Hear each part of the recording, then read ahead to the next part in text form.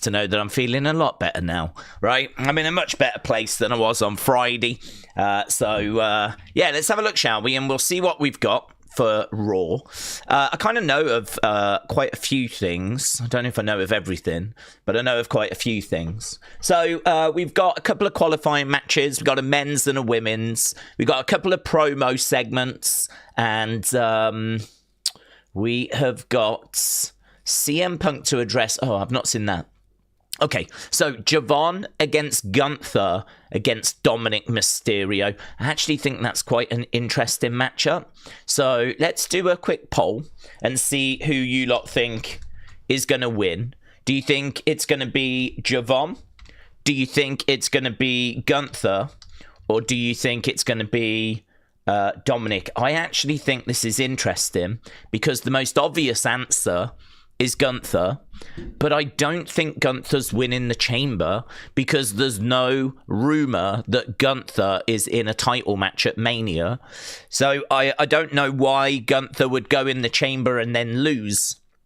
So there's obviously ways that you can get him out of the chamber. He could get attacked just before the match. He not actually make it on the day of the show. It could be that someone storms into the chamber, sort of drags him out, and so he doesn't get to kind of compete really in the match.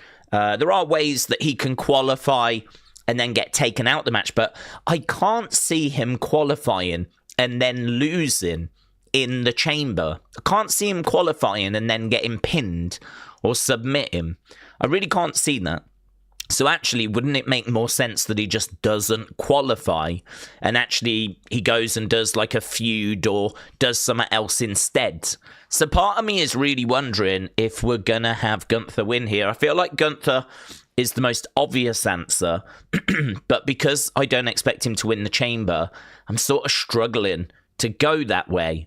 Then you've got Dominik, who's the Intercontinental Champion and absolutely could go into the chamber.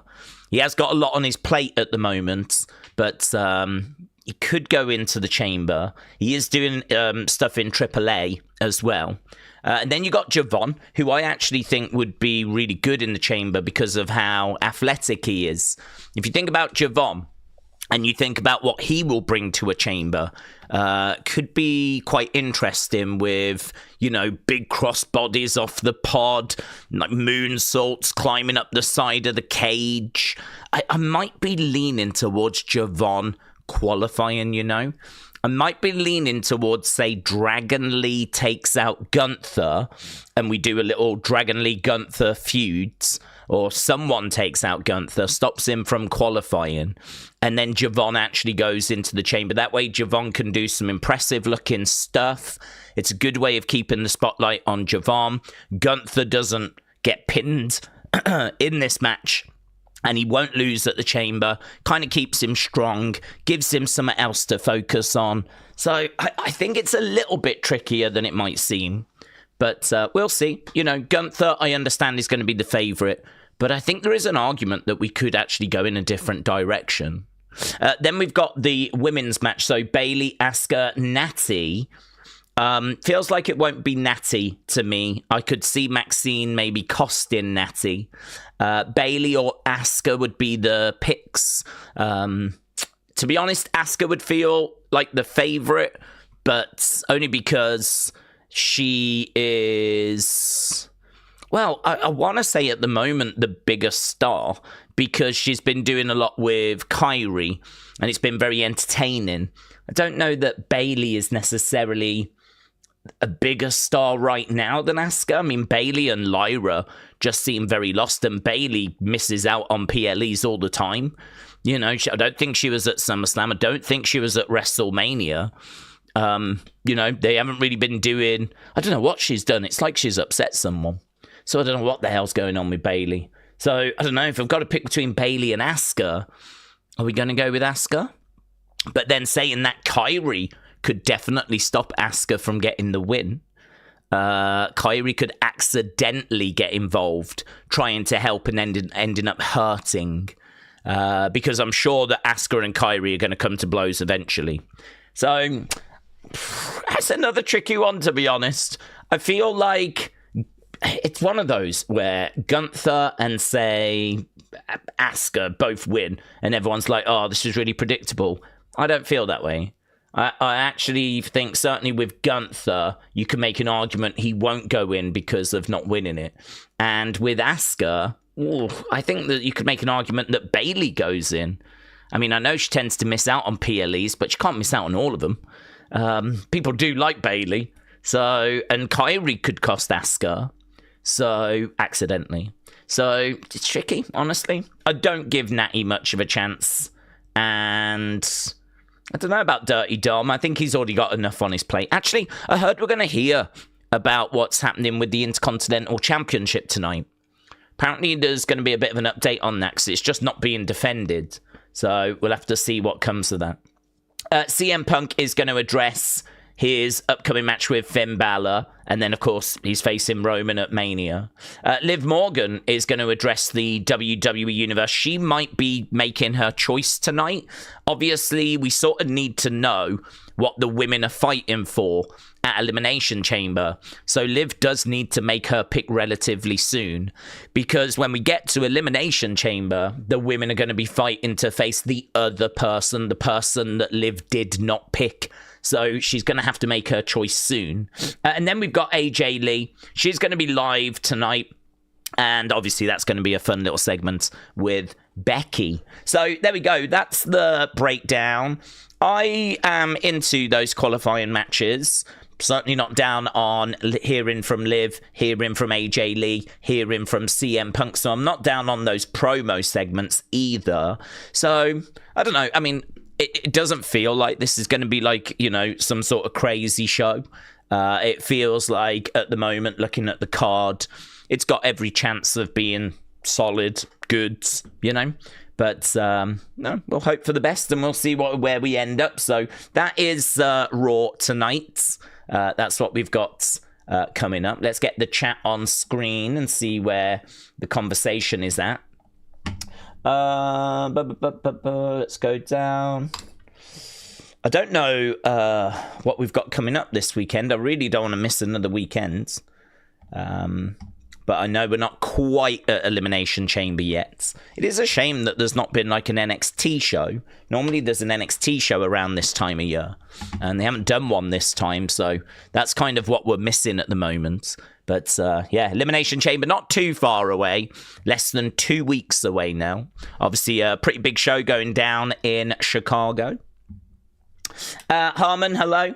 Daze, sorry I've not been around. But don't worry, I'm officially back. Well, Harmon, welcome back, my friends. Hello to Bobster and obviously Chris, I can see as well. Congrats to those guys for going in the Hall of Fame. We will read out their induction speeches in a moment. We'll just try and get through a couple of comments first. Like, well, Chris says, I know this is not wrestling related, but did anyone play the new Pokemon game? Pokemon Legends. Is that a mobile game or is that like a proper game, like a console game? Jesse said they definitely should go with a Finn Balor face turn. Shining Wizard said, how is your liver feeling? It's feeling fine. Do you know, I was not in a good place on Friday. I really was not in a good place on Friday. That was... So I think when we got to the show, I was feeling a bit more comfortable. But those first couple of hours was like, let's just get head down and we're just going to get through this. That was kind of the first couple of hours on Friday, so I was not in a great place. But yeah, you know, once I'd had a sleep and, you know, kind of got myself back, I was fine. So lesson learned, although no lesson's been learnt, to be honest. I'm not one of those that's like, I'm never going to drink again or anything, because I've said that so many times when I was young. And I always drank again. So, Beach Bum Life said, I don't know what Pokemon is. To be honest, I've never watched it. I've never seen it. So, I am aware of what it is, though. But it kind of passed me by as well. Off Tom said, what do we think? BDE now wrestling on TNA. Do we think Chris Jericho will return? I don't watch TNA, but I know he was a YouTuber, but he was not someone I ever watched. I wish him all the best. but I don't watch TNA, so I can't give any comments. I mean, all I'll say is if he's in TNA, and I think he's still young, isn't he? I think he's still in his 20s. So, I mean, if he's in TNA, we know they've got a partnership with WWE. I'm sure he'll hit my radar at some point because I'm sure he'll find his way getting used in NXT, whatever. So, but not someone I've ever watched, not someone that I know at all. I don't think I've certainly never seen one of his videos, but I'm trying to think if I've ever seen a short or anything, but it's just not a world that I operate in, right? So he'll come onto my radar eventually. And do we think that Chris Jericho will return to WWE? I do think he'll return to WWE. I think he'll want to go in the Hall of Fame. So at the very least, he's going to want to come back to do that. Before that, I think he would want his final run to be in WWE. I think he'd want his last match to be on the biggest stage possible, which is still obviously WrestleMania. So this is part of the reasoning as to why when Jericho's contract was rumoured to be up at the end of last year, and, you know, Tony Khan was being asked about it, and Tony Khan was very coy about the whole thing. I mean, he was asked about Jericho, and his answer was like, well, thank you for asking about Chris Jericho. Chris Jericho is a massive part of AEW and the history of AEW, and we're certainly looking forward to, you know, working with Chris again in the future. And it's like, there wasn't really an answer there. You know, Tony could have turned around and said, oh, actually, Chris has, you know, still got a bit of time on his contract. Like, he could have told us about what the situation was, but he was very, very coy. He didn't really give anything away. And obviously all of that ended up playing into, you know, Rumble speculation. And there was lots of chatter around the Rumble as to what was actually going on. Was he free? Was he not free? There was an AEW roster page that people were pointing at. So there was lots of kind of chatter. There was no concrete news. And so we're still in that spot. The reason why I'm telling you this is because we're exactly still in that spot. You know, Jericho, of course, didn't come back at the Rumble. Right now he's doing the Fozzy tour, but he still hasn't obviously shown up in AEW, and we still don't know what the situation is with his contract having rumoured to have expired last year. Some people are under the impression thinking there's been some injury time that's been added. If that is true, I don't know. Also, if that is true, how long, how much time would have been added? Don't know. So the situation is very messy and we still don't have a good answer on it.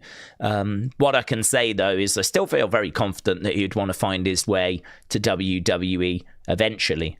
Certainly to go in the Hall of Fame at the very least, but I don't know. It's hard to believe he wouldn't want that last run in front of his Jericho-holics, you know, in front of his fan base that maybe didn't follow him over to AEW. You know, WWE still obviously the bigger promotion. So by a distance, massive global promotion. You know, there's plenty of people that don't watch AEW. So yeah, it's just hard to believe he's just going to call it quits in AEW. Plus, we don't know quite what's going on anyway. Word Live Cena fan said Daze AAA had a show on Saturday night. They had Corey, JBL, and Rey Mysterio on commentary. It seems like AAA will have a show every Saturday, and it runs for about 50 minutes. Yeah, it was... it's a bit weird because it's a really bad night. It's not something that I am ever going to look to really cover. I mean, maybe if there's a weekend and we haven't got anything else on, maybe. But to be honest, I didn't do it this weekend. And the reason for that is because I'm not a fan of doing things that I can't commit to. I'm not a fan. This is why I don't do TNA. Because if I'm going to do it, I'd want to do it every week. You know, rather than just jump in, do it once, jump back out again. We've done the odd show when there's been like big NXT presence. When there's been like, you know, some big NXT or WWE crossover to some degree, we've covered it, right? But weekly shows, we haven't. And the reason for that is because I'm just not looking to bring it in to our weekly schedule. And the same is true of AAA. I mean, the thing is, Saturday night, I mean, that's just an awful night. You know, WWE run their PLEs on a Saturday night. UFC do their big shows on a Saturday night. Big boxing events go down on a Saturday night. So, I mean, AAA, their weekly AAA show being on a Saturday night, for me, is just a bad night, really. Maybe if it was on a different night, I would be more inclined to sort of bring it into the schedule. Not that there's a great deal of room anyway.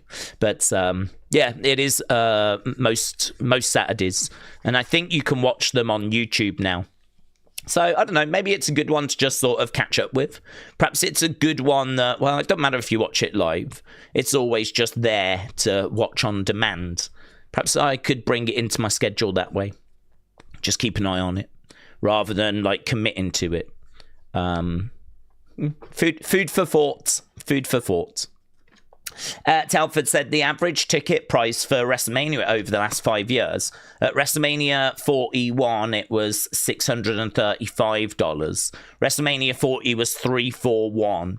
WrestleMania 39, $169. WrestleMania 38, $135. WrestleMania 37 was $170. That's interesting. Wonder what the average for this year is going to be.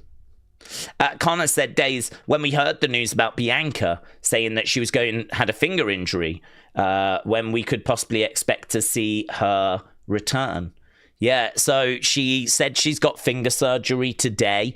Haven't seen an update as to how that's gone, but obviously that is, I mean, heartbreaking. I mean, I think a lot of us were expecting her to be back at the Rumble. So to find out 2 weeks after the Rumble, she's now going in for finger surgery again. I mean, the only thing you can hope is that this is the surgery that sort of fixes it. But, oh my God, the fact that you can lose almost 12 months of your career to such a minor injury. I mean, she just jammed her finger. I can't even remember how she did it. I think, like, she might have got it caught in a ring step or in a, turnbuckle or something. She just got it caught and jarred it. And it's just one of those nothing things in wrestling, really. It's just one of those sort of, it happened, in the heat of the moment. It was just, it happens. And she's lost nearly 12 months of her career. It's really shocking. Yeah, I mean, no one thought she was going to be out this long. She certainly didn't think she'd be out this long. I remember them interviewing her after last year's Mania backstage, and she had a finger sort of in a, kind of support. And she was like, yeah, I broke my finger, but, few weeks, going to be looking to be back. And, she was quite positive. She was quite, let me just get this sorted and I'll be back. And it's like, here we are in February, still no return. She did, I think, like a guest ref thing at SummerSlam. But other than that, here we are in February, still no return. It is crazy. But it shows, doesn't it? It shows, like, how dangerous wrestling genuinely is. And it shows how even the smallest of injuries can have such a massive effect on someone's career. Because, as we said, she's completely out of creative now. It's going to take her a little while to get back up to speed. She's staring down the barrel of missing this WrestleMania. And actually, latest reports are they're not sure she's going to make it. And they're looking at Tiffany or Charlotte to take on Jade instead. I mean, that was always going to be Jade Bianca, and we've been talking about that for the longest time, but for the first time over the weekend, we've actually heard that now it could be going in a different direction, and it could actually be Jade versus Tiffany, Jade versus Charlotte. Of those two, and it might not be popular, I would choose Charlotte, because I think Charlotte is the better wrestler. I think it would be a better match. I think I would enjoy it more. The argument to go the other way is that Tiffany is a rising star and Tiffany is someone we should be looking to invest in. But I just don't think it. I've seen it. I've seen Tiffany versus Jade. We saw it last year. Obviously, Jade got the belt from Tiffany and we was watching a little feud between them last year. And those matches weren't that great. They, I think their final one was like okay. I think they'd managed to find some chemistry. And actually, that really is hurting Jade, and it's hurting Tiffany. They're just not getting that chemistry because they're just not getting chance to work many house shows. And the lack of house shows we know is having an effect at the moment. So, yeah, if I had to choose, I gotta be honest, I'd be going Charlotte. And that might be unpopular, but I genuinely believe it would be a way better match, a much better match, more enjoyable to watch, more dramatic. If anyone's got a chance of bringing the best out of Jade, whatever Jade has got within her, I think Charlotte is about as good as you can get, really. I think Rhea could also do a good job. I think that Becky could also do a really good job. But I think they've probably got other plans for them. The rumour is either Tiffany or Charlotte is being looked at the moment. I mean, I'd love for Bianca to make it back, but, T'Angela Williams. Is that how we do it? T'Angela Williams said, Daze, did we hear that Booker was the worst commentator? I did. And to be honest, I understand it. I understand it because Booker suffers a little bit from the same issue I had with Pat. And that is that there's a lot of childishness. There's a lot of just noises. There's a lot of, that kind of commentary. More so than calling the action and really putting someone over and giving the story and talking about the different moves and really getting animated. And when the match is getting towards the end and there's lots of near falls, if you think about some of the great commentators, you probably think about maybe Jim Ross, who, slobber knocker and good God Almighty is broken in half, really contributing to those moments. Whereas Booker, he does contribute. I mean, he has massively got over the devil's kiss with his but it is silly. And I can understand that is not going to appeal to everyone. There are grown adults that don't want to tune in and listen to a guy going, or badly singing Joe Hendry's song. Or when Trick Williams comes out, whoop that trick. I like it. Yeah, but the thing is, it works. I mean, it's got the devil's kiss over. I actually find it quite funny at the moment what he does with Joe Hendry's theme song, although I'm sure it will wear thin. And it's really worked for Trick Williams. So Booker is doing a really good job. I think, though, it's not hard to understand why hardcore wrestling fans that really love, AEW and they love kind of proper wrestling, they're probably not thrilled with Booker's commentary. It's probably not what they're looking for. So, yeah, he didn't just win. He won by a mile. He got over 500 votes. I think the next closest was Pat that had like 120 odd, and Booker had over 500 odd. And I do understand it. But, you go to a different publication and you might get a very different. I mean, I don't know what the Fightful Awards would have said if they did worst commentator. Sorry, I don't know if they would have had Booker as being the worst commentator. It's probably a slightly different demographic. They probably don't attract such hardcores. These are people that I think are probably a bit older. Probably a bit more, not off social media, but probably just a little bit. I've just got them being like around Dave's age mentally. I've got them being a little bit older, around kind of Brian and Dave's age, just sort of being, into the territories from back in the day, that kind of mentality. So I think when it comes to Wrestling Observer Newsletter, that's the sort of fan base. You think about Brian Alvarez used to read it. Jim Cornette used to read it. Look at the people that host the shows like Brian Alvarez, Dave Meltzer. If these are the people that I know were readers of it, then that says to me that probably is their demo. And so are those people going to be into Booker going, So it's an interesting one, but it's one that I think I can understand why it went the way that it went. It's difficult, to be honest, when it comes to commentary.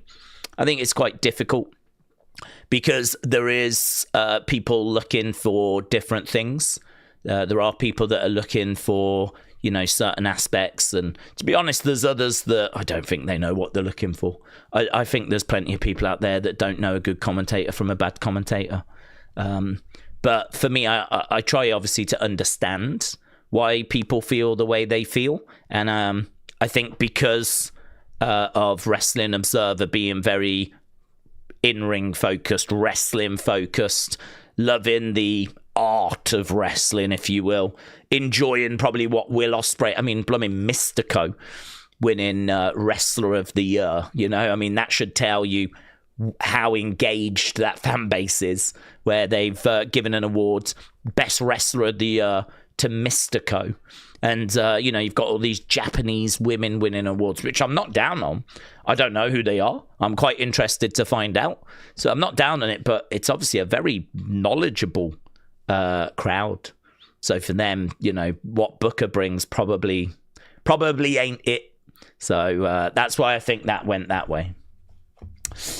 Sweet and Sassy Creation said, did anyone else have to wait until Saturday to watch SmackDown? We don't get sci-fi, and I don't want to pay more on cable. WWE gets enough of my money. Oh, did you have to wait, did you? I forgot about that, I genuinely forgot that was on Sci-Fi. To be honest, I was not in a very good headspace on Friday, so I wasn't really thinking anyway. But the fact it was on Sci-Fi was a real shame. I haven't seen any ratings yet, but I would imagine that they are going to be low. We know whenever they've gone to Sci-Fi in the past, they've been low. I seem to remember when they were on Fox, they were doing... To be honest, that wasn't Sci-Fi though, was it? That was FS1. But when they were on Fox, they'd do like 2 million, 2.2. When they would go to FS1, it'd be like 1 million. It would just absolutely fall off the edge of a cliff. Like, it would just collapse. The ratings would just collapse. So I won't be shocked if the numbers come out really low on Sci-Fi, because I bet there's plenty of people that, like you, don't have that channel. Right, before we go any further, I do want to just read out these Hall of Fame inductions. A big congratulations to Bobster and to Chris. Both guys making it into the Community Hall of Fame. We do that every month. And I'm really pleased for both of these guys. So let's go with Bobster. So Bobster said, I'd like to thank you all for my nomination and subsequent vote to be inducted into the Community Hall of Fame. I never expected this, and honestly, it felt a little embarrassing, and I was humbled by it. I never really see myself as standing out from the crowd, so I never expected to be in this position. The other nominees were so deserving, and they will have their day soon. I see Kaz in every stream and talking to folk, and I am shocked that not only is she not in yet, but that I managed to get in before her when she was on the ballot. Everyone knows what each of us have going on in our real lives, and everyone else, I have my health struggles, which I won't go into, but they are many. Everyone's friendship and encouragement in the streams means so much, and I love each and every one of you. Even those I have friendly banter with during the members' faction games. I'll always try to keep it lighthearted. I know sometimes words can hurt, and it can only affect us away from the streams. By the way, every single one of you knows your stuff. Whatever the score we get in the week, I've done 0, I've done 7. It can be a bit random. I guess I should shout out some important folk, and I'm going to start with my Pixel family. So Lisa, Mosey, Casey, Robbie, Finley, you guys are amazing, and I'm so grateful for your encouragement, friendship, and support.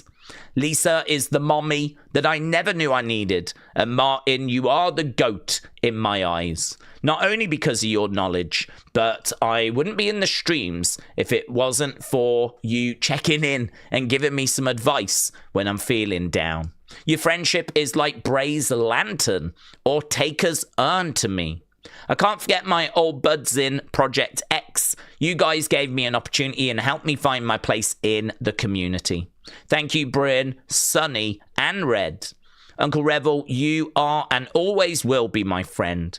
The very first and only person so far to do a clean sweep on the board in Wrestle Feuds. I think we should have a nameplate on the Wrestle Feud stream for you. Nita, I haven't forgotten about you. You are wise, dark, and funny. Everything I love. Thank you, my friend. Once I've dispatched Uncle Revel on Wrestle Feud, I'm going to call you out. Thank you to every single community member and participant. Thank you to the mods who deal with a lot of drivel and keep the chat going. And finally, thank you, Daze, for the place we call home every night of the week. P.S. Mosey, Gunther sucks. So there we go. That was Bobster. Really great words. Just shouting out a few other community members there that have, kind of been a support. And, respect. So, Bobster, much deserved. And we will get the picture up. And I need to get this sorted. I haven't even thought about this, Haven't even given that any thought. So, I need to get that changed. I think it's probably still showing that we got the Royal Rumble coming up, actually. And we got this from Chris as well. So Chris said, I would like to sincerely thank everyone who voted for me to be inducted into the Wrestling Daze Community Hall of Fame. It is truly an honor to be included amongst such remarkable individuals. I'd like to give a mention to my team, the Devil's Disciples. This recognition means a great deal to me, and I am deeply grateful for the support, encouragement, and belief that you have shown in me. I share this moment with all the people who have supported me along the way. Your guidance and inspiration have helped make this possible. Thank you for this incredible honor, and I will continue to strive to live up to it. Chris, congratulations, my friends. Really well done, really well deserved. And some lovely words there from people as they have been inducted into our Hall of Fame. It's something that we do every month. The members nominate the people that they want to see go in the poll. You lot then, I'm sure, have seen the polls, and you get to vote in that once a month. And these were the latest inductees. So many congratulations to both of them. And as we said, we will get this updated in the, over the next couple of days, to be honest. It's a job on the jobs list. Right, Big Time said, Days, next week's NXT might have a lead-in that has the show opening at like 900,000 or 1.3. There's a presidential speech that's airing before NXT in Los Angeles. Okay, well, we'll have to see. I do think the lead-in has been really useful for NXT. I do feel like NXT starting at about 700. I mean, wherever you open, obviously, from that point, you start losing viewers. So the higher you can open, the better. So, I think that a lot of people were saying back in the day, years ago, that AEW Dynamite was only getting the 800,000 it was getting because of the lead-in. And it was Big Bang Theory. And, week after week, I would see these numbers where they come in really high because Big Bang Theory was just before. And then throughout the show, it would, there'd be the odd little spike, whatever. But by and large, it would just be going down. And a lot of theories were that it was getting 800,000 because of the lead-in. Take that lead-in away and it would not be getting those numbers. And I don't even know what its lead-in is now. I mean, maybe that's what's happened. Perhaps part of the quick sort of decline in the numbers was because that lead-in got removed. And now they've been bobbing around the sort of 500,000, 600,000 range. So, yeah, I do think lead-ins have a big impact when it comes to these shows. Probably have a big impact on Raw and SmackDown, actually. But if you're saying that there's going to be a big lead-in for next week's NXT, then that'll make that number quite interesting. Hopefully all of that can start settling down. We can start looking week on week and starting to see, like, you know, if we can see if there's any slight variations in the numbers, whatever. But ratings have been a nightmare, haven't they, over the past few weeks? I'm still not fully up to speed with everything, to be honest. But you know, we'll keep an eye on it, see what's being said. Benny said, I've got an idea. Okay. Would you like celebs to go to AEW? If you think about it, it'd be win-win. AEW gets attention. WWE has to up their game. Thoughts? Well, I mean, I don't know how much they'd have to up their game. I don't know how much celebrities help, genuinely. I don't know that celebrities make a great deal of difference. I feel like there might be some that tune in to have a look and see what their favourite celebrity's up to, but, you know, a lot of people are just like, I like Bad Bunny's music. I don't really have a desire to see him actually wrestle in a wrestling match. But I'm sure there are some that tuned in. But I assure you, as soon as that was over, they were gone. You know, probably only checked in. Probably didn't even check in. Probably just watched the clip after. Do you know what I mean? It was probably that they didn't tune into Mania or anything like that. They just, you know, watched a short clip on TikTok or something. I'm sure it was good for social media impressions, but I don't know. I don't know how much value there is to that. I don't know, like that actually turned anyone into a fan. So I don't know. I've never seen any kind of data on that. I would really love to see some numbers that say, you know, what kind of a contribution these celebrities make by having them wrestle. I do want to stress, though, I do think there is a place for celebrities in wrestling. Like, I never would want to get rid of them. It'd kind of be a bit silly, wouldn't it, to just say, we don't want no celebrities, because any exposure, anything can obviously be useful. I think there's just a balance for me. Everyone knows I'm not a fan of the wrestlers having to act like these singers are their equals. Like, that's mental to me. That is absolutely mental. But why can't the singers come in and sing? I mean, flipping out, the celebrities at the Super Bowl, but they ain't on the field running down plays, are they? They ain't joining in the flipping huddles. So, you know, we find a way of getting celebrities involved at the Super Bowl with, you know, songs before the event. Obviously, most notably the halftime show. I'm sure there's celebrities that are part of, like, video packages. I'm sure you cut to celebrities in the crowd whilst the match is actually on. I mean, why can't we just treat wrestling like other sports, where we do have celebrities and we bring them into our world? No issue with that whatsoever. No issue. I had no problem with Cardi B being at SummerSlam. She came out, she was all fired up, said a few words, that was it, she was gone. Great, lovely, great. So I think there is a place, definitely a place, but it's about how you use them, you know. So I think AEW have been using them, haven't they? I mean, let's not act like the Rizzler is not one of the biggest celebrities in the world, yeah? We got Big Boom AJ. We got the Rizzler. We've got... they had Shaq, didn't they, over there for a hot minute? And I'm sure many others as well. So, yeah, they've had a few celebrities that they've used and had come in. So, again, no issues. It's just how you use them.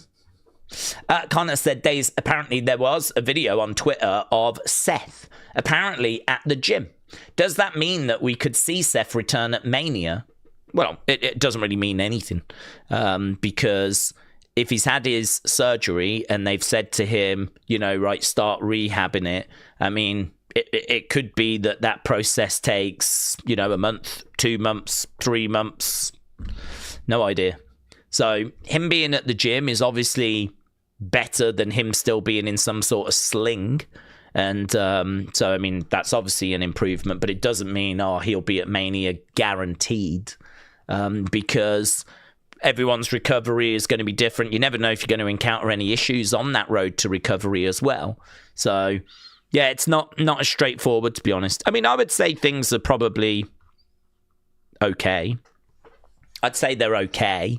The big problem is that we're not sure that Braun's going to make it now. I mean, we are getting hit with some nasty injuries. Bianca not back. Seth out of action. Braun out of action. It's not a good time, is it, with the old injury front? And we do need to acknowledge that has definitely played a part in WWE being where it is, you know. Naomi is obviously missing as well at the moment. We've only just had, say, Chad Gable return. We've only just had, like, Tiffany coming back. She had a few, bumps and bangs and whatever. So we've only just had her return. So I wouldn't say it's, like, horrific. You're always going to have injuries, but certainly the Braun-Seth losses have not helped things. They've not been ideal at this time of year. So hoping that one, if not both, can make it back in time. But still no concrete word yet. But if I'm a betting man, I would say that Seth will make it. Big Time said, did we hear that the Inspiration have signed with AEW? It's quite a weird fit, given that there's so much emphasis on where the best wrestle. They've been hoovering up a lot of TNA talent in the past 2 months. Yeah, I suppose, but I mean, that's just a catchphrase, isn't it? Do you know what I mean? Where the best wrestle. It's just a way of snapshot of this is what we do. You know, what is AEW? What is it? What is it? What does it represent? So where the best wrestle is their slogan, it is their catchphrase. It's a very quick, easy way to communicate what they stand for, what they represent. I think it's a good line, to be honest with you. But if you watch AEW, you can certainly make an argument that they do have a lot of the best wrestlers over there wrestling. But they also have a lot of rubbish, and they've always had a lot of rubbish that's over there as well. So, I mean, no disrespect to Jade Cargill, but when Jade Cargill was over there, she was even more limited than she is now. She was less experienced than she is now, and people complain about her in-ring work now, and she used to be in AEW, you know? So I think that AEW has always had a bit of a mixed bag when it's come to their in-ring, but that slogan is just their slogan. I mean, they can still proudly boast about having Kyle Fletcher and Tony Storm and Mercedes Moné and Omega, Okada, Takeshita. They've still got great talent that's over there. They've still got some of the best wrestlers in the world, so it's not a lie. It's just that they've got some of the non-best wrestlers in the world as well. They've got some of the best wrestlers in the world and some of the non-best wrestlers in the world. So, but that's exactly the same in every company. That's the same in WWE as well. WWE in the exact same boat. WWE have got some of the best wrestlers in the world. Ilya Dragunov, Sami Zayn, Gunther, Seth Rollins when he's around. Obviously, we had AJ Styles. That's a big loss. Carmelo doing great work with that US Open challenge.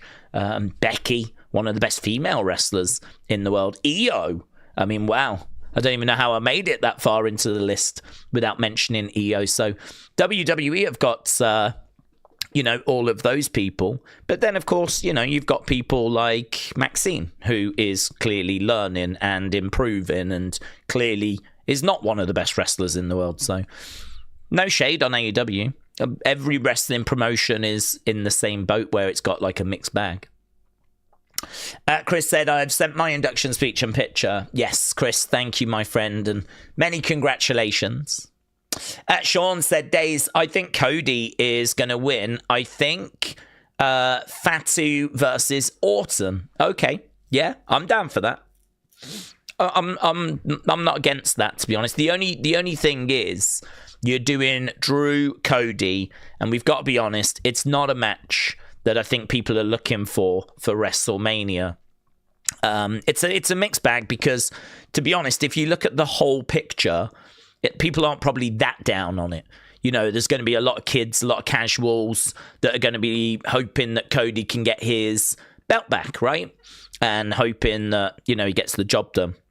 And I think this is what people forget when they are so trapped in a wrestling bubble, you know?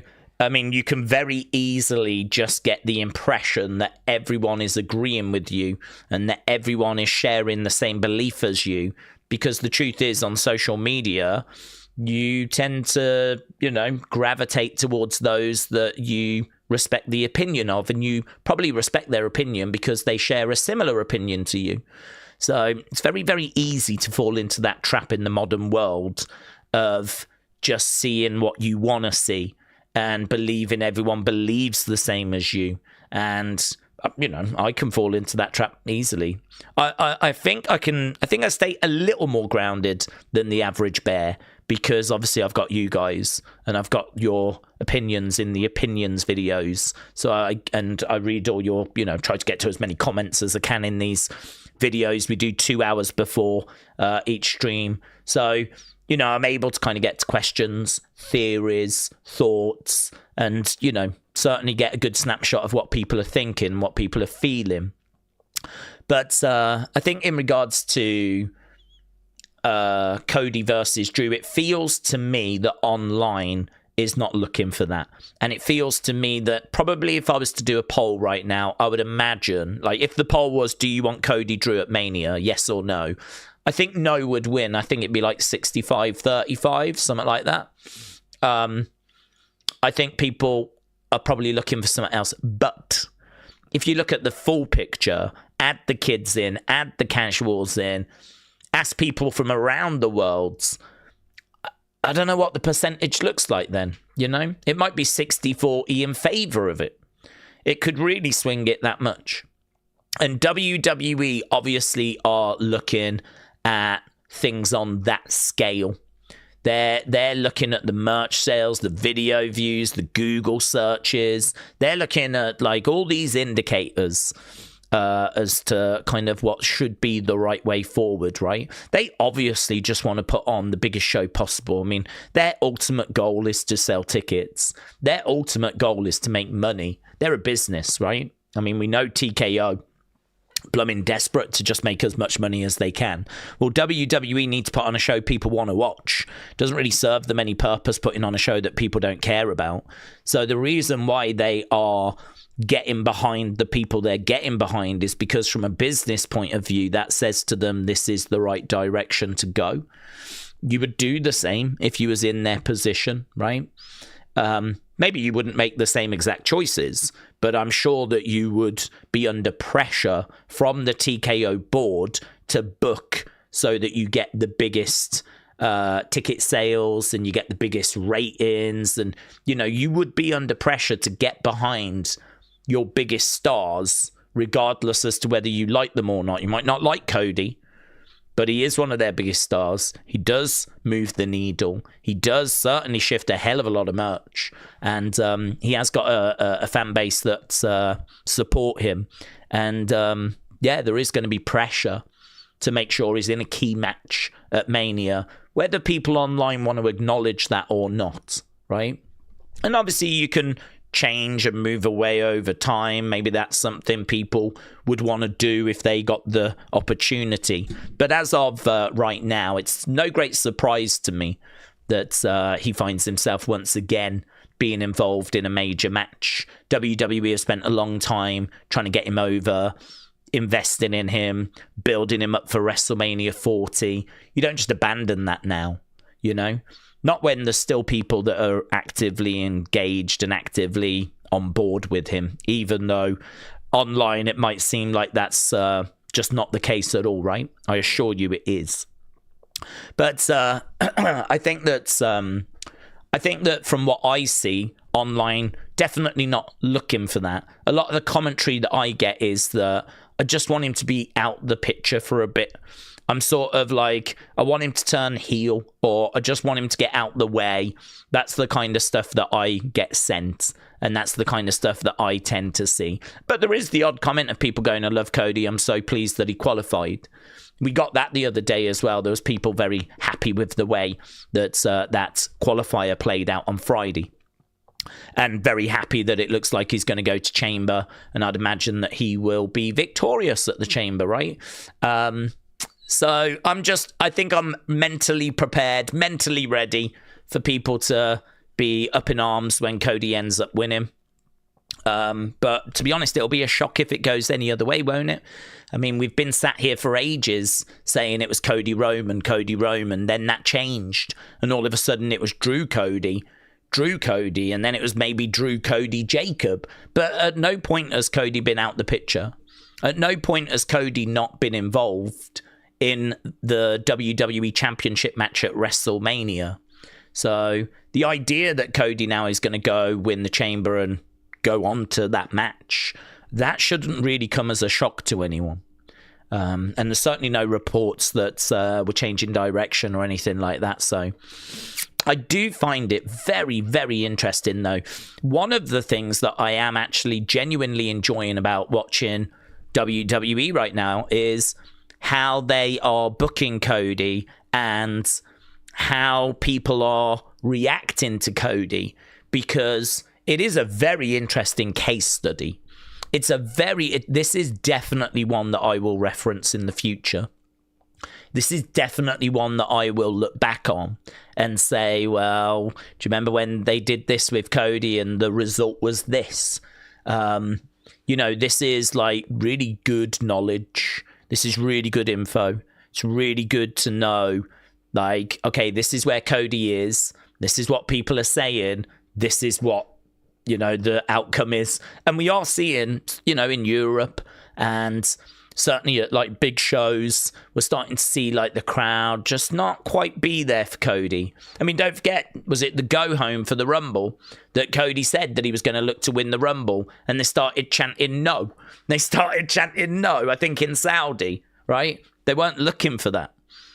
And you go, oh, that's interesting, considering he is the quarterback, considering he is meant to be the big baby face, that you got a load of fans going, no, no, no. And you're like, okay, right, yeah, noted, So it is a very interesting case study at the moment. Everyone's going to have their thoughts on it.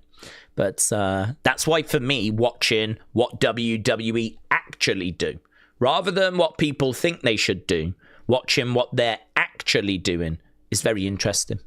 And as I said, whatever WWE actually does, we will definitely use that as examples in the future when we're talking about overexposure, lack of character development.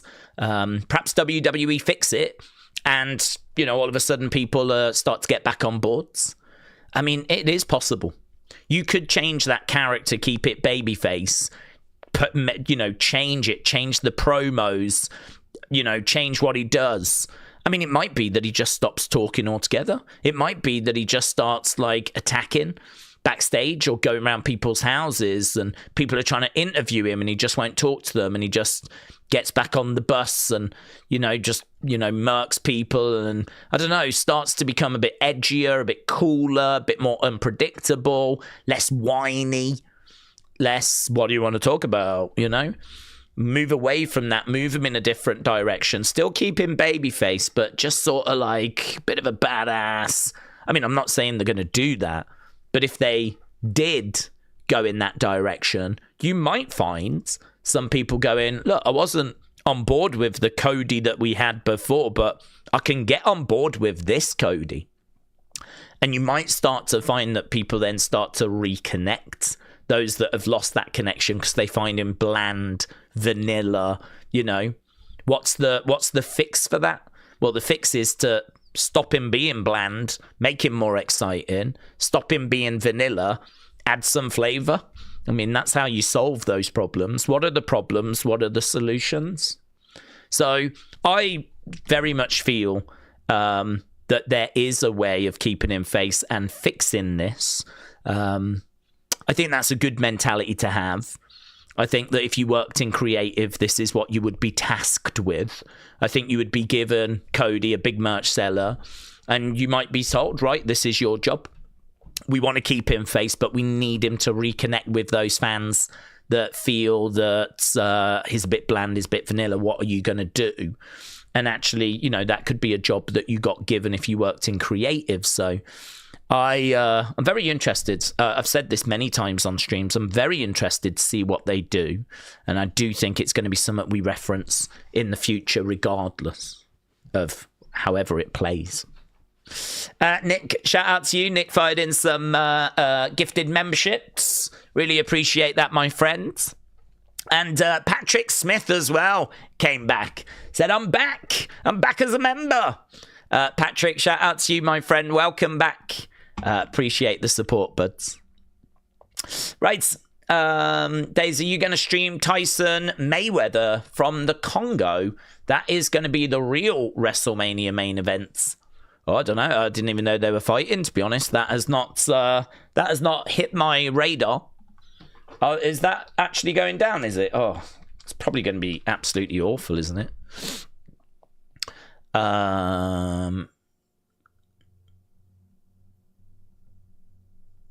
Was this? I'm seeing a lot of stuff about today. This is surely just going to be absolutely awful. I think he's done. I mean, Tyson has surely done his reputation horrific. The fact that he could have got finished by Jake Paul at any point in that first. I mean, maybe there was half a round that Tyson looked like, okay, he's got something here. But really, I think if Jake had wanted to, I think he could have put Tyson away. I think someone like Tyson that is not even of Jake level at this stage, unsurprisingly in his life. I don't know that. I gotta be honest, it's not a fight that grabs me. It's not a fight that I feel like I need to watch, which is crazy because it's Mike Tyson in it, and it's Floyd Mayweather. But God, I think still to this day, I think it is Jake Paul Tyson. Jake Paul Tyson might be the worst event I've ever seen. Certainly the worst fight I've ever seen. But before that, it might have been Deji versus Mayweather. Deji Mayweather as an event and a fight, but more the event, absolutely sucked. So some of the worst streams I've ever done have featured Tyson and Mayweather. So as a result, them two going up against each other does sound a bit of a nightmare. So at the moment, I can't say it's on my radar. I don't think it's on my radar. John said they killed Cena's heel turn. Levesque will destroy Cody too. Cosmic said, I do think a few tweaks and Cody would be fine. He is just too clean. Yeah. I mean, I'm in agreement. I mean, no, I don't think anyone can really sit there and say it's been brilliant, it's been perfect. I mean, I think we would all do different things. I know a vast majority would just press that button and do the heel turn. But I don't know. I feel like that is the nuclear option.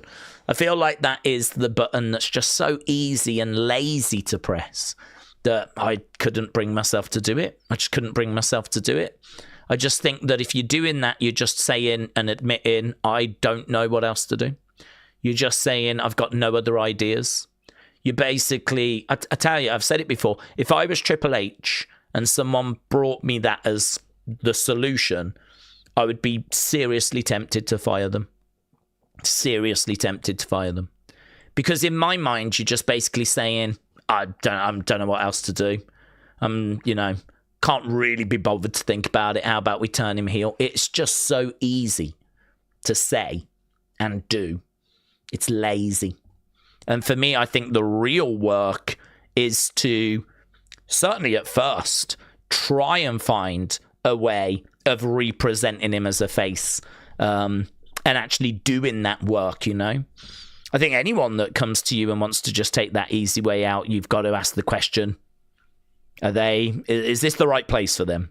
Because I want people that are going to be really focused, that are going to really put the work in, that are really exploring different options and, coming up with loads of different ideas. That's what I would want if I worked in creative. So that would be certainly if I was in Triple H's position, I'd be tasking whoever responsibility it is to book the main event of SmackDown. Probably the head writer and, their right-hand person. These are the conversations I'd be having with them. But there's maybe been a few little things that we've done, a few things that we've sort of tried.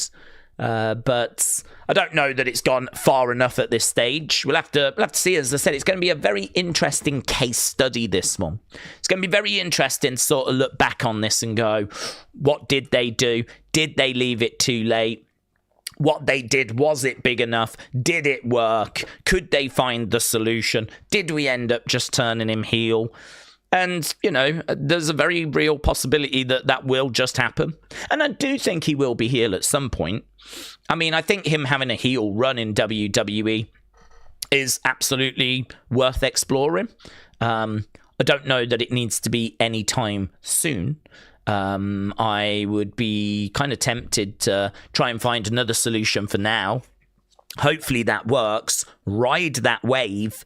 And, that keeps the heel turn option in the back pocket for when I've got some kind of ideas as to, what I want to do with it and when I want to do it.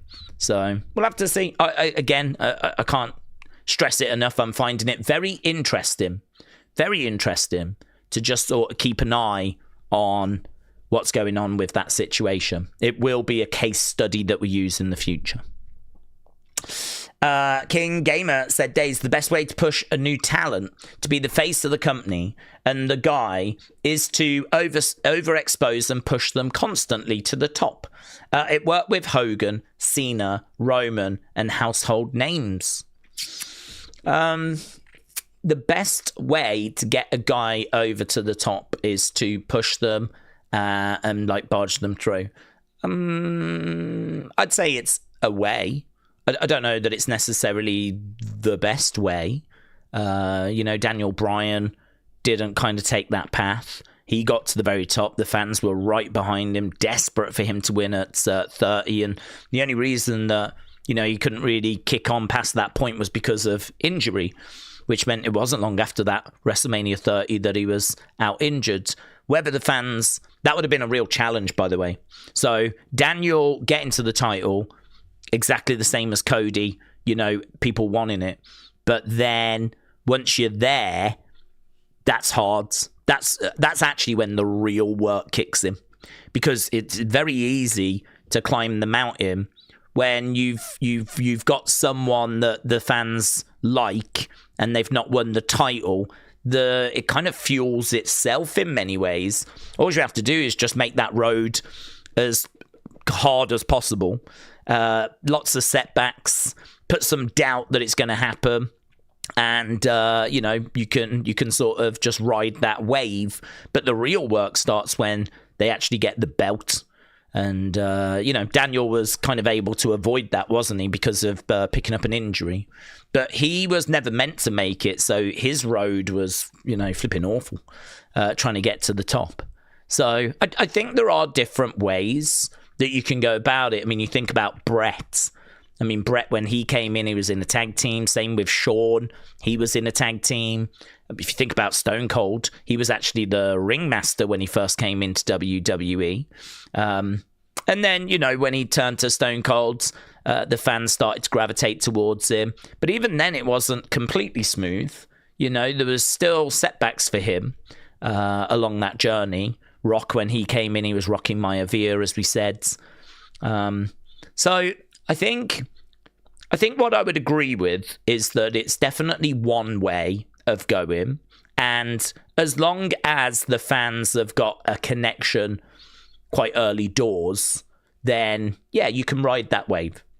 So, for example, the fans were not totally with Roman, but they were sort of with Roman at the beginning when he came out the Shield, right? There was others that the fans wanted instead. I mean, let's not forget Roman winning the Rumble but the crowd booing him out the building because the fans wanted Daniel Bryan in that position instead, right?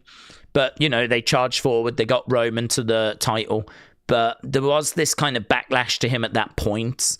So it's a bit more, it's a bit more complicated, to be honest, than that. I think I'm willing to say it's one way forwards, that you just put your head down, you just barge forwards, get them to the belt, and then take it from there, you know? But that doesn't have to be the way that you necessarily go. I mean, the thing with Cody was they kind of got him to 39 and then he lost. And actually then had to, you know, spend another year chasing after the title. Then he got to the actual championship. The thing is, it's at that point that the real work needed to be put in. It's at that point where it's going to be really hard now. Everyone knew it was going to be hard. And I saw people doing shorts saying, don't give him the belt, because as soon as you give him the belt, people are going to turn on him. And I was really against that, and I'm still against it, because I don't think that Cody's only story for his whole career should have been trying to get the championship. I think that you have left too many other stories on the table, right? So I think WrestleMania 40, I'd like to think we can all agree that was the perfect place to do it. The way it was executed was absolutely perfect. And I did make this comment the other day, and I will make it again. I'm still with Cody, and I am still rooting for him to win the title. And I don't mind if he wins Chamber and goes to WrestleMania. I can't say I'm particularly crazy about him and Drew. I wish we were doing a him versus heel Randy type story. To be honest, I'd even take him against Gunther. I'd even take that for WrestleMania. Him against Drew, we've kind of spent a long time on that, and I'm not over it, but like, I don't know. It's not a match that I'm like, oh my God, I need to see it. I need to see it now, right? So I don't think that's really helping things. But I love that WrestleMania 40 moment. And I love the fact that we had all these legends like Undertaker, like Rock, like Seth, you know, helping as well. You know, everyone came together in that moment it was kind of like the closest we got to the Avengers, where we brought together all these massive names. I mean, we had Roman, we had Rock, we had Cena, we had Undertaker, we had Seth, we had the Usos. You know, Cody obviously in the match as well. It was just built to this massive crescendo. It was the closest we ever got to the Avengers. People call it one of the maddest 5 minutes in the history of WWE, where this person comes down, that person comes down, and you just got all this. And when those gongs flipping sounded, oh my God, amazing, right? I love that moment. It is one of my favorite moments in the history of WWE. And make no mistake about it, John Cena knew his time was up, right? Even at that point, he might have known about his retirement plans. Undertaker had already retired. Rock knows that he's off doing films. Roman's gone to part-time. And, you know, we're at a point, right, in that moment where we need to crown the next guy. Like, we need to do it. We need to pass the torch to someone that's going to be working full time, that the people love, that, you know, it's in his bloods. He can, you know, put on good matches, cut good promos, although his promos have got very samey and a bit bland, whatever. But, you know, that was the passing of the torch moment. That was the moment where we did it at WrestleMania 30 with Daniel Bryan. We did it at WrestleMania 20. You might remember we had Eddie Guerrero and Benoit celebrating at the end of 20. We did it at the end of WrestleMania 10 with Bret Hart on the shoulders of Yokozuna. Well, we did it at the end of 40, and that is Cody's moment, and it's a big moment. You could make an argument it's the biggest. It's certainly up there with Daniel Bryan doing it at 30, and it was a big moment, and it is really disappointing to me that we could not give Cody that historic, fantastic, oh, this is so good, that sort of bloodline-esque title run that he will be remembered for. He'll be remembered for that moment, but I don't think he's remembered for the run after, because it just simply was not good enough. So I live in hope that we can find that run for him. I would really love to sort of capitalize on all of that promise and all of that hope. It feels a lot to me like Adam Rose finishing the Undertaker streak. Do you know what I mean? Like, I really want this to work because that moment was so good that I really want us to be able to capitalize on it. But at the moment, it feels like, I don't know, did that moment go to the wrong person? Because I don't think we followed up on it.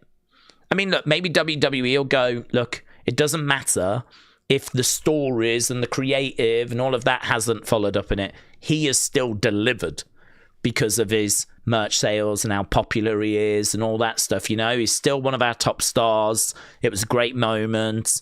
You know, 2 years down the road, he's still in that top position. He's been around main events ever since. Like, you can't call that a failure. But I do think there'd be a lot of fans that would say that both of his title runs have massively underwhelmed, massively underdelivered, and they want something new now. And it's like, oh man, really? Are we going to throw that away? Are we? That's where I am with it. I'm like, oh, I'm still not there. I'm still not there. I'm still not tired of it to the point where I just want to walk away. I want to really see us fulfill all of that. I want to see that moment capitalized on. And it would be like, as I said, Adam Rose beating the Undertaker streak. And, you know, at some point you might turn around and go, it ain't going to work for Adam Rose, right? But I'm still at the point where I'm like, well, can we at least try? Can we try some new stuff? Can we give him some new presentation? Can we do this? Can we do that? Right? Rather than just let's throw him away. It's not going to work. And maybe a lazy comparison, you know?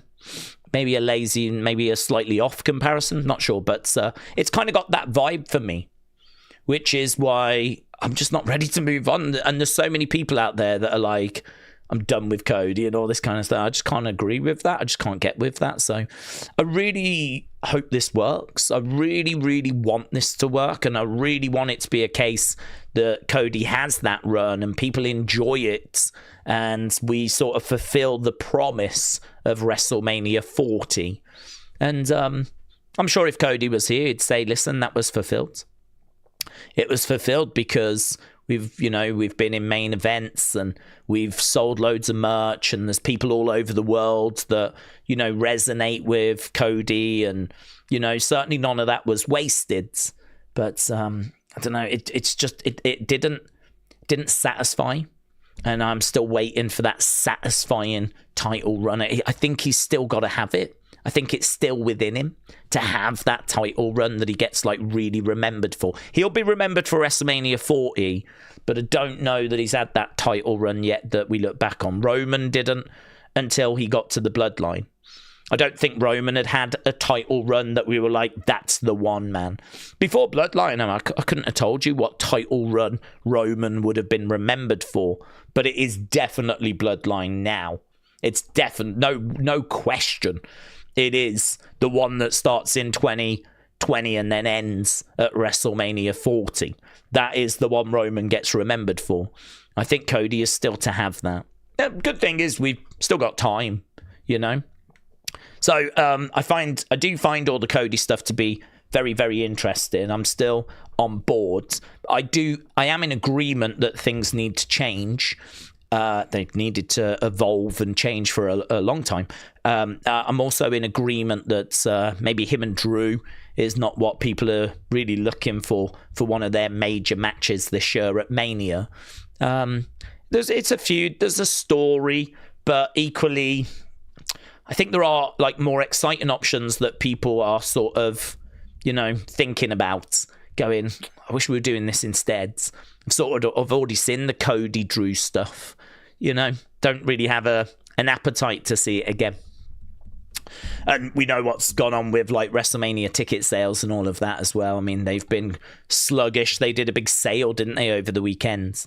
So, don't know. I haven't heard how many they've shifted, actually, when it comes to that. I don't know how well that worked for them, but there was a big 25% off over the weekend because WrestleMania ticket sales have been sluggish compared to recent years. Okay. Wrestler Andy said, Daze, heel Cody will be great. Yeah, I think it will work, and I think that it is something that we need to try. I just really am reluctant to do it now. I can't shake the feeling that it's all a bit lazy. I think that it was always going to be hard to follow up on 40. It was always going to be hard. And the honest truth is that the heel turn feels like a white flag to me. It feels like WWE going, we don't know what to do. We following up 40 was always going to be tricky, and we put him in loads of different feuds, and we didn't really change his character, and we didn't really put him in any exciting stories, but that was the best we could do. So all we can do now is turn him heel. And that, to me, is a real concern, because that is WWE going, what you just saw was the best we could do. And you go, really? Really? Well, do we need to get someone else in the creative room then? You know? Again, I'm not being mean, but like, really? Come on. So that's why I've got such resistance to it. It just feels like a white flag. Let's forget Cody, said Christopher. How about we do Drew Jacob and we have a punt on Jacob winning the belt? We do want something different, said Christopher. Jesse said, I want Seth to have an undisputed WWE Championship run. I still believe that Seth has got a lot to offer. He's done so much for WWE. Well, we don't know where that was going to lead, do we? I mean, he is obviously someone that is, you know, a great talent. He will always be a great talent. He'll always be a legend in WWE, and you can always go back to him having a title run, and we don't know where the vision was going to lead. I mean, it got him to a World Heavyweight Championship. Whether he would have switched brands or, you know, what would have happened and it would have got him back to, you know, night 2 main event. I mean, I got to be honest. I'm not critical of CM Punk Roman, right? Because I know it's a match people are excited for. But I do feel like I had the appetite for that sort of quenched last year because we did the triple threat between Roman, Punk, and Seth, right? So there was obviously a lot of time where it was Roman and Punk at WrestleMania, right? In that triple threat. And obviously Heyman was a big part of the builds, and we had lots of confrontation between Punk and Roman. And it's kind of hard to not sit here and say that that itch was scratched, you know? And that I sort of feel like if the plan was to do Roman Punk, I really wish you did not give me that triple threat last year, because I do really honestly believe that that has taken a bit of my enthusiasm away. I'm not down on the match in the case of I'll watch it, and I know many of you are excited for it, and I'm certainly not down on it. I'm certainly not dreading it or hating it or anything like that, but it's not one that I'm sat here going, oh my God, man, how long is it till Mania? I'm so excited. I can't wait to see that match. You know, for me, the fact we got it last year just takes a little bit away, right? But what's funny is that I can't necessarily say the same, right, about Seth and Roman. The truth is that because of their relationship being a lot more complicated, and the fact that they were in the Shield together, and the fact that actually Seth Roman, I think the last time we saw it was obviously last year in that triple threat. But going back before that was when Seth, I think, was dressed in the Shield attire and they faced at the Rumble. And actually Seth, I believe, won that match by DQ. And that was during Roman's title reign. Roman rarely lost matches in that time. But one of the matches he lost, I believe it was the official result. It wasn't a no contest. I believe the official result was that because Roman didn't release the submission hold at Rumble, that actually Seth won that match, but won it by disqualification, so the belt didn't change hands. That night 2 would excite me.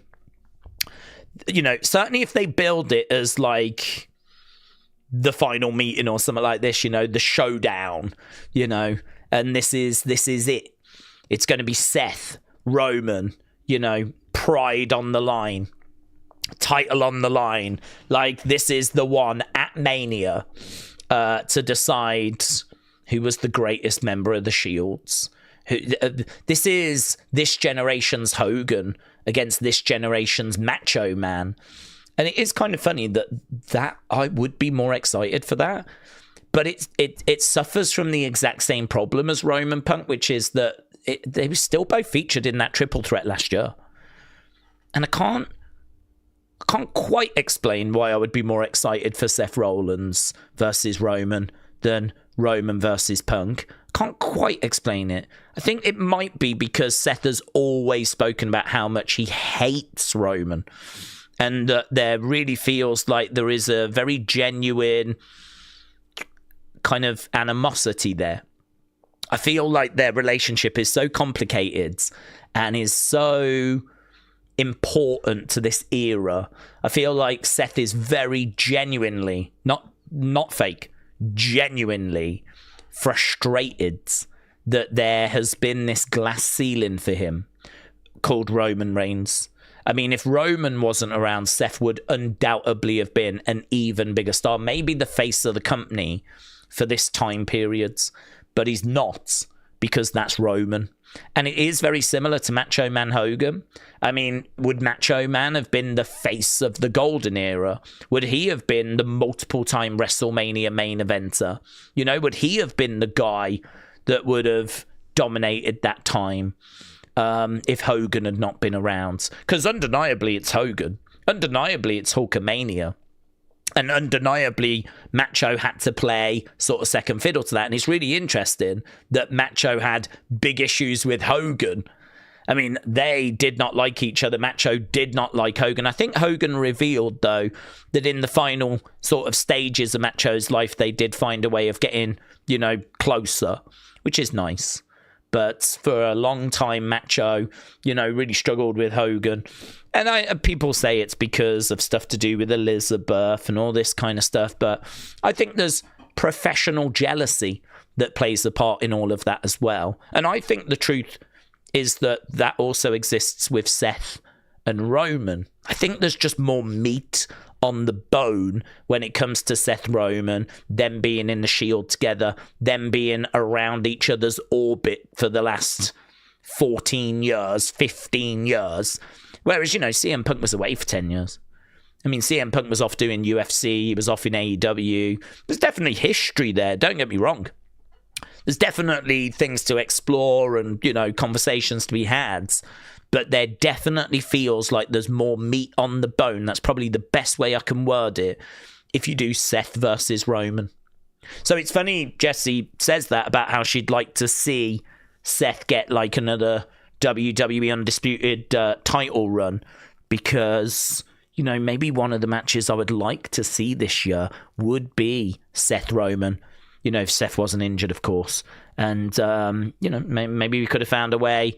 Would have need to have maybe done a draft, and we would have had to have moved a few things around. But, you know, if you wanted to have that be for the Undisputed WWE Championship, I'm sure you could have found a way of getting to that. You would have had to have changed a few things last year, of course. But, yeah, that's a match I would still like to see at WrestleMania. So I feel like there's certain matches that you just really need. I mean, It's a shame that we never seemingly will get Bayley, Becky, Charlotte, Sasha at Mania. And we won't ever get that 4 horsewomen fatal 4-way. That feels like a match that sort of needs to be at WrestleMania to define that kind of era of women's wrestling. It's a shame that we never did Hogan, Ric Flair. Hogan, Ric Flair at Mania... I don't really care, do I? That if back in 1992 fans were a bit lukewarm to it, kind of from a historical point of view, it would have been fantastic to have a WrestleMania match that's Hogan versus Ric Flair. Had we not have done Hogan Andre, or had we not have done Hogan Macho, we'd say the same thing. You know, how did we never do Hogan Macho Man at WrestleMania? Like, those were the 2 biggest stars at that time. And it's a real shame we couldn't find a way of getting that done. Thankfully, we did. And it was an amazing story with, you know, kind of the mega powers and the way that they fell apart and WrestleMania 5. So, thankfully, we did find a way. But, yeah, Seth Roman sort of feels a bit like that match now. It'll be a real shame if we don't find a way of getting that at Mania, even though we've done the match, but at Mania before, you know, both guys kind of walk away. So clearly not happening this year, but I would really love to see that, you know, 2 years' time, 3 years' time, get it before it's not possible. I think the plan next year feels like probably Rock against Roman. So it's going to be Roman Punk this year. Seems like it's going to be Rock Roman next year. So we might have to look 2 years down the road. And to be honest, even then, it might end up being something else. It could be Oba versus Roman. I mean, this might just be a match we don't get. But yeah, that is, I really would enjoy that. That is one I would look forward to. Just because of the animosity, the history, as we said, quite a bit of meat on that bone. Where are we time-wise? Wow, we've done an hour and a half. It's absolutely flying. Dean said, Daze, what do we think? Does Brock allow a loss and to put someone over for his retirement? If so, who? I would like Oba or Trick. Well, I think his last match feels like it's going to be Gunther, doesn't it? I mean, there's that whole career killer thing that they've got. So I think that for me, Brock losing at Mania would help someone. Then I think what you'd want to do is have Brock kind of be angry on the Raw after Mania, get into a feud with someone. I'd probably have him win that feud, whoever it is. And then, you know, kind of looking good. I think he should look good over the summer, actually, because I think if he is retiring at SummerSlam, you want a Brock that's going in kind of as beast-like as possible, really. So I think the 2 losses that he needs to suffer this year are Mania and SummerSlam. Those are going to be the 2 most watched shows now for the rest of the year, now that Rumble's out the way. So I think WrestleMania and SummerSlam. Obviously, the rumor is he's facing LA Knight. So it's going to be really tough, though. It's going to be really, really tough because, well, LA Knight is, you know, is a fighter, is a battler, but LA Knight traditionally is not the kind of person that would secure a win over Brock Lesnar. I mean, let's not forget Brock Lesnar murked Dean Ambrose, right? Absolutely just destroyed him at WrestleMania and has done that to many, many people. I mean, this is the guy that ended the streak, of course. And, you know, we are a good 10 years removed from that, though. And you can certainly make the argument that this is not quite the same Brock Lesnar as what we had 10 years ago. But it's going to be a tricky one to book that, to be honest. Because, again, historically, LA Knight is not the kind of person that Brock Lesnar would lose at WrestleMania against. So, but I do think he should lose to whoever it is that WWE want to give that moment to. And if LA Knight is that person, and he very well could be, he's got a lot of support, so he very well could be, I think LA Knight should get the win. So I think WrestleMania for me looks like it's LA Knight. That's the word on the street. I would definitely give Brock Lesnar the loss there. I don't know how you book it. It is going to be very difficult. But regardless, I believe that he should lose. Then I'd have him win over the summer. It doesn't really make much sense, Brock just losing everything. That doesn't help anyone. I mean, if Brock loses to LA Knight and then loses all throughout the summer, then goes to SummerSlam and loses again, no one benefits. Because really, it's not, well done, you beat Brock. It's more, oh my God, Brock's washed. I mean, this is old man Brock. He's looking awful. He can't win a match. He can't buy a win. So all of a sudden, a victory over him doesn't really mean as much. So give a win at Mania, go through the summer where Brock gets wins, build him up as much as we can, make him look like a beast. And then I got to be honest, I think it's Gunther, innit? I'll be shocked if it's not Gunther. I think it's Gunther that they're going to pull the trigger on and actually have him retire Brock at SummerSlam. There's still no word that is definitely happening. But it was, I think Cena sort of let it slip. I mean, people did wonder if he'd have came back because he was going to have one last run. People wondered that anyway at SummerSlam. And then I think it was an interview with John Cena who was talking about how Brock was going to call it a day in Minnesota soon. And people looked to see when are we in Minnesota. And people were like, oh my God, we're doing SummerSlam next year in Minnesota. I mean, is that it? Is that where Brock's calling it quits? So again, have to stress there's still no word that's 100%, but that's kind of what fans are operating on, working on, is that kind of belief that that's where he's going to end it. And with Gunther being the career killer, it would feel like he's in the hot seat for that. So, Dean, I certainly wouldn't be down on Ober or Trick. I mean, both of those have got crazy aura, and both of those need achievements and, need to be fed moments, OMG moments, accomplishments, wins, momentum. That's what both Trick and Ober are going to need. So I wouldn't be down on it being either of those, but I do think they'll go Gunther. But Matthew said Daze night 1 and 2 are only half full. There wasn't any change over the weekends. Oh, okay, Matthew, thank you.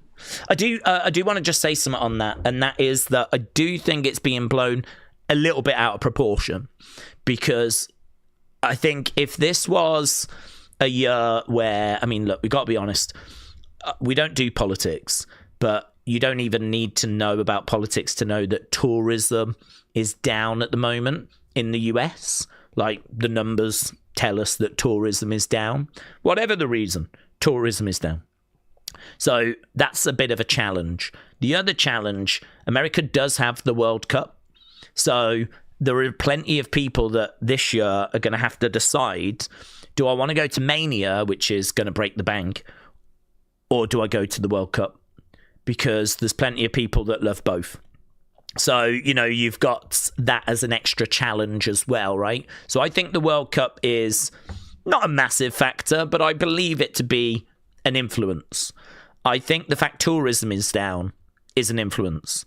I think the fact that ticket prices are as high as what they are is a big problem. Actually, you need really good affordable tickets right now because of how hard everything is. Like, life is only getting harder and harder and harder. It's not getting easier. It's getting harder. So people need, affordable ticket prices, and instead TKO just continue to, push those prices up. I actually don't know how they compare to last year, but we read something earlier about how drastically the average ticket price had increased over 2-3 years ago. I've got to think at the very least this is going to be in line with last year, and last year was a challenge. I wouldn't even be shocked to find out that ticket prices are even more expensive than last year this time around. So ticket prices a factor, World Cup a factor, tourism being down a factor. And then, as well as that, we've got to admit that creative has struggled. I mean, you've only got to look at the cage match rating for the Royal Rumble to see that got, I think it was 5 points something out of 10. Have a look and see what Survivor Series got. That also struggled. I mean, plenty of criticism for the ending of John Cena's last match. So that creatively also didn't fill people with loads of confidence. It was very well viewed. And I think that people were quite emotional, obviously, because of John retiring. But those are the last three biggest shows, you know, outside of, say, the Saturday night's main event that happened just before the Rumble. You've got Rumble, you got the John Cena retirement, you got Survivor Series. All of them were criticised. And certainly Survivor Series Royal Rumble did not score well from the community and did not score well kind of in the wider world either, right? So I think that that is definitely playing a factor. The fact that there's not a great confidence in the creative. And if you look back to last year's WrestleMania, you look at that main event, that as well is also filling people with a bit of, you know, do I want to spend all this money, thousands and thousands, to potentially suffer that again, you know? I mean, it was not good. There was refund chants and all that kind of stuff after the show, and people really feeling quite down on that main event and down on the show in general, right? So you're coming off the back of what is kind of regarded as being an underwhelming Mania as well, which also hurts. So there's just a lot going against it, isn't there? So what I would say is that we probably should expect, with all of that, ticket sales to not be flying, right? It would probably be crazy for us to sit here and think, oh my God, it's just going to be amazing. Tickets are going to go out the door. This is just going to be the greatest thing in the world, right?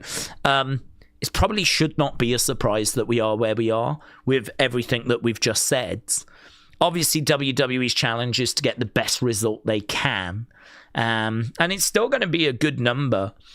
It might not reach TKO expectations, but blimey now, we've done manias in like arenas, many manias in arenas, with like, you know, ticket prices being, you know, kind of fair for the time.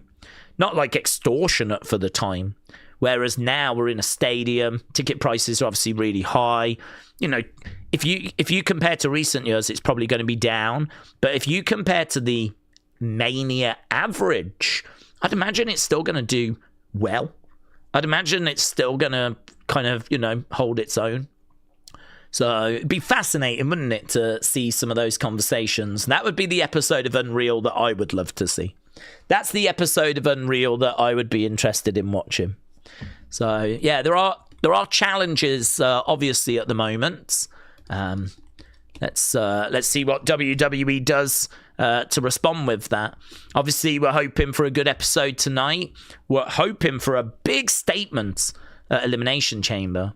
And it's funny, isn't it? Because this time last year, WWE were in a situation, because you might remember this, they were in a situation where things were a bit similar, right? A bit sluggish. And actually, they felt like they needed something to really wake everyone up. And actually, you know, do you remember Triple H going, does it feel like we're on the road to WrestleMania now? Does it feel like WrestleMania season now? Because it was only about 12 months ago that a lot of people were saying, this doesn't feel like it's WrestleMania season. This doesn't feel like we're on the road to WrestleMania. And Triple H saw those comments. And I think there was a feeling that we need something that's going to really, you know, shake this up. And that is why they got in touch with The Rock, turned The Rock down. John Cena then revealed that it was him instead. And, you know, we kind of ended up where we ended up. Well, it's really funny that we're sort of in that boat again, where I would not be shocked if, because of the slow ticket sales, Ari Emanuel and TKO are not sat there right now going, need a little something big for Chamber. Get on the bat phone. We're going to need him. Shine the Rock light into the sky. We need him. Kind of, it's very, you know, what goes around comes around, history repeating itself. It feels definitely like there are connections to where we were about 12 months ago. I'm not saying The Rock's going to be at Chamber, but I'm just saying that I won't be shocked if they actually try and do something juicy at the Chamber. I mean, that's exactly what they did last year with the whole, Cena turning. And they might do it again. Not Cena turning, but they might have a bombshell, do something that really is just like, here we go, we're on the road now. And then Triple H can come out again afterwards with a big smile on his face, say it's a brand new era, and tell us that doesn't it feel like WrestleMania season? That's exactly the road that we're going on.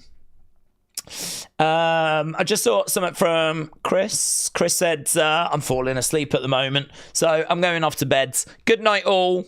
Chris, good night, buds. Shame you're going to miss out on the show, bud. We're only 14 minutes away. We'll be underway with Raw very, very soon. Uncle Revel said, how do you spell GOAT? B-O-B. Congratulations, Hall of Famer. So, Uncle Revel, just send in a message to Bobster there. So, very nice. Very nice. Vince did the deal with Saudi. He definitely does things for dollars. Daze, who do we see turning heel first? Punk, Cody, or Randy? Well, I mean, I feel like Randy might be revealed to be the person that attacked Jacob. I think there is a chance of that, right? I think there is a chance that he could be the person that attacked. So I might be leaning Randy. I do think that Cody is a growing problem. We spent a long time talking about that. And it's because there is an issue there, right? If your babyface is getting those kind of reactions, there's an issue there. It's not something we've not seen before. We saw it with Cena. We saw it with Roman, right? We saw it with Hogan towards the end. Like, it happens. It's just happened quite quickly with Cody. And that, I feel like it's growing, right? And there is a problem that is growing. So they have to do something. And it could be they turn him heel, right? It could be that they just press that button, turn him heel, right? That could absolutely happen. Punk, I don't know why. I don't get the vibe that he's turning. Maybe because like AJ Lee is in. He's quite happy. Larry just passed away. He's got the world title. As I said, his wife's around. I just don't really... There's no rumour of it happening. I don't really get any vibe that he's going to turn. So Punk, I think, would be the least likely. Cody is reluctant to turn. I don't think he wants to.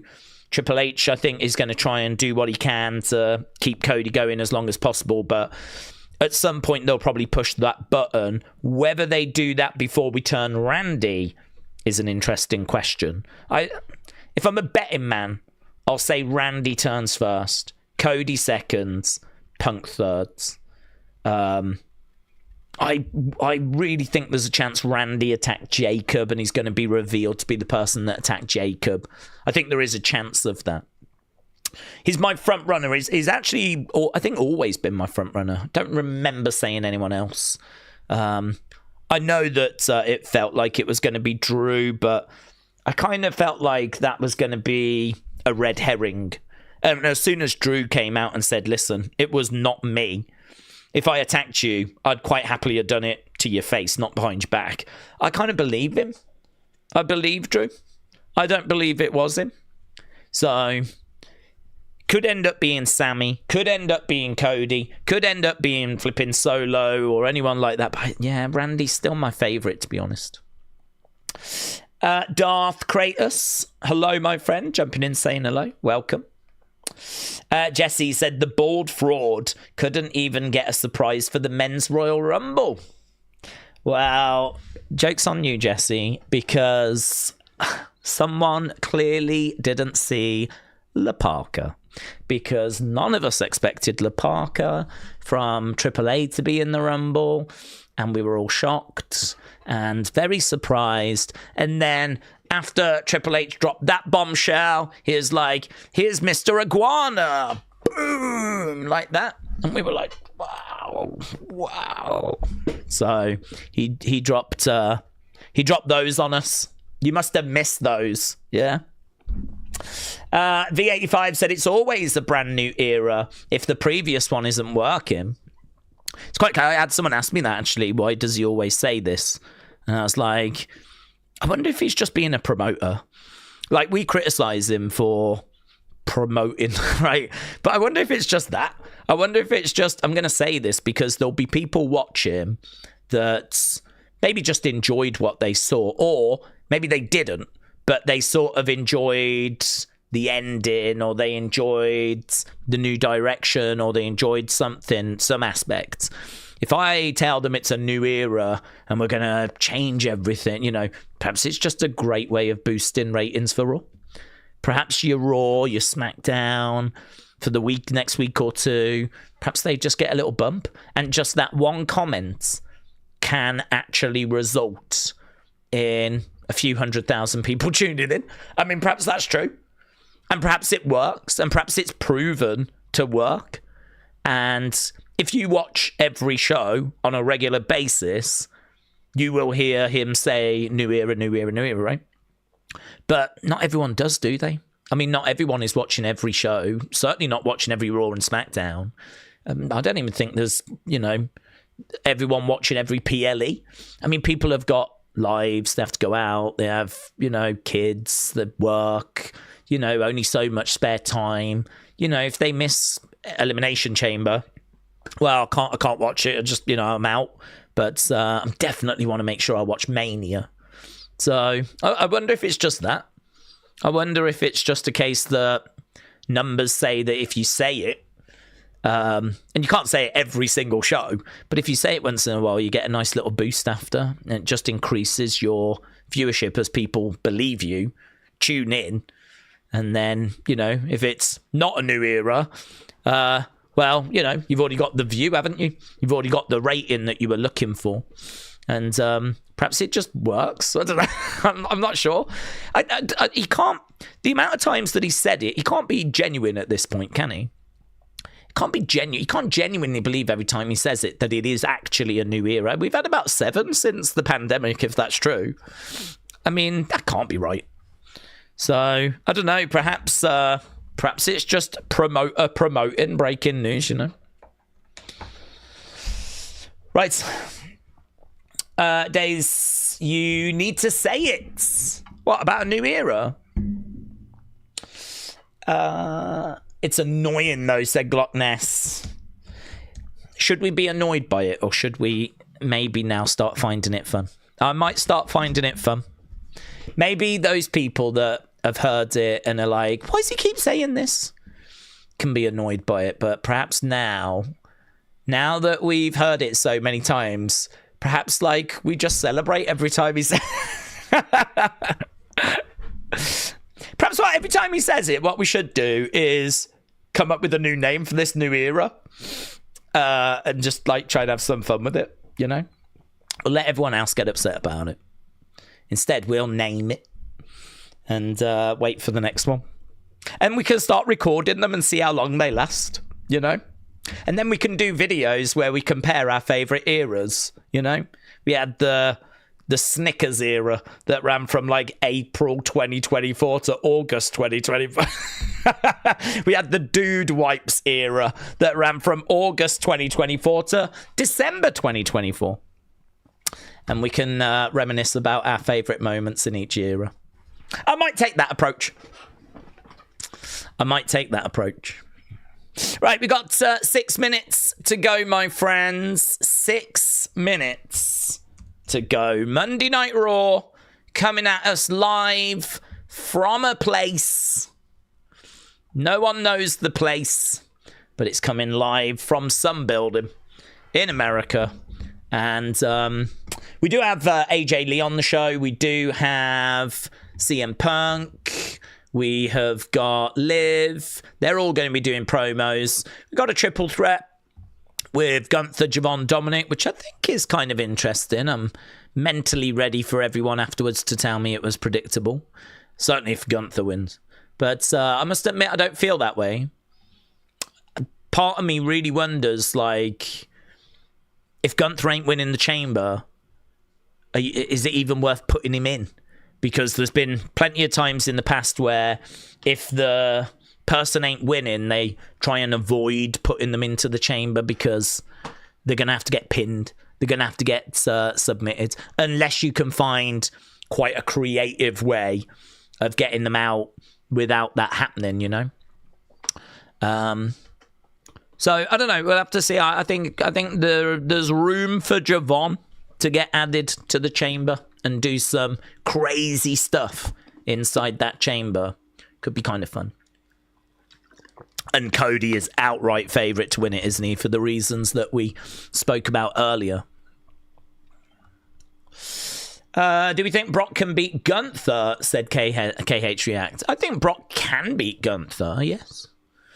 I mean, Brock is a former UFC heavyweight champion. I think he absolutely can. I suppose the question is, does it make sense for him to beat Gunther? Brock feels like he's very much in the final stages of his career, potentially ending at SummerSlam. Whereas Gunther, obviously, we've put the rocket on him. I mean, he's just retired Cena, and then in his next big event, retired AJ Styles. So whatever we do at Gunther, it's got to be a big deal at WrestleMania. Needs to be a high-profile singles match. And I genuinely don't know what that's going to be. I haven't heard any word as to what Gunther's doing. We just know that Brock LA Knight is the rumor, so it ain't going to be Brock Gunther. So the last person I saw with Gunther, I think, wasn't that Dragon Lee? Dragon Lee came down, didn't he, to kind of make the point that he was not happy about Gunther being so disrespectful about AJ Styles and the retirement. So he came down and they started brawling. I did wonder if that was a one-off or if there was going to be more to that. Can't say that Gunther versus Dragon Lee is a WrestleMania match that I would be looking for, though.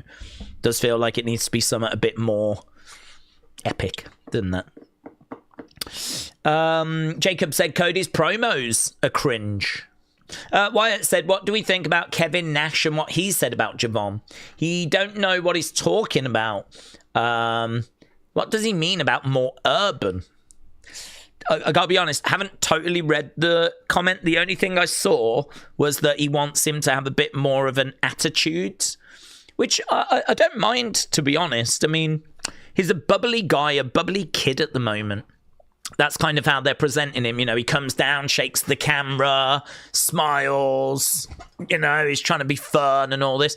I think what Kevin Nash is looking for is, you know, just give me a bit more attitude, give me a bit more hunger, give me a bit more, I'm not here to just take part and have bants. I'm sort of here to... And to be honest, they have moved Javon a little bit, just a touch, in that sort of Matt Riddle direction. Where, not that he gets confused like Riddle did, but, you know, like how Riddle was just big smile on his face, always looking to have a good time. You know, that is Javon, really. He's not, you know, going around causing trouble. He's just trying to be mates with everyone. He's a kid, bubbly. So I do get what Kevin Nash was saying. Like, I want a bit more attitude. I want a bit more fire. I want a bit more desire, a bit more hunger. I think it's very early, very, very early to really be worrying about those things. So for me, I think that I've said before, I think the adjustment from NXT to the main roster is absolutely huge. I think it's so massive. I think it's kind of hard for people to understand. I think it's really hard to communicate how big of a difference it is. You know, the one show is in the same building pretty much each week. The other one could be in any country in the world. And there's a lot of travel involved. There's a lot of, like, staying in hotels. There's a lot more, like, media. There's just a lot more being out of your comfort zone. I mean, with NXT, you're just in Florida. And you just go in the PC and then you go back and sleep in your own bed. And it's like, it's very far removed from that when you get to the main roster.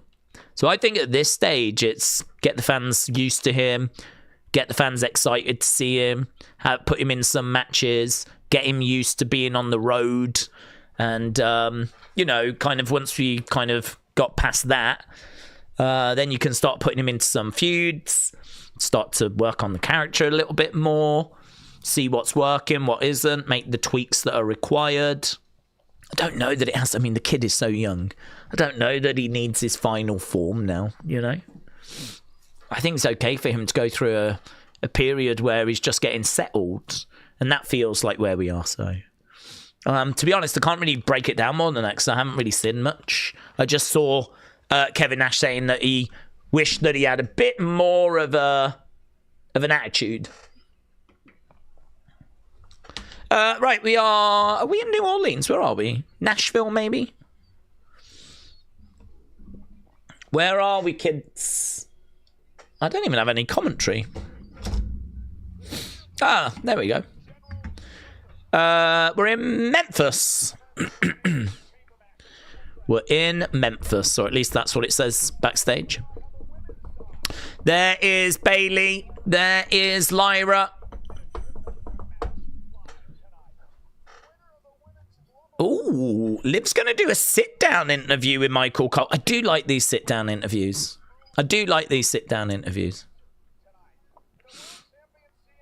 Oh, there's Punk and AJ Lee.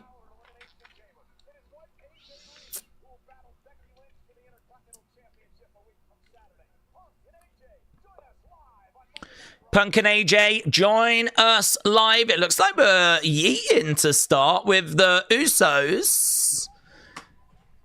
Oh, we got a couple of... Oh, look at that little kid. Oh. Yeah. We got some Yeet headwear. They're not like do-rags, are they? I don't really know what you'd call those. Headscarves? Not the kind of thing... Ooh. Is that Heyman? Yeah, Heyman's interrupting. So the crowd are yeeting, but we got Heyman saying, ladies and gentlemen, there's no yeeting. Cut the music. Cut the damn music. Heyman coming out with the vision. We were yeeting away right then. Hello, Ryan. Shout out to you, buds. Okay, we got Logan, we got Bronson, we got Theory. Thank God for Paul Heyman.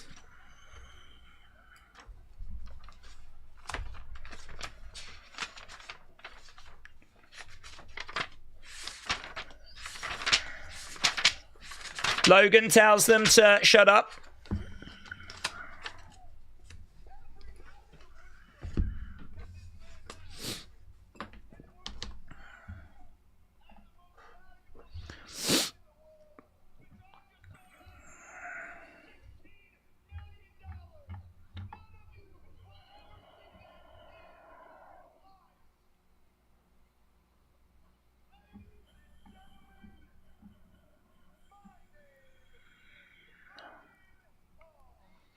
Okay, Logan making his way down to the ring. He's cutting a promo.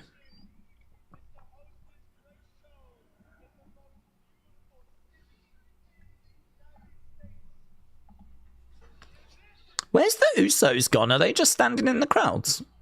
I don't even know where they've disappeared to.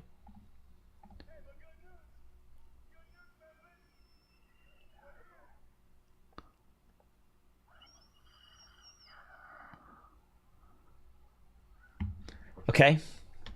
The booking of pushing down everyone's throat is becoming like 2019 Roman bad, said IFAL.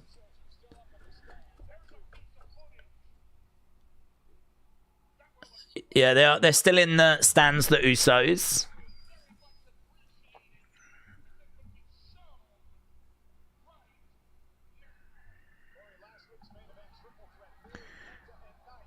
Okay, we're just seeing the footage from last week. So we got the mystery person attacking last week.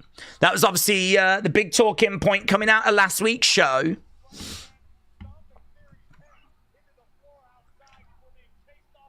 Logan chasing after that person. BFT LA Knight getting the victory.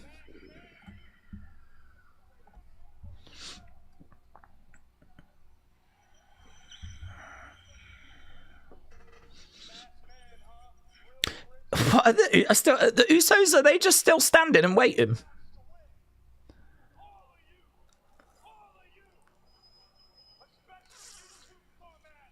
Yeah, they're pointing up at the Usos that are just standing in the crowds.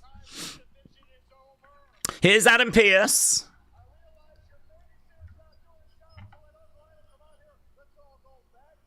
Let's go back to my office.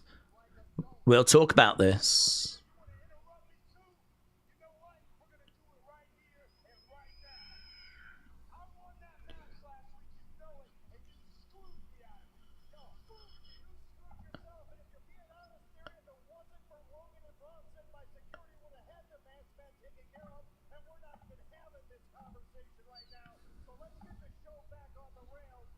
If it wasn't for Logan and Bronson, my security would have had the masked man dealt with, says Adam.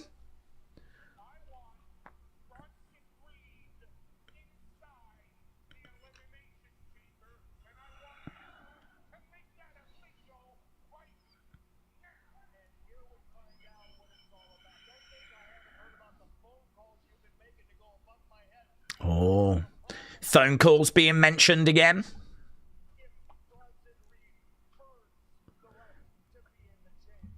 Yeah, so Bronson.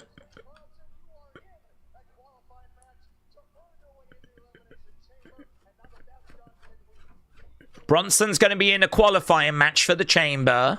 LA Knight's music hits. Big pop. Big pop.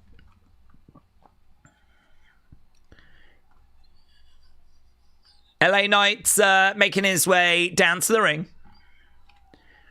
It was a great reaction for LA Knight. Mad Dog said they're not going with Logan leading, are they?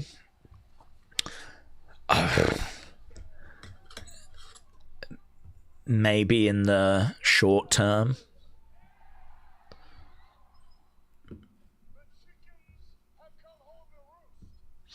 Mad Dog, shout out to you, buds.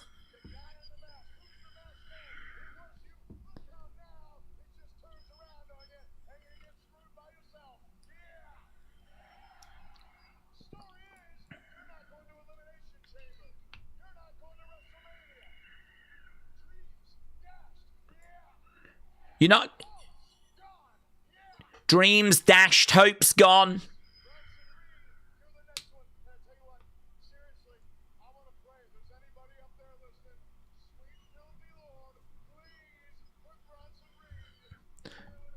Okay, LA Knight wants Bronson Reed in the Chamber.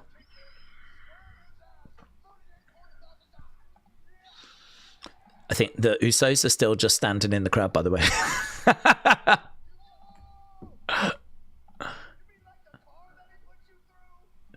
Why did we bring the Usos out? They've not featured at all. I think we got a green shirt guy in the crowd, but it might be an imposter. No, it might be him. I'm not sure.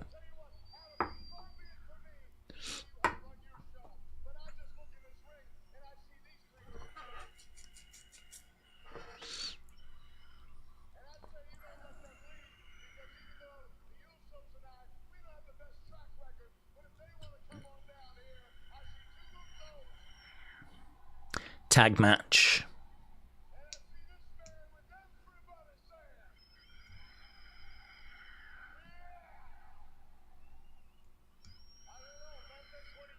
What do you think, Memphis?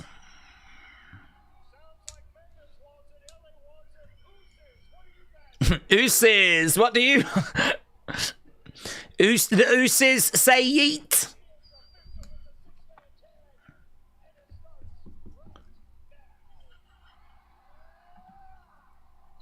Okay, six-man tag is going to start off the show.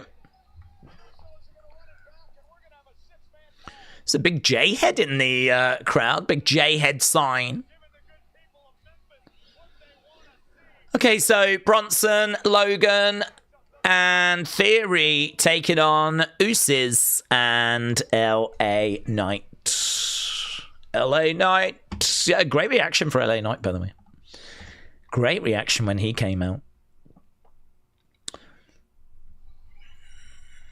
Yeah, I thought that was interesting that he wanted Bronson to go in the chamber. I suppose it's not a massive surprise, but part of me did wonder if LA Knight was going to get involved next week. I did wonder if he was going to get involved next week.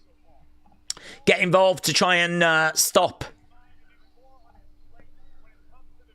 Bronson from qualifying, but instead he's like, oh man, I hope you make it. I'd love to beat you up inside the chamber. Someone is going to go 1-on-1 with the Undertaker player, says Kappa.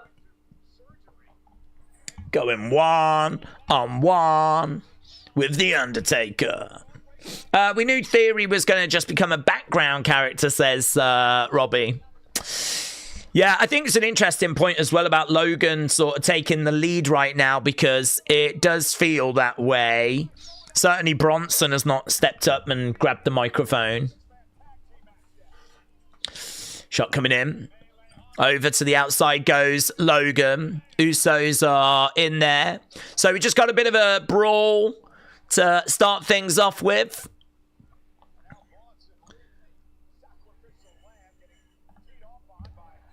LA Knight. It's Bronson, actually, that's in the wrong part of town here. We got yeets and yes. Bronson goes to the outside. And Vision regrouping on the outside. I think, are we at commercial break at the moment? Is that green shirt guy? I keep getting glimpses of him. And I don't think it is. Because he's got a kid next to him that's also wearing like green shirt attire. So I think it's just really good cosplay. Yeah, I don't think it is. I would say I'm 99% certain it is not. It is an imposter, said Alex. It's an imposter. It's green shirt imposter. Unbelievable. Bella sounded. And it's Logan and LA Knight that's starting things off. If LA Knight was to beat Brock, when was the last time Lesnar lost to someone who's never been a world champ, said Chicken Nugs. Don't know, honestly. I'd have to go back through Lesnar's career history. But it would be unusual. I mean, it's unusual for Brock to lose full stop, isn't it? But as you say, certainly against someone that's never been a world champ as well. I do think it should go that way. I do think that he should lose to whoever at Mania. And honestly, that reaction that LA Knight just got.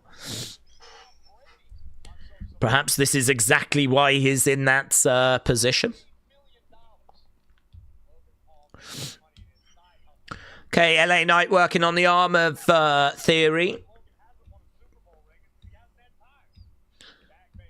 Right now we got Jimmy going up. Comes down on the arm there of Theory. Shot to the midsection. Shot coming in there by Theory. Theory working on Jimmy. Big Jim in the corner. Clotheslines coming in. Let's change this over. So, 6-man tag is how we're starting off this show. Matt said, Daze, how's your dog doing? She's okay. She's old. I think we worked out she's about 91 in human years. So, she doesn't walk as well anymore. She can still get up and walk around, but she's starting to really show her age now. So, but she's okay. She's hanging in there. Theory is very good wrestler underneath, said Shining Wizards. All of that wet blanket personality. Steve said, what does this match get us? Are they going to use this match to give Bronson Reed a chamber spot? That would have been weird, but probably what will happen. Well, they said that he's qualifying next week. So I don't think there's any plans for this to be where he gets like a chamber spot. I think this is really just a way of getting all these people maybe on the show.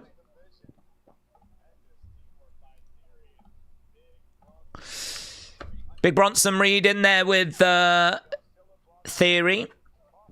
Shot coming in by Bronson Reed. Theory goes over in the corner. Forearm shots coming in by Big Bronson Reed's. Tag being made by Logan.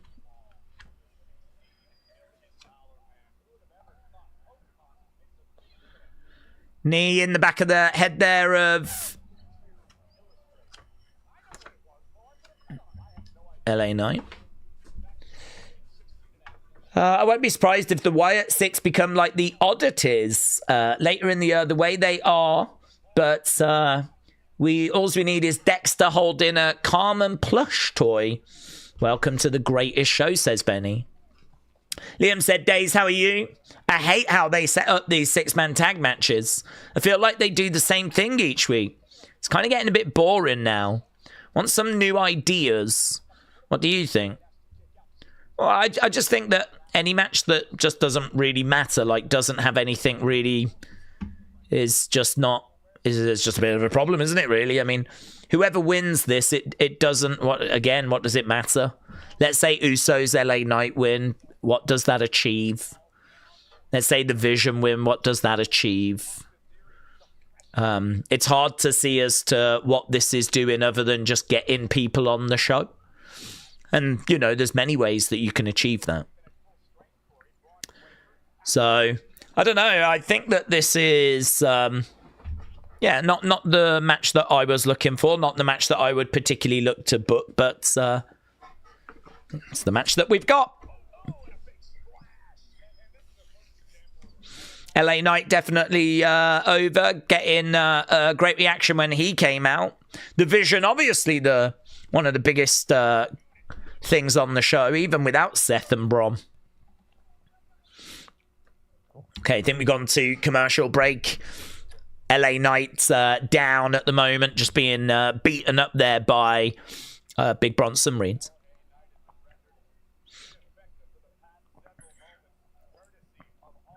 Okay, Logan smashing LA Knight into the side of the ring. He's yelling out, yeah, to the fans as he continues to drive LA Knight into the side of the ring. We got some Logan sucks chants as Logan throws in some shots. Logan in there with LA Knight. LA Knight goes back to the corner.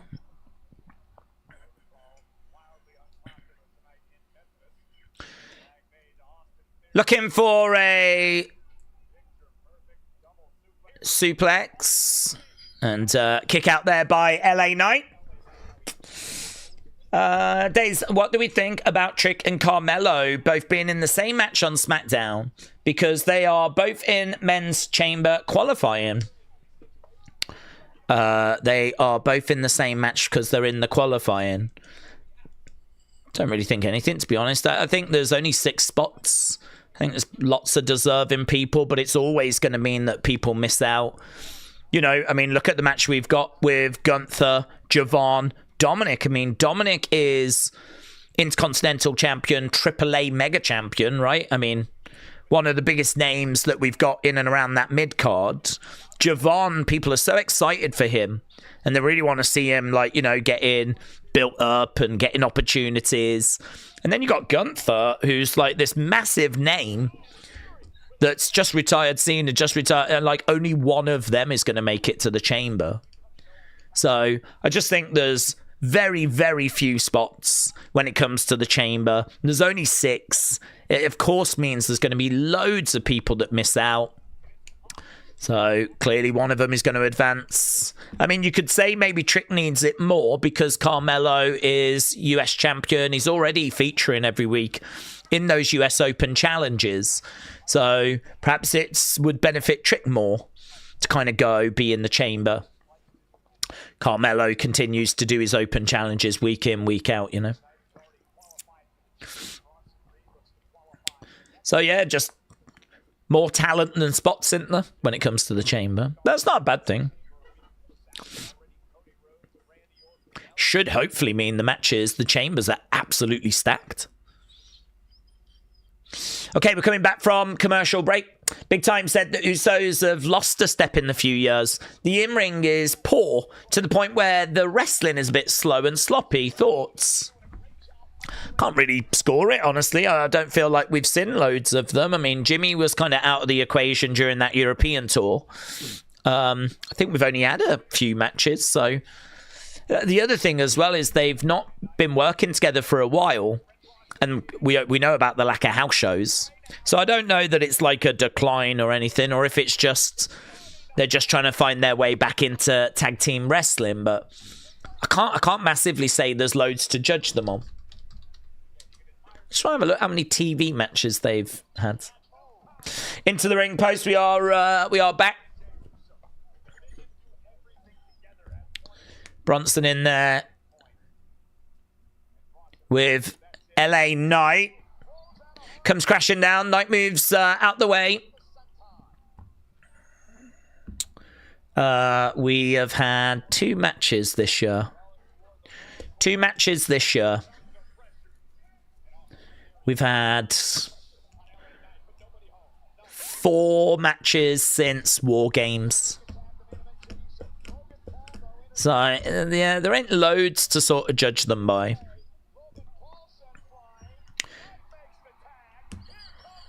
Here's Jay. Knocks down Logan. Shot in as Theory goes down. That was a nice block shot there by Jay, actually. Logan went to throw that right hand. Oh, yeah, now you can see that green shirt guy. You can see it's very much not green shirt guy. I must admit, he looks quite good from a distance, but when you see him up close, not as good. 1, 2. Ooh, that seemed really close. I think you could have made an argument that there was a 3 there if the referee wanted it. Okay, Logan reversing. Jay against the rope. Stuck underneath there by Jay. Spear by Jay. 1, 2. Shot coming in there by LA Knight. Going over. Clothesline to the outside goes Theory. LA Knight steps to the outsides. Down goes LA Knight. Theory into the ring post. BFT on the outsides. Bronson collides into Theory. Through the barricades. Goes LA Knight. Holy ship chance. Logan in the corner. Jay over the other sides. Kick coming in there by Jay. 1, 2. Shoulder up there by Jay. Did the referee just push Logan? Did the referee just touch Logan? I mean, you see it in the corner when they're trying to break something up, but that wasn't that. That was a proper shut up, man kind of a push. Stop having a go at me. Jay with a kick there. Logan. Double super kick there by the Usos. 1D. 1D, but Bronson's coming in. I think Bronson, yeah, he was. We didn't even get a 1 count. Bronson, you could see coming in the ring. Shots by Jay. Jay against the ropes. Headbutt there by Big Bronson Reed. Over the other side, Bronson. Suicide dive there by Bronson.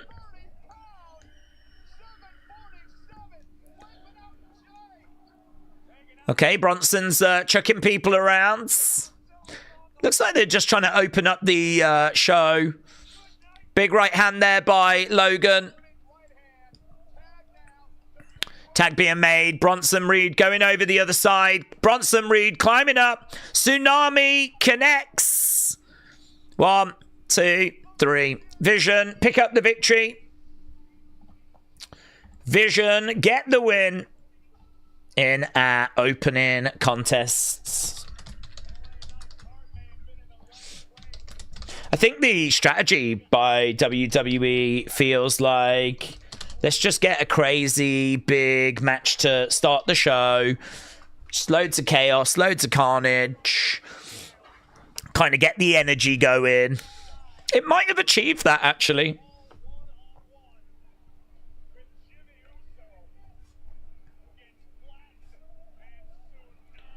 Vision versus Usos and LA Knight.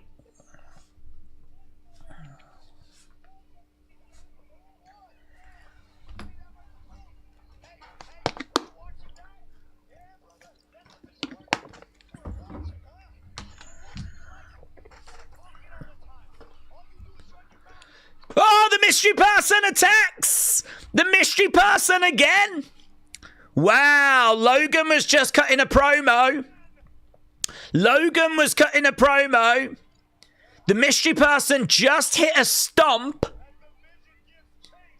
That mystery person hot-tailing it into the crowds. You can see them standing on the entrance steps. So Logan got driven into the commentary table. Crowd are desperately urging this person to take their mask off. I'm certainly not expecting that. And actually, WWE just cut to a little promotional graphic for the women's qualifier that's coming later. But there we go. We do get to see that mystery person again, but still not sure who it is. I would imagine the person is Grayson Waller that's actually underneath that hood. But whether it's going to be him that gets revealed, of course, we're going to have to wait and see. So there we go, mystery man. Okay, here's Adam Pearce. We've got a big box. Don't open until the 28th. Love this.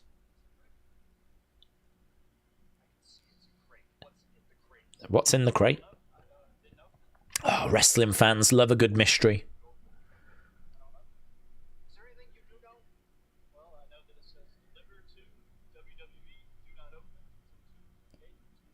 Isn't that Elimination Chamber?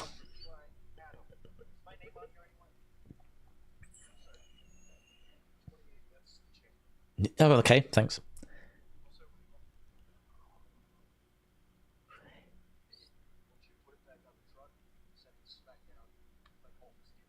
Send it to SmackDown. Guys, is this like this generation's gobbledygooker?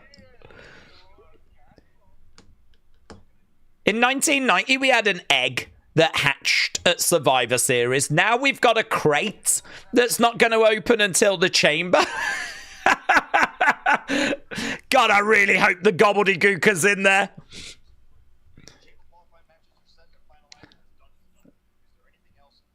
So apparently this is getting sent over to SmackDown. I'd imagine this is going to be the latest mystery now. What's in the crate?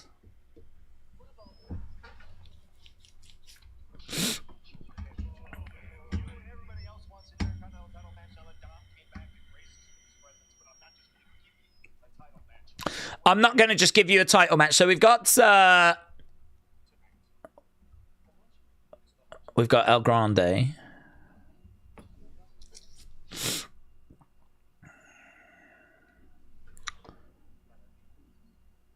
Okay, there's Los Americanos. What the hell is going to be in there? Guys, is it Vince? Green shirt guy. Perhaps it's someone new for creative.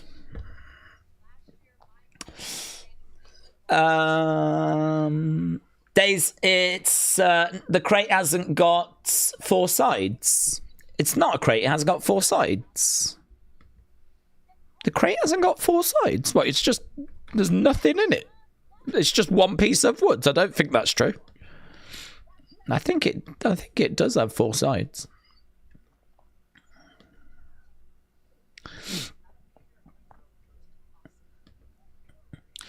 Okay, we've just got a video package right now promoting the women's triple threat that's coming up. David Blaine is going to be in the box. What's in the box? What's in the crates?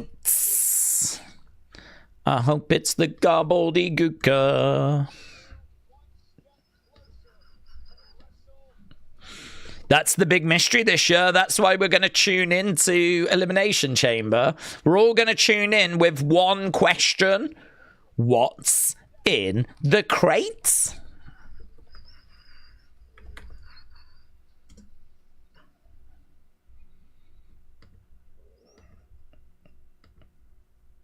It's actually Triple H that's in the crate. The answer is always Triple H. And he's going to come out and go, this is a new era. This is the crate era.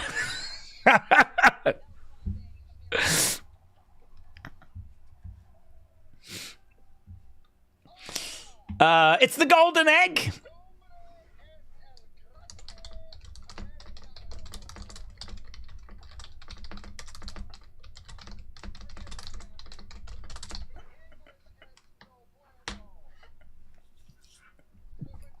Vince is going to come out the crates. Did you miss me?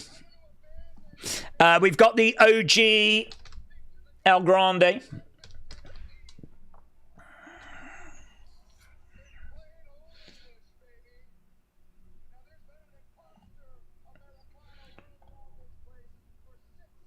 There's been an imposter Americano running around this place for 6 months.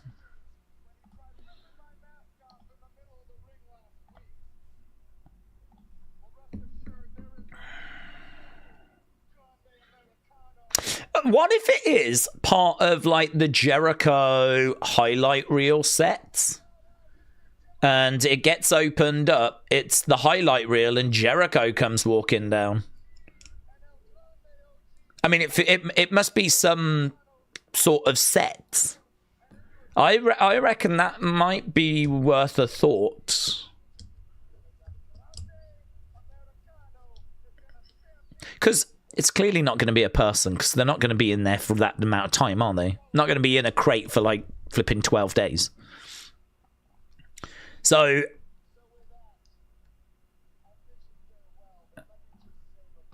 I wonder if it's part of Jericho's highlight reel set. Thank you. Gracias.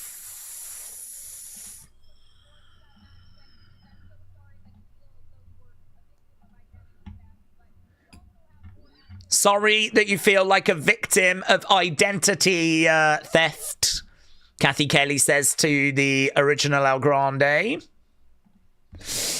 Could be Resident Evil related. There's a new game out on the 27th, said Alex. Oh my God. If that turns out to be something connected to a sponsor, if it turns out to be something connected to a new video game, that might be the final straw for a lot of people, actually. That might be it. People might be done at that point. I mean, already mentally, I'm like, could it be Jericho's highlight reel sets? If it turns out to be something for a goddamn video game. I mean, it's true. It could actually be 2K26 related, couldn't it? Could be 2K26 related. Let's say we don't know and leave it at that, shall we? Let's say we don't know and never speak of it again.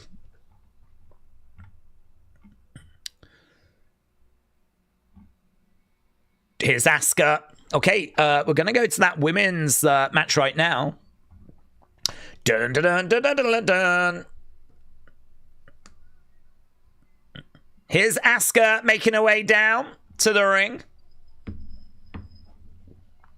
Alex, shout out to you, my friends. Get your votes in for that last match, because we need to end that poll so we don't get too confused. Mackenzie said it could be a Hall of Fame statue for an inductee. I like that. I like that. I like that a lot, actually. I like that. It'd have to be someone special, wouldn't it? What if they're going to announce Bray? What if they announce Bray for the Hall of Fame and it's a statue for Bray? Because obviously Bray, you can't surprise Bray with the induction. So I wonder if this is how they do it. That would be great. That would be great. Jericho's highlight reel screen and that being a way of him coming to WWE would be great. I'd take either of those. Anything to do with a sponsor, I am just going to be full on AEW, honestly.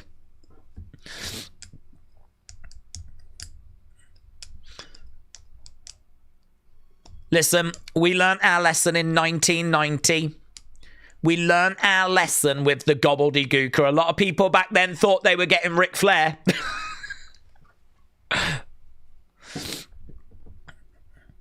Nattie making her way down to the ring. So Mackenzie, yeah, it's an interesting shout, that.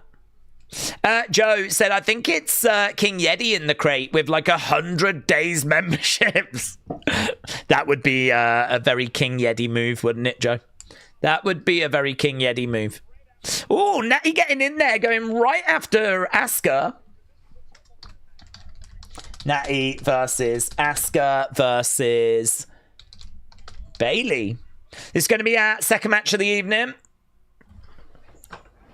Role model.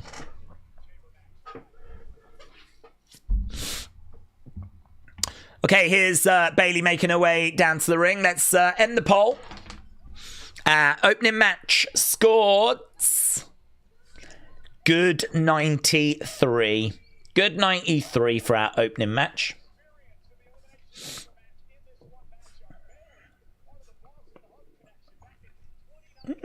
Boss and Hook connection getting a mention.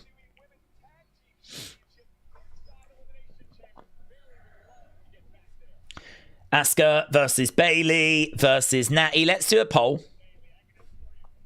See what you lot think is going to happen in this one. Who's getting the dub? I think there's a chance Maxine gets involved.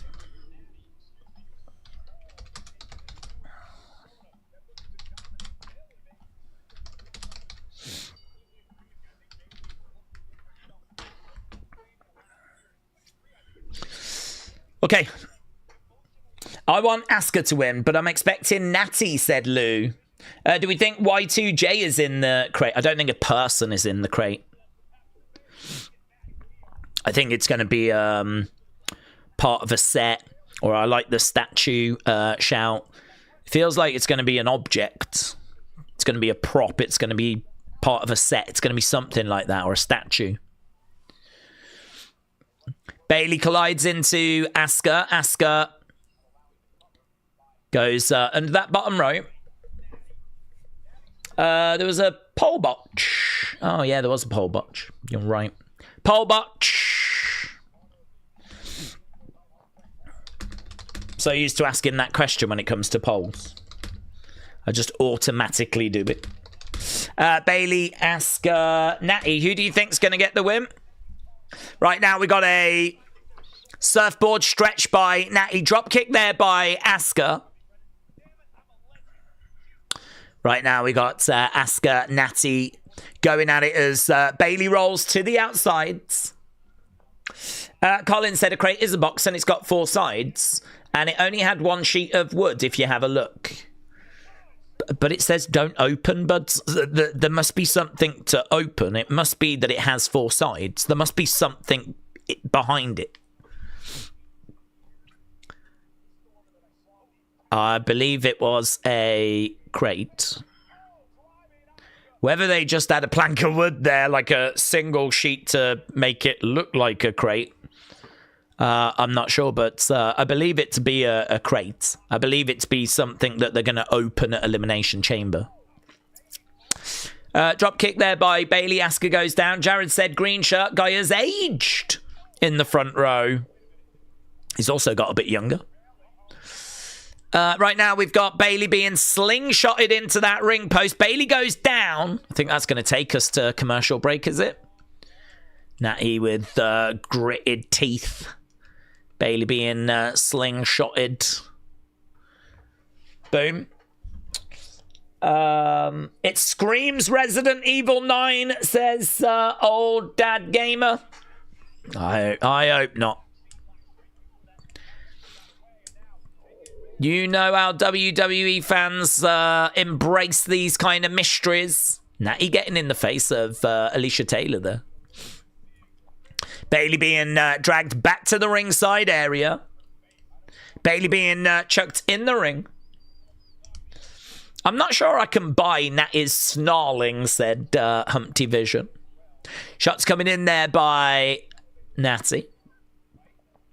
She's got a foot right in the throat of Bayley. Nattie having a word with the crowd momentarily. Nattie very much in control. Defcon said the crate could be evil. Hint, hint. I will be absolutely flabbergasted if WWE in 2026 decide that in storyline they are going to ship a person. And we're not going to open that crate for like just under 2 weeks. I mean, think of the mess inside the crate. I mean, you know what I mean? You're going to need food. You're going to need to go to the toilet somewhere. It's going to be very uncomfortable. I mean, granted, I didn't see the depth of the crate. Perhaps it goes back a really long way and there's actually lots of different compartments. There's a sleeping area. Do you know what I mean? I doubt it, though. I'm really not anticipating that it's going to be a person in there. Whether it's something that connects to evil, like we open it and it's his entrance attire or something like this, and I don't know. Asuka working on the arm of Bayley. Mike, shout out to you. Said much love, Daze. Lovely to see you. And you, bud. Hope you're doing well. Hope life's treating you well. We are just enjoying a little bit of Raw tonight. Got a qualifier underway for Elimination Chamber. And we've asked the question, who do you think's going to get the win? It's actually quite close, you know, between number 1 and number 2. Clothesline there by Bayley. We'll have a look at that poll in a sec. Steve said there's a 99% chance that WWE have no idea what's in the crate at this point, and they're just trying to get us to talk about it so that people tune in to Elimination Chamber. Disappointment awaits us all. Well, how about we agree we're going to expect it to be Resident Evil connected, right? Let's just go with that. That's what we expect. And literally anything above that will be a dub. And if it turns out to be that, we'll go, well, que sera, sera. Shot coming in there by Nattie. Right now, Nattie in the corner. Nattie is upside down in a tree of woe position. Bayley goes back, delivers an elbow. Nice. Coming off that rope. Bayley is going up. She is looking for a superplex. Sonny. Hello, Sonny. Big superplex by Bayley. The doc got me some meds for my heart and kidney. Oh, well, that's good, Sonny. Good that we're making some progress. That's good news, isn't it? So, Sunny, shout out to you. I hope that's going to see you on the mend. Right now, we got all three women on their knees, throwing in forearms and a few slaps. And right now, Nattie tried to hurl Bayley against the ropes, but couldn't quite do it. Nattie comes over, glides into Bayley. Bayley, 45%. Asuka, 34%. Nattie, 21%. So Bayley is the one you lot are looking at. Asuka collides into Nattie. Bayley gets back in the ring. Bayley collides into Asuka. Oh, discus clothesline. Bayley grabs Nattie. She's looking to pick her up. Suplex. Bayley is dragging Asuka. Bayley going up, looking for the elbow. Bayley going up top. Bayley delivers the elbow. Lands on Asuka. 1, 2. And Nattie makes the save. Nattie makes the save. Aaron said, life is like a box on Raw. You don't know what you're going to get. Oh, look at this. Aaron Gump. Love it. Life is like a box on Raw. Aaron, shout out to you. It's German on the outside of the ring. Asuka grabs Nattie. Asuka lock is in. Asuka lock is in. Nattie is in a bit of trouble, but 2. No, just a 2 count for Nattie. Knee coming in. Nattie goes down. Asuka rolling through. Nattie. Oh, Nattie trying to get up to her feet. Looking to pick up Asuka. Oh, mate. Big, huge sit-down power bomb. That was massive. Oof. Right now, Nattie is looking to put on a sharpshooter. Nattie has got that sharpshooter on. Asuka. Surely Bayley's about to come back. There's Bayley. Knee to the side of the heads. Match getting quite good now, you know. It felt a little bit slow to start. But we got some nice moments in the match now.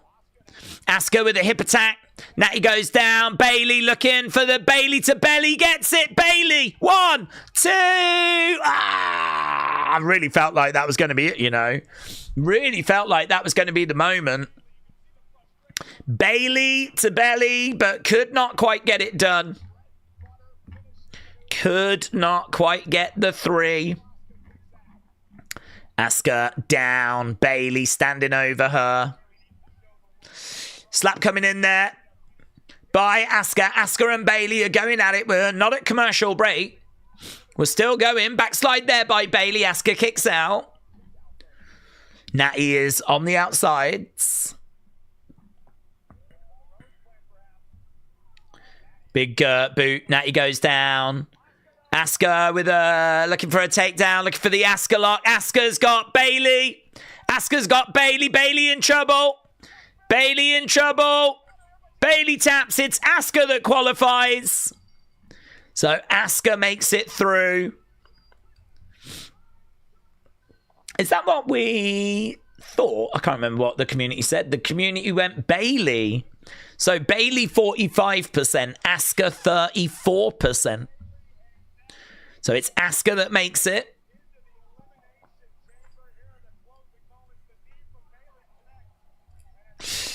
Okay.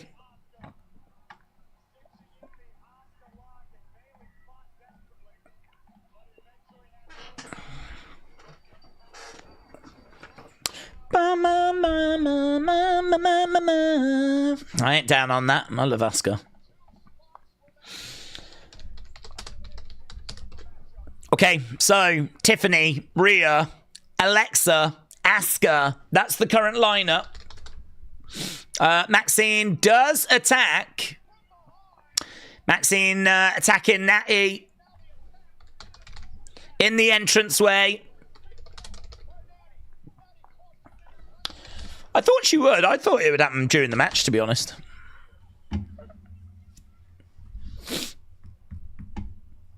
Whoop, that trick is being chanted.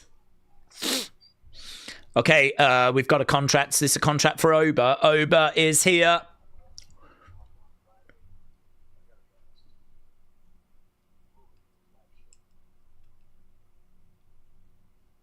This is my contracts.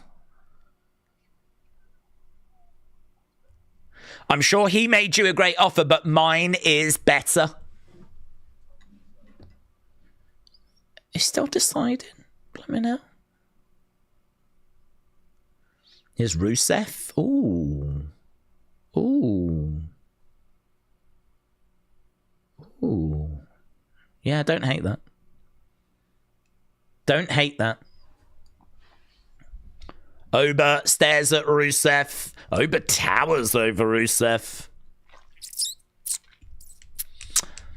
Don't hate that. Rusev Oba, yes please, says Mayor Pete. Yes please, said Sook. Daze, hi. That crate segment was strange, but not as strange as he's gonna puke.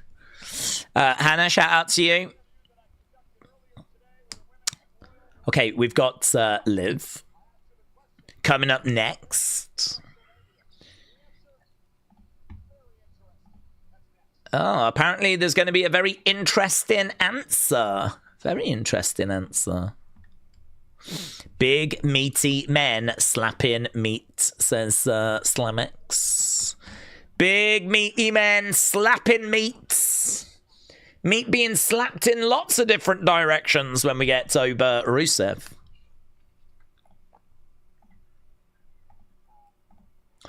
Right, we just got a WrestleMania advert right now. How much time does Oba need to think about where to sign, says J14. It is true.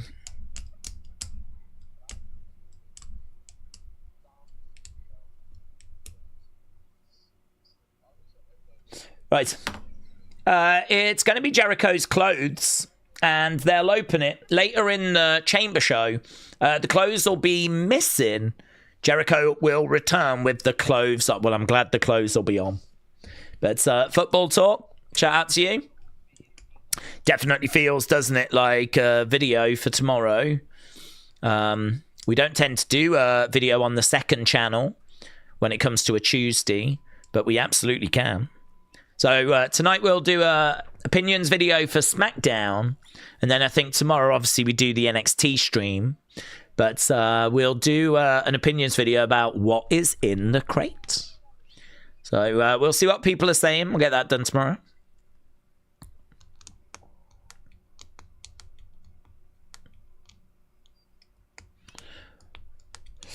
What if Oba chooses to go back to NXT, said Glockness. I'm not sure that they've put an offer in. I'm sure they wouldn't be against it. What if he chooses AEW? That would be embarrassing.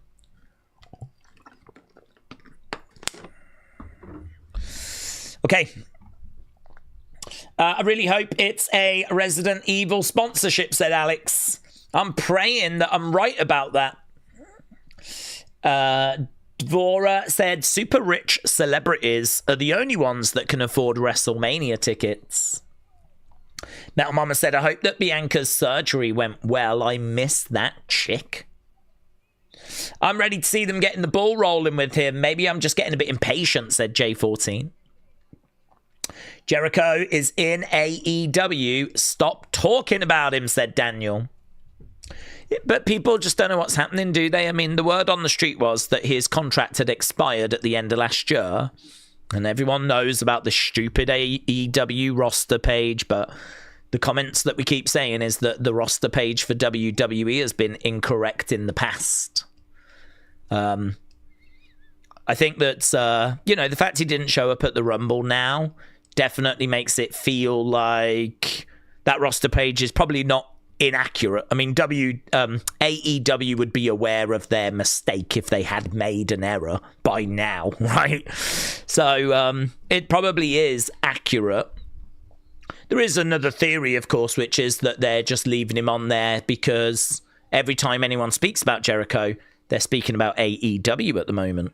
And that's just great free promotion for them. So there is a theory that that could be at play. But I don't know. Some other people are saying that it could be that there's injury time that's been added. But the question is, how much injury time? Is that going to expire in a week, or is it in a month, 2 months, 3 months? Is he leaving AEW? Like, still haven't seen any answers to these questions.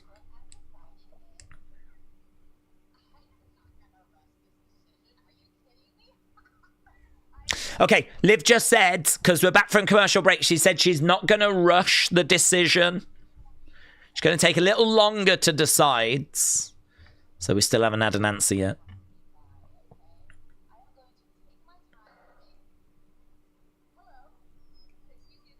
Here's Stephanie.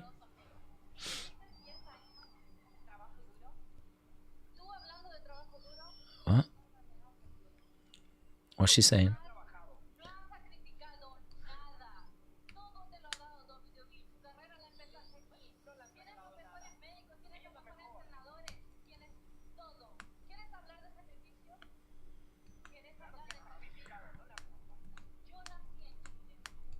WWE is really great now for any Spanish translators.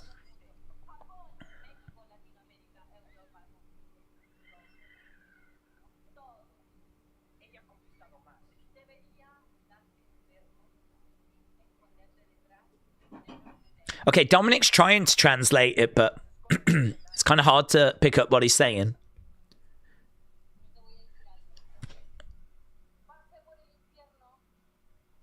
I literally cannot hear what he is saying.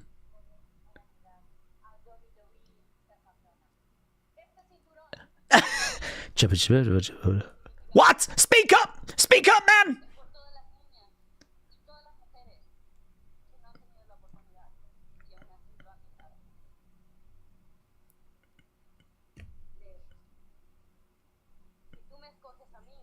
Do you think they said to Dominik, like, okay, Stephanie's going to come in. Stephanie's going to come in. She's going to speak Spanish. What we need you to do is, like, live translate it. Pretend you're whispering to Liv, but just, you know, live translate it. And he's heard the whisper to Liv bit.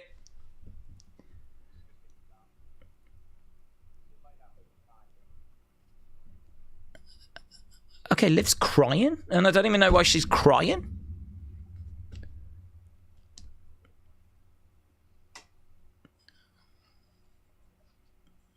I don't even know what's happening now.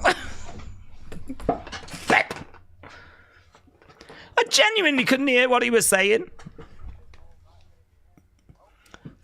Well, that's just one of life's great mysteries, isn't it? Flipping hell. I mean, we know that it's going to go that way anyway, doesn't it?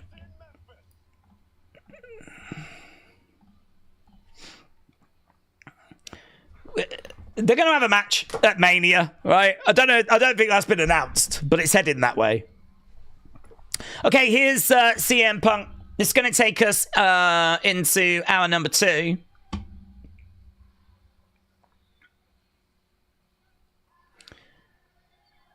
CM Punk making his way out. Let's get the score for that last match.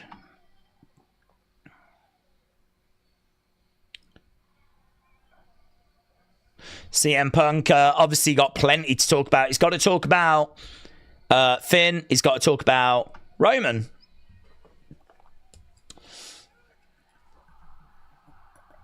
$62, $25, 8, and 5. Okay, first match, good 93. Second match, good 95.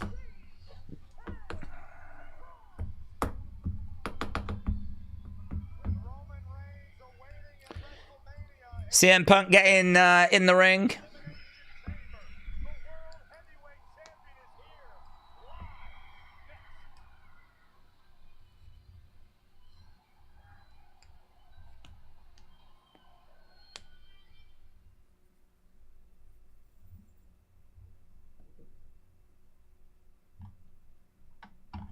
Okay. Stephanie said that Liv doesn't look like... Stephanie said that Liv doesn't look like a champ. She should be embarrassed with herself. And that made her cry. You don't look like a champ. You should be embarrassed. That made her cry.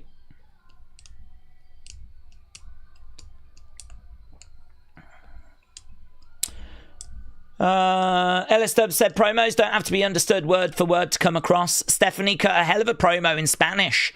Should it have been that long? No. But what matters is the emotion that gets conveyed. AB WWE fans said we need a translator. I'm just saying, what the hell are they talking about?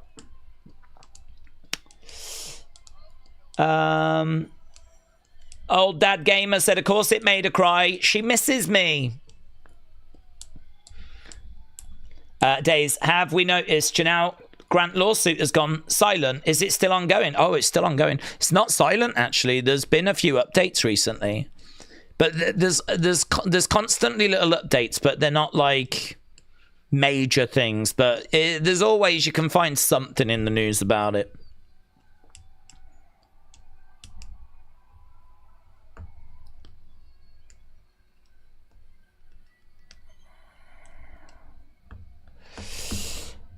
Days, what if Dom turns on Liv at Mania, joins Stephanie? He could talk for her.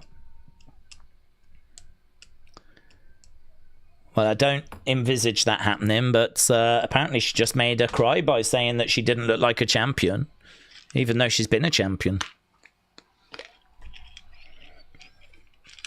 Even though, like, Liv says, wait, what? I don't know. I don't know. I don't even know what was said.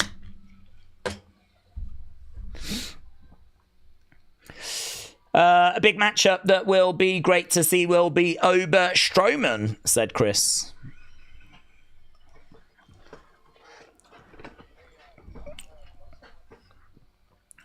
Oh, you just heard Michael Cole there go, hey, tell someone. I don't think we were meant to hear that. Michael just went, hey, tell someone, and then he cut off.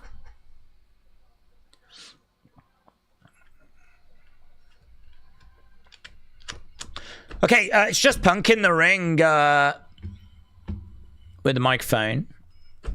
If Bray does get inducted this year, said AB WWE fan, in the Hall of Fame, who would headline? Would it be Stephanie or Bray? I think it'd be Stephanie.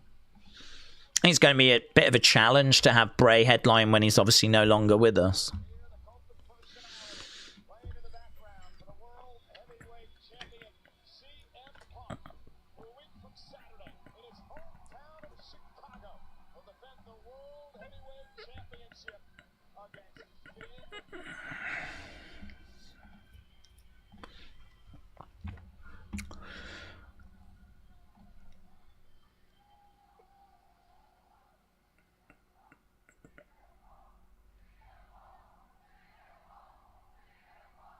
I came to see CM Punk in 2026. We got loud CM Punk chants.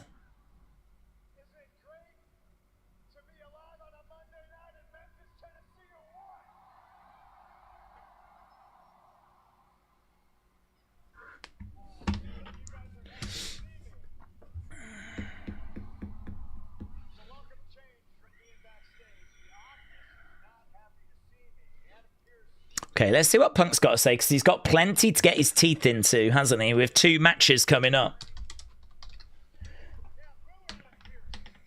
Boo Adam Pearce.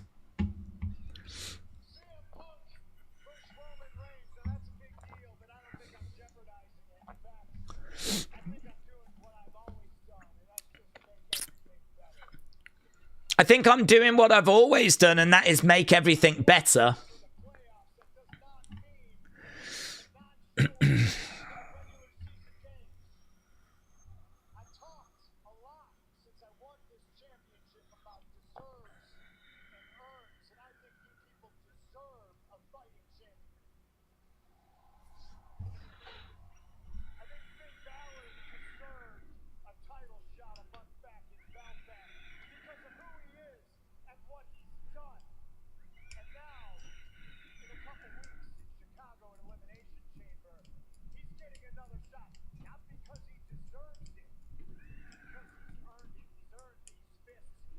Okay, so Finn Balor's going to get another shot.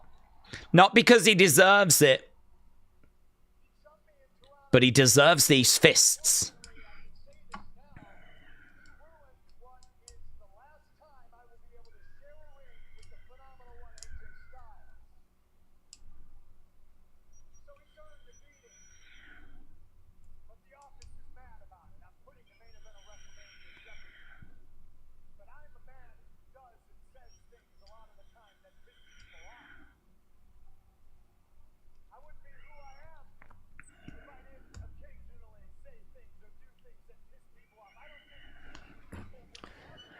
Okay. I don't think you guys would love me if I didn't do things and say things that peeved people off.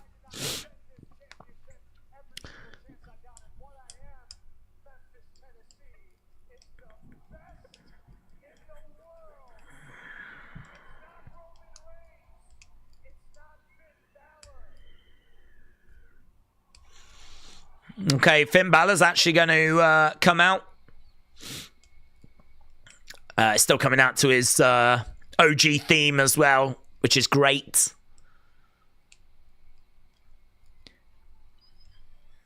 So, Finn in the entranceway.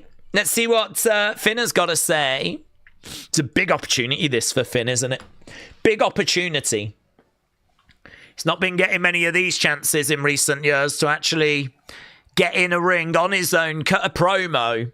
But, I mean, to do it in front of the world heavyweight champion as well. He looks back at the Titantron. He looks at Judgment Day. Oh. Dirty Dom's coming out.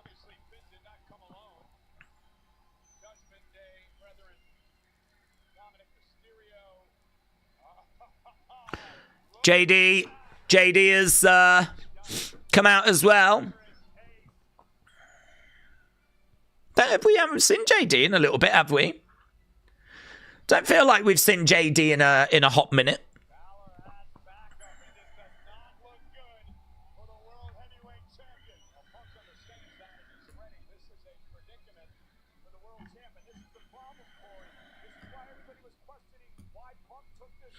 Right, there, surrounding the ring. So it looks like we're not going to be getting...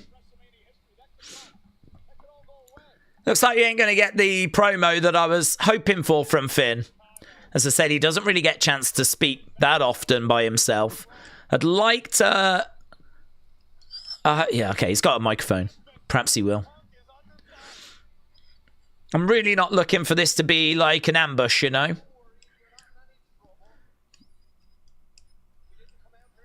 We didn't come out here to fight.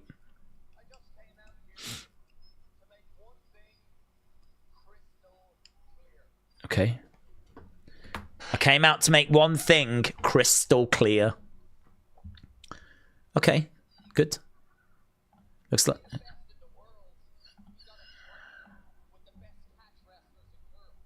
Oh. To be the best, you got to train with the best catch wrestlers. You got to learn from the best luchadors.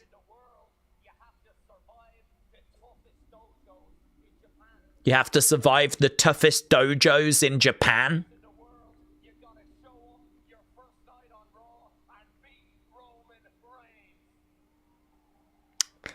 It's a long time ago, Finn.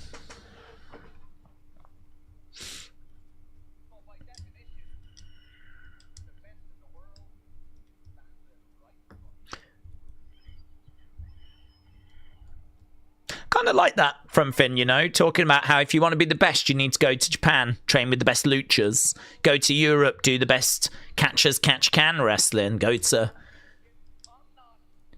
the dojos, and he's making out like, that's me, that's what I've done.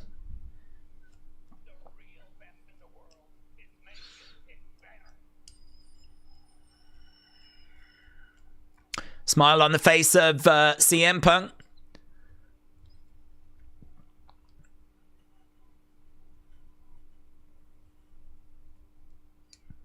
I think that might be it from Finn. Those a few lines there. CM Punk chants from the fans.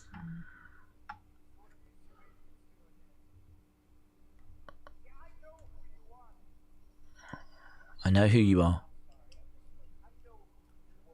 I know who you were.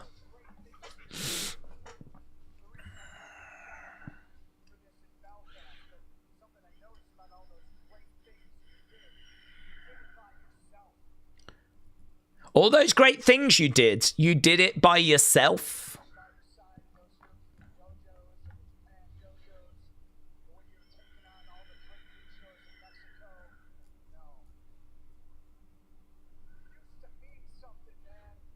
You used to mean something?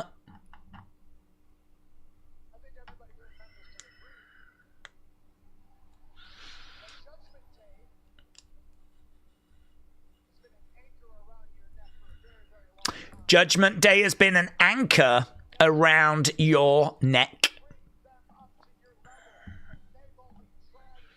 You've not brought them up. They've dragged you down. So effortless from CM Punk, some of this. Isn't it? Just so effortless. Talks about JD's big heads.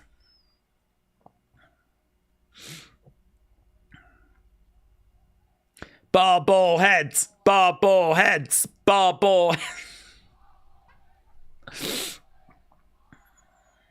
Welcome back, JD. Welcome back, buds.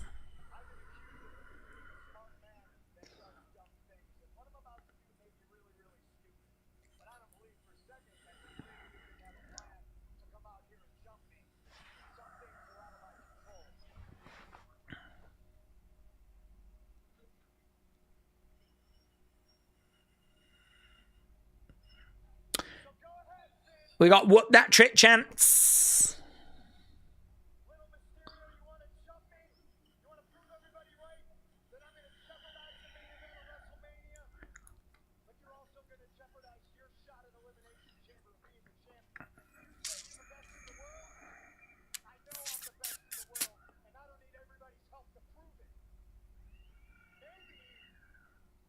I mean, Punk just showing why he's so good, isn't he? It's a very compelling segment. JD did go to try and attack Punk. Balor holds him back.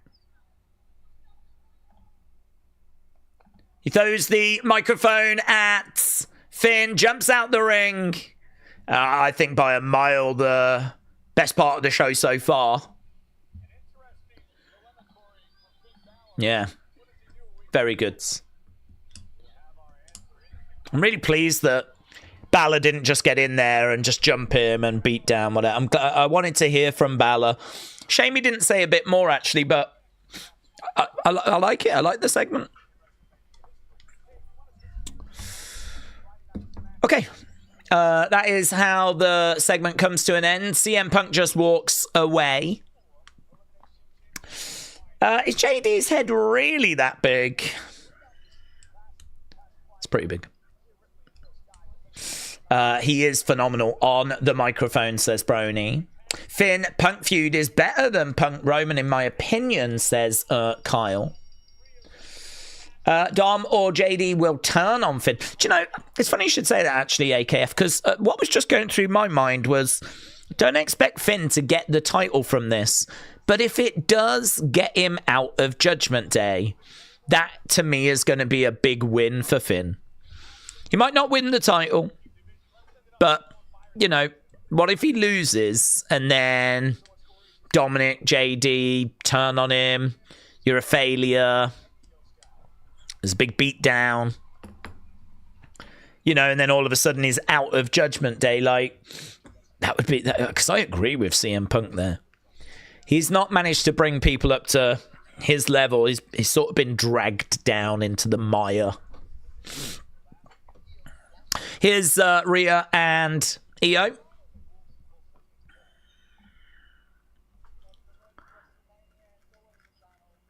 The road to WrestleMania is always a battle.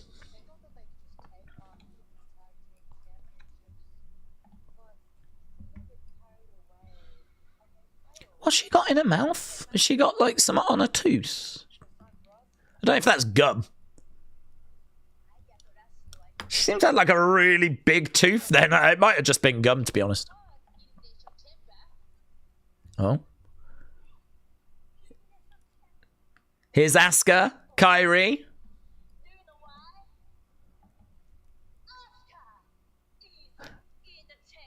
Asuka's in the chamber.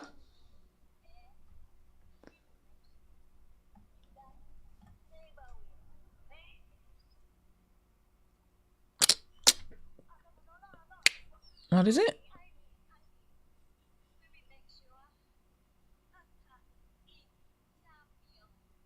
We will make sure Asuka is champion, says Kyrie.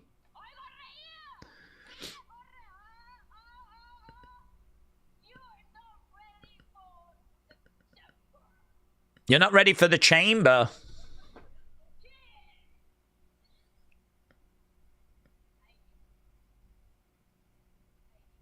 Kyrie.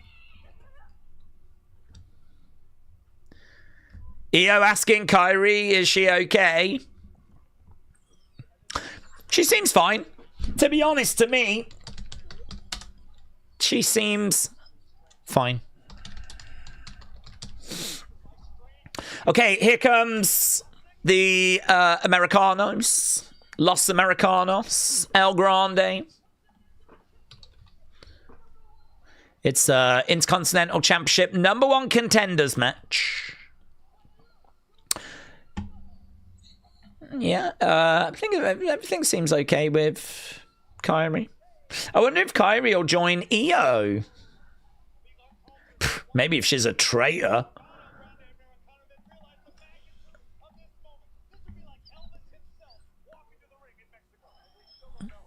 Yeah, that's true. Who is he going to face? He's facing Mystery Man, Mystery Person. So we'll have to see who he faces after the break. It's not going to be Oba or anyone, is it? Who's it going to be? I don't know who it's going to be. Ole, ole.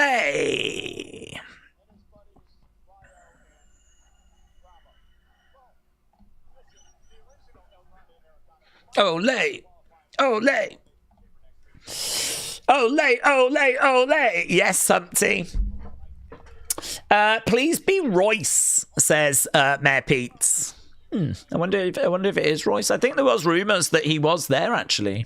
He might have got used on, like, I don't know if they do main event. I don't even know what show main event goes on before.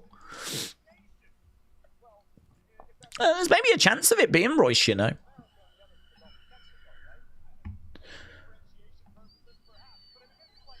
Ole. Tyler Bate hitting his little salsa move is hilarious, said Alex. All right, we're going to be hearing from them first. Ole. Ole, ole, ole. Okay, so El Grande going to be in action. Once we're back in an hour. We're back in a minute and 40-odd seconds. Daze, I don't like that we do a lot of multi-person matches at Mania, but I would love a women's tag fatal four-way ladder match. Rio, Bellas, Bayley Lyra, maybe Nia Lash or Kabuki Warriors. Yeah, I agree. I'd like it to be a ladder match. TLC type thing. I agree. Just think it'd be fun, wouldn't it? To be honest, the women's tag titles aren't that important. Like, I think they're meant to be important, but they're not that important. I don't think when kids are fantasy booking their WrestleManias that they spend too long thinking about the women's tag titles. Maybe they do. Perhaps I'm out of touch. Perhaps it's the most important belts. But I don't think they are. So, why not just have a bit of fun? TLC, ladder match. Get a few teams in there. We put such a spotlight on that women's tag division. Might as well do a big blow-off.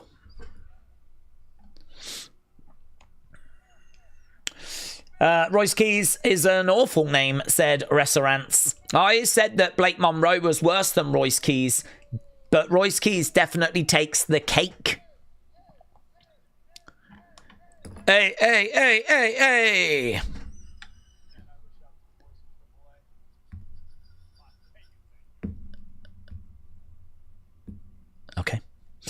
Who do we think the masked man is? Well, I think it's Grayson Waller that's under the mask, but I'm not sure that Grayson Waller is the man that's going to be revealed. I mean, you can still have Theory working with this person. I think as time goes by, that's feeling less likely. I know that was a lot of people's sort of favoured direction. I'd say that door's still not closed. Oh. 2K26. See, 2K26 is available March 13th. We can't rule out the flipping crate being 2K related. What the hell? Oh, yes! Bravo! Bravo doing this! Ole! Ole, ole, ole! Ole! Ole! Ole, ole, ole! I can get with that. I can get with that. All right, lights went out. Is this Penta? Penta. That's okay. Penta is the mystery man.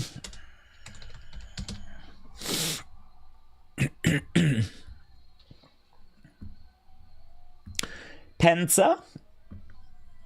He's a very popular superstar.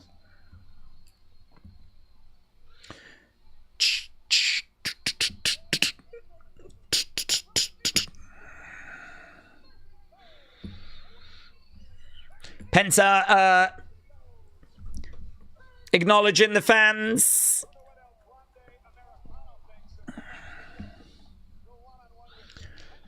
Well, I mean, surely Al Grande thought he was going to have to face someone a bit challenging.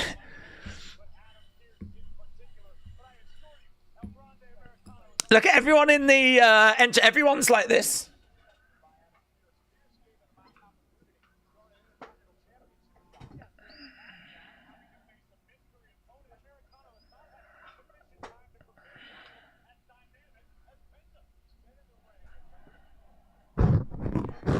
Desperate.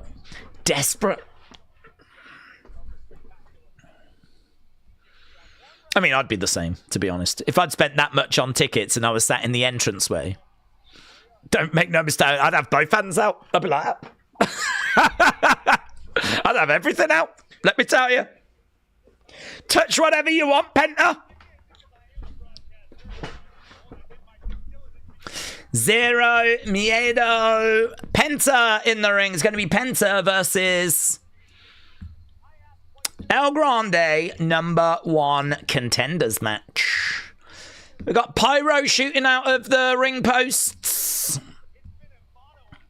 Los Americanos on the outside. Penta believes that Lucha Libre saved his life.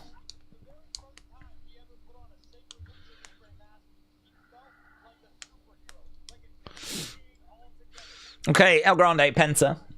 Days, when we watch SmackDown, it feels like TV time is maximized to flesh out characters and personalities. But if you watch Raw, it feels like it's wasted on filler and fluff, said Big Time.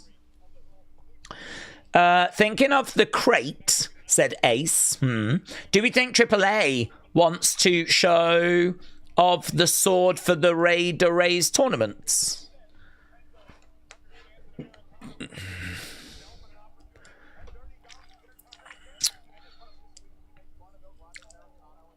I mean, I would honestly say that that's an option because it's a way of promoting AAA, right?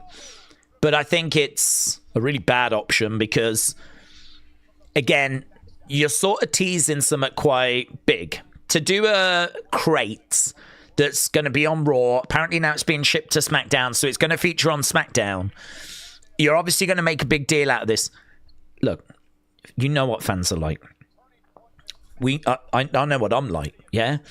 You're gonna talk about it, and they want you to talk about it, right? You're not gonna just go, oh, a crate, and then not think about it until the 28th, right? You're gonna talk to your friends about it. You're gonna think about it. You're gonna theorize about it. They know that there's going to be lots of chatter online about it. That's what they want. That's what they want, right? They want this crate to be a thing. But the problem you've got is you can't have it both ways. You can't want people to speculate about it, theorize about it, get excited about it, and then it turn out to be Resident Evil, or it turn out to be just something to do with AAA, or it turn out to be the gobbledygooker. Like, you are going to have to deliver something satisfying. You're going to have something that people are going to care about. If it's AAA, only a tiny percentage of that audience are going to give a flip. Tiny percentage. I mean, look at the reactions that the AAA stars got at the Royal Rumble. No one gave a flip. So I think it's a good shout, because there's a possibility that it is going to be that. But I would urge that if that is what WWE are thinking, that they rethink, because that is, you know, you have sort of positioned that to be revealed at a PLE, like a really big stage, you know, the same stage where we did a John Cena heel turn last year, premium live event, the first one since the Rumble, the only one we've got between now and WrestleMania. When have we done a mystery crate thing before, you know? I mean, it's going to get speculated about in it. It's going to be speculated about. They want you to speculate about it. If they didn't want you to speculate about it, you'd just show it on the pre-show of Elimination Chamber and then just pay it off later in the show, right? You wouldn't make a massive thing of it. But it's on Raw. It's going to be on SmackDown. I'm sure it'll feature next week as well. I'm sure it'll be mentioned during the pre-show. It might even be shown. It might have, like, superstars being questioned what you think's in there or whatever. You know that all the people that are live tweeting, doing streaming, do breakdown video, they're all going to be talking about it. We're going to talk about it, obviously, in our breakdown. So, yeah. I mean, it's one of those things where it's like, it's easy to say keep your expectations in check, but you know, equally by design, you can understand how people are not going to be doing that, and how it's going to be very easy for this thing to be, you know, it's Chris Jericho. I don't think it is Chris Jericho. I don't think it is a person, but so yeah. Is there a chance that it's like the sword for AEW? There's a chance. I wouldn't say that's impossible. I'd say it's a chance. I'd say there's just as good a chance that it's a statue like was mentioned earlier, and it might be that this is how we announce Bray goes in the Hall of Fame. That would be great. I don't think you'd have too many people down on that if that's what it was, actually. I think that would be quite a classy way of announcing Bray going into the Hall of Fame. If it is Bray. I mean, it could be someone else, of course. But like it being a statue, or it being... I think the one that people would probably most enjoy is if it was a way of bringing in a new superstar. So, you know, if it was something to do with evil, like they open the crate and what's in there doesn't really make sense. And everyone's like, what? What's this? And then lights go out all of a sudden. Oh my God, who's this?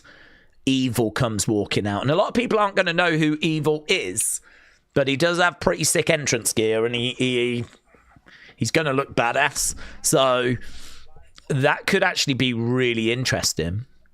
Don't know who it is, but it was a hell of a segment type thing. Right now, we are back from commercial break. He's got a stretch being applied. I don't know. I don't really have a front runner as to what it is. I'm just mentally preparing myself for people being disappointed if it does turn out to be something underwhelming. 1, 2, shoulder up. Defcon said, can we get Daze and Kia Wrestling Buddy plushes for Christmas? Well, there's no plans for any merch at this stage. I don't know. Certainly not something that's never going to happen, but there's definitely things higher up on the priority list, let's put it that way. Need to get those fun videos going. I was talking about that in the latest Unseen, and it was nice getting back with Unseen. We obviously got the community video done as well. So we got a couple of bits achieved yesterday. Oh, lovely driver there by Penta. 1, 2, Kick out by El Grande. So we've been at commercial break. We're back from it now. El Grande and Penta. I mean, don't forget, this is Ludwig. Ludwig's he's good in ring. Penta's good in ring. Very good in ring. This match could be okay. Wrestler with Andy said it's a crate of dude wipes. Do you know what? That'd get a pass from me. That would be so hilarious if a load of dude wipes just fell out. 1, 2. Oh, kick out by Penta. I'd take that. I'd take that.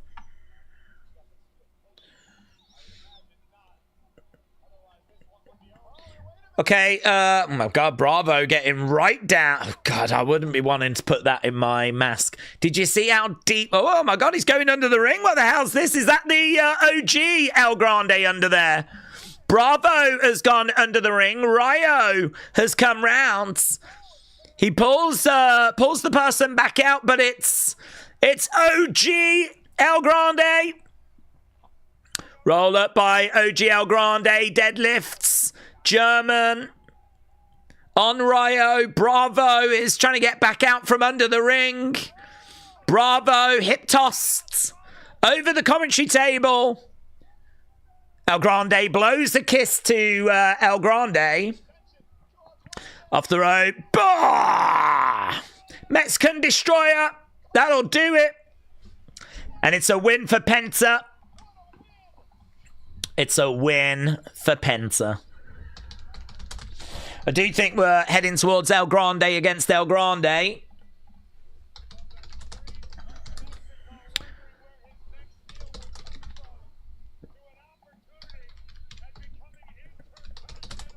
So, looks like Penta dirty done then.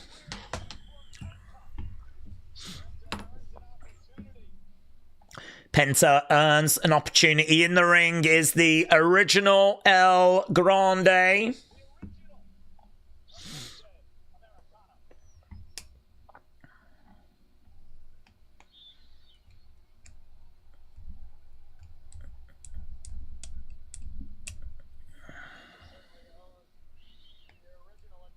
Shot coming in there by OG El Grande. The El Grandes are brawling. The El Grandes are brawling.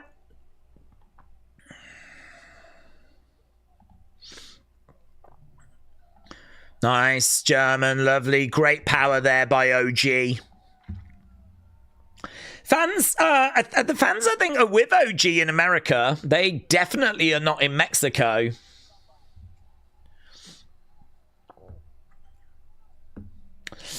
The little green shirt guy. Oh, he's trying to get the mask off. He's trying to get the mask off. Los Americanos come to the rescue.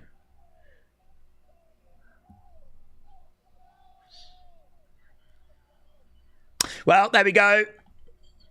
Los Americanos have actually got an El Grande problem. Is she still crying? What's going on?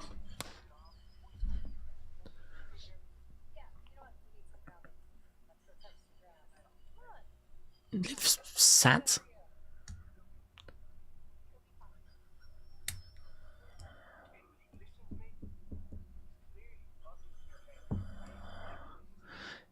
Okay, JD is saying to Finn, he's clearly got into your heads.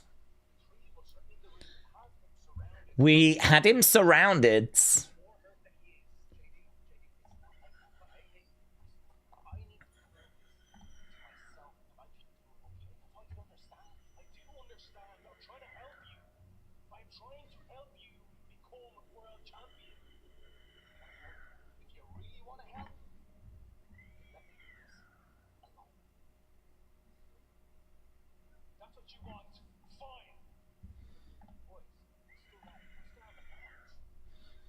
Kane on the screen. It's pretty fun. Oh, there is Gunther, Dominik, Gunther, Javon tonight. Let's go. So it looks like a little bit of disagreement within Judgment Day. JD was like, he's got in your heads. He's got in your heads. We had him surrounded. So are we just seeing a few little cracks? More cracks? We've seen loads of cracks. Okay, here's Grayson and Kofi. No Xavier. We got the New Day coming out. Everyone needs to shut the hell up. Some devastating news. Xavier is injured.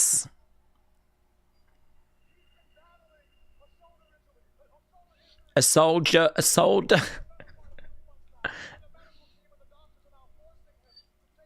He's got to take time off. Shoulder injury.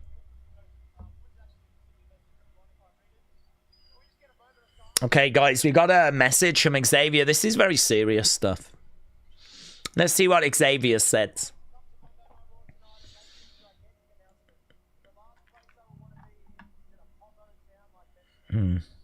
I'd love to be there, but the last place I'd like to be is a Povo town like Memphis.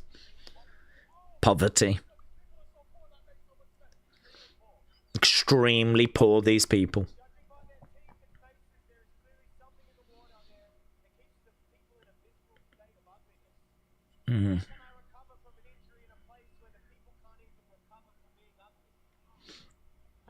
How can I recover from injury when the people can't recover from being ugly in that place?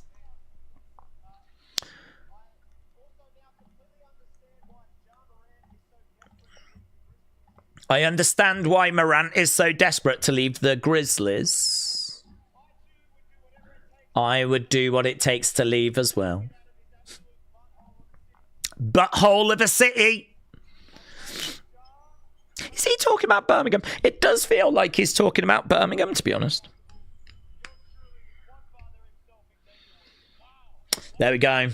We've seen a lot of cracks between Judgment Day, but WWE Creative never pulled the trigger, says James.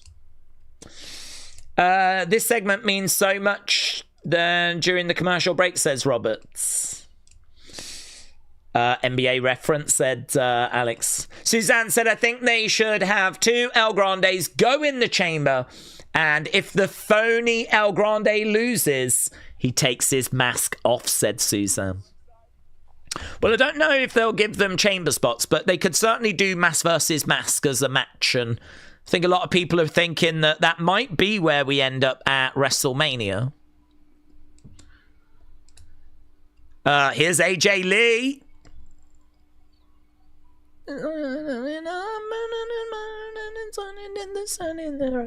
Oh, mate, everything's okay. Everything's okay with the world. AJ Lee's here. AJ Lee gets in the ring.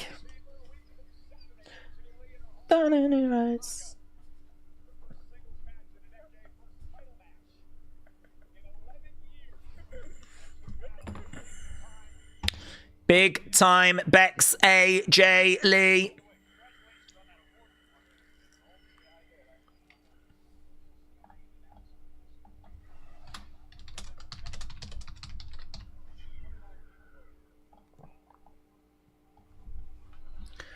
Okay, AJ is in the ring.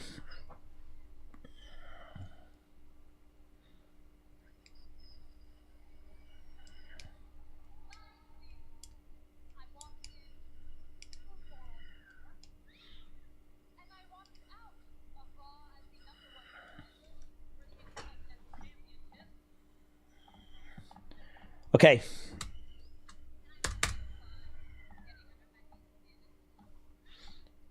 She said she had fun getting under Becky's skin last week.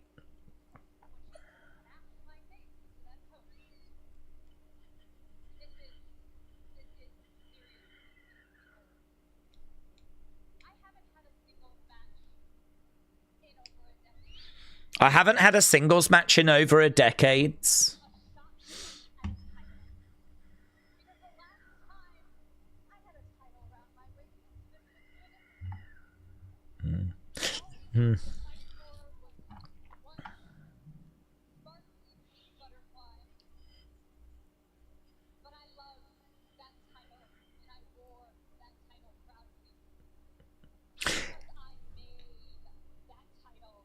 AJ Lee said all they had to fight for was like a sparkly butterfly, but she loved that title. Talking about the Divas belt, of course.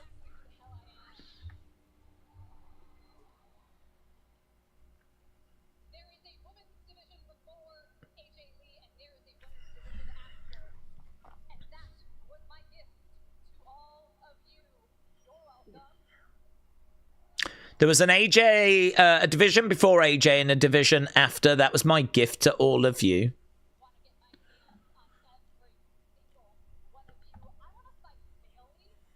Ah, she wants to fight Bayley and Lyra and Rhea and Io.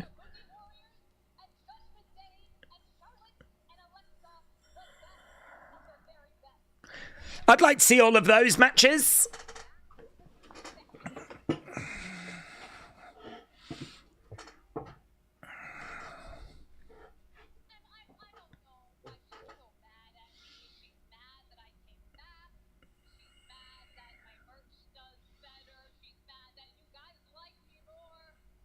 She's mad I came back. She's mad that my merch does better. She's mad you like me more.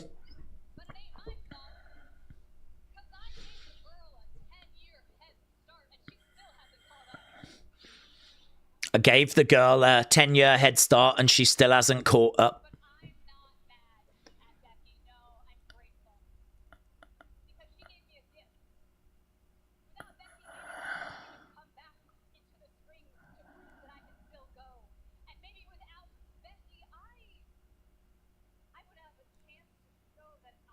I was trying to hear, there is a little chant in the background. I was trying to hear what it was.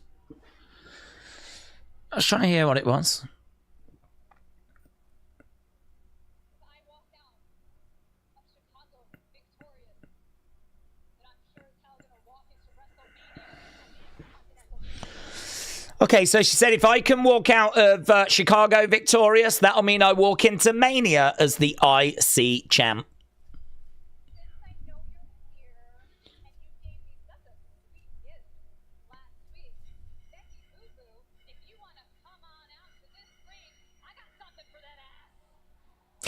AJ said she's got some for that ass. I gave the girl a 10-year head start and she never caught up, says Mark. Okay. Here's Becky's music then. Becky Boo Boo.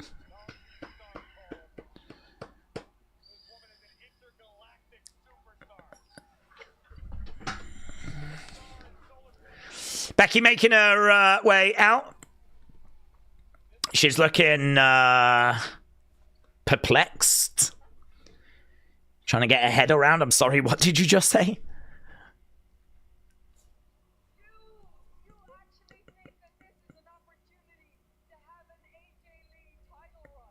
You think this is an opportunity to have an AJ Lee title run?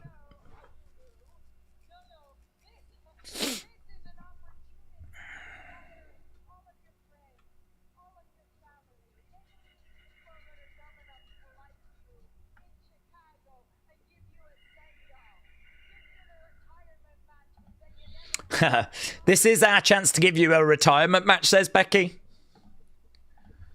The retirement match you never had.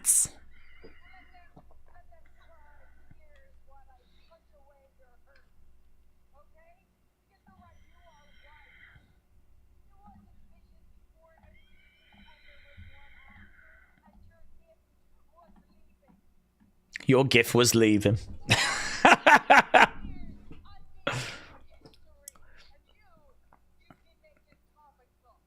I've been making history. You've been making comic books. I love AJ Lee, but Becky is hard to go toe to toe with on the mic.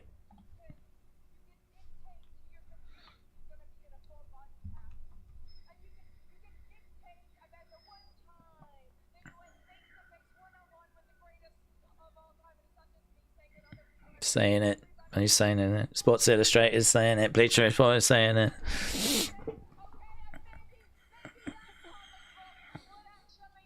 Maybe if you did a comic book about that, they would actually sell.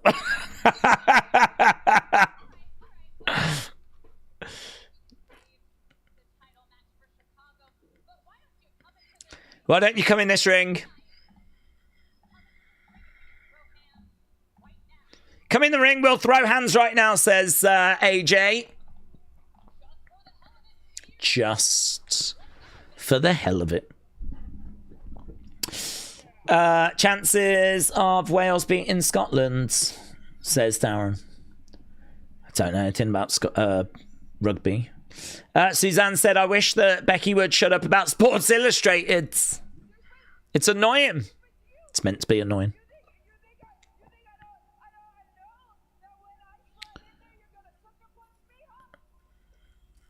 Okay, Becky on the outside of the ring.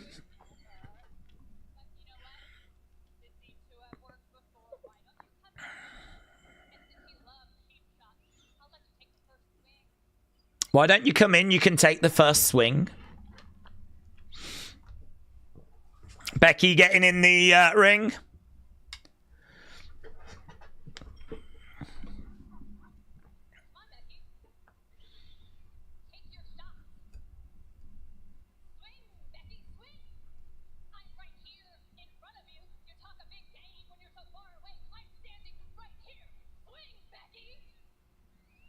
You talk a big game when you're far away.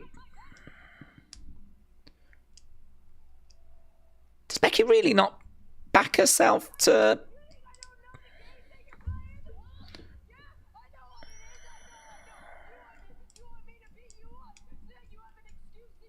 You want me to beat you up, so you've got an excuse?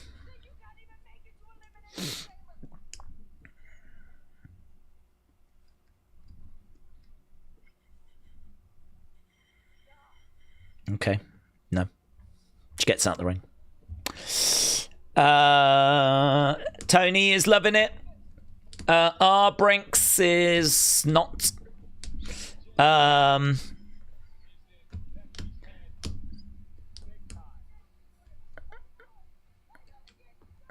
I know the games you play. Okay, Becky has walked away.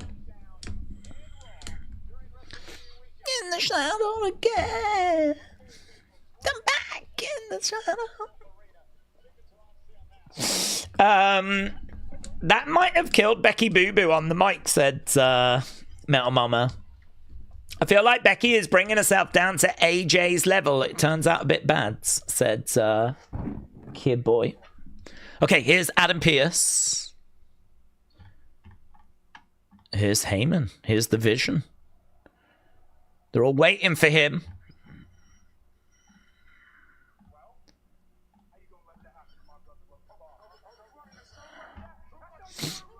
Is that how you want to run this show? That's my brother. Dude thinks he's Jake. Go to the jet. Just go to the jet. I'd love to be in a situation in life where someone's saying to me, just go to the jet. Go to the jet.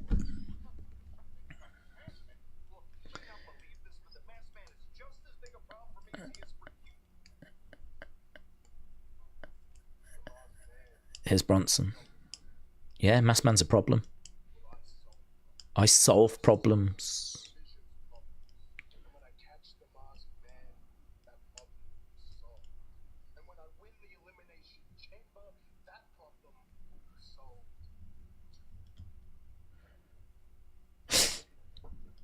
Bronson as the problem solver. No problem. Okay. Bronson is going to solve some problems. Here's Javon.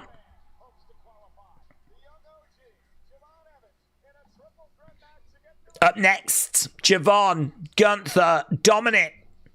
Next. Welcome to the party. Welcome to the party. Gunther's going to win, said Lone Star Friend. Oh, should we do the poll? Oh, we did it earlier. I think Gunther won the poll earlier. All right, we've gone to commercial break. We got Catherine Kelly. She is being joined by Maxine Dupree. Not Max Dupree. Gunther. Dominik.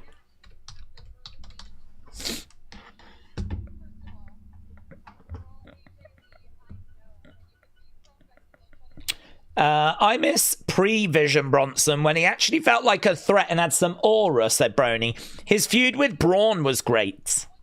Tribalist said Austin couldn't work out the theory of opening a door. Restaurant said, I don't like hysterical crazy Becky. And Becky's been killing it recently. She doesn't need to do all that. She's not good at it. Days, I wish we did more unique venues, like Tribute to the Troops and the debut episode of Nitro from Mall of America. They just like doing arenas, don't they? Because you can get more people in. I mean, if you do Tribute to the Troops, you're not going to charge them. One thing we know is that TKO love money. They love that sweet dollar bill. Days, what do you think about Raw so far? It feels fine and easy to watch. It's just passing by and it's very quiet, said Big Time. I just think it's, yeah, I agree. It's just there, isn't it? I mean, there are like little storyline developments, but I'm just going to say what I find myself saying a lot, which is there anything massively so far that's gone down that you really needed to watch? I mean, we've got Asuka qualifying. We've had the mystery man. I think the best part for me was CM Punk Finn Balor. I did actually really enjoy that segment. So, I mean, it's kind of really hard to make an argument for this being anything out of the sixes. Yeah, it's just sort of there, isn't it? Honestly, I'm not just saying this. This feels like a show that could be at any time of the year. I mean, swap Elimination Chamber for Money in the Bank qualifiers. Winners go to Money in the Bank rather than Elimination Chamber. This show could be in the middle of May. Not like WrestleMania season. But then Steph's injured, Bron's injured, Liv Morgan's crying. We think the gobbledygook has come back, we're not sure. I suppose we had the crate. We had the crate, didn't we? We had the crate.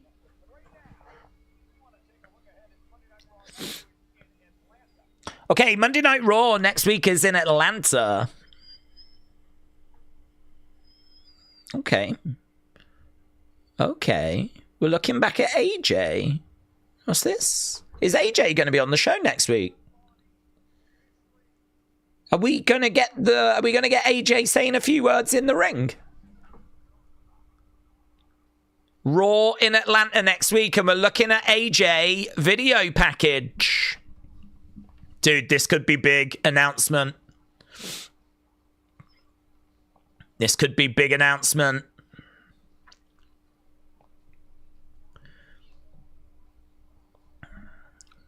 So we're just seeing AJ.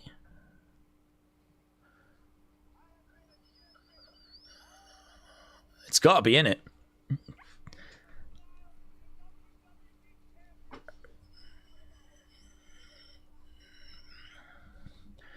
So we're seeing footage of AJ. Michael was just talking about next week's Raw.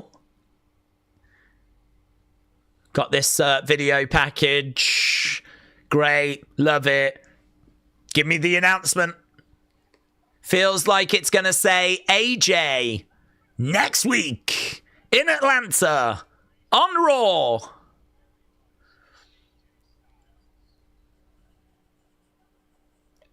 A tribute to AJ next week.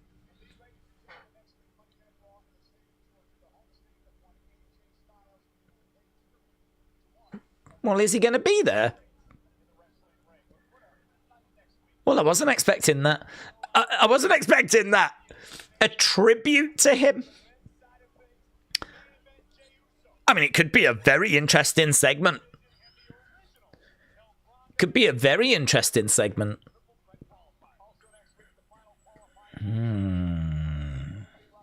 Okay. Still noteworthy. Still interesting. Wasn't quite what I was expecting. I thought it was going to be that AJ was going to address the fans one final time. That could still be true, though. That could still be happening. So, still going to be a very interesting segment next week.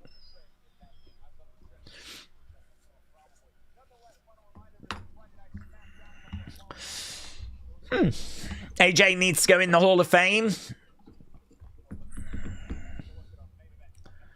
Main events coming up next. AJ pays tribute. How do you pay tribute? How are you going to pay tribute to him next week?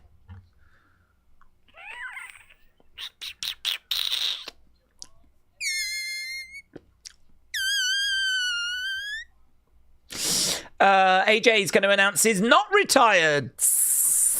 He's got to be there, isn't he? Imagine if we pay tribute and he's not there.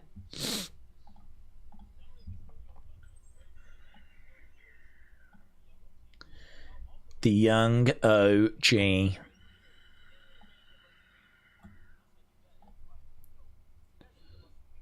Okay, we've got a video package, and we are just about to make our way into hour number 3.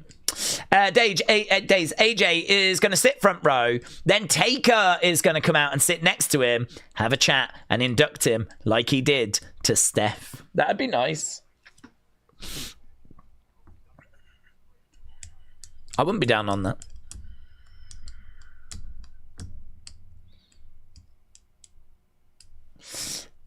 He better be on the show. Otherwise, why give it this sort of presentation and make a big deal out of it? Well, for the same reason that Triple H keeps saying we're in a new era. Or the same reason he said there's going to be loads of surprises at the Royal Rumble. To get you to tune in. Javon in the entranceway. Becky said, do you really think I would sucker punch someone? Do you think I would hit a defenseless person? No, I am sophistication. I am class. I am a true champion. I wouldn't stoop to that low. I am smarter than you, AJ. You can't trick me. Nobody can. Get out of Memphis now. That's what Becky has said online. Here's Young OG then making his way down to the ring. Young OG making his way down to the ring. This young man is absolutely breathtaking. Yeah, they're just showing that spot from last week. That's mid-air OG cutter. That was sick.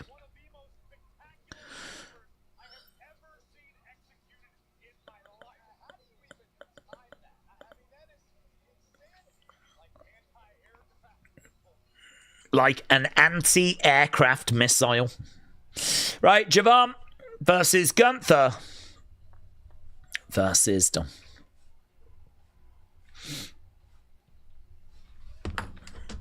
Okay, Daze Raw in Georgia next week.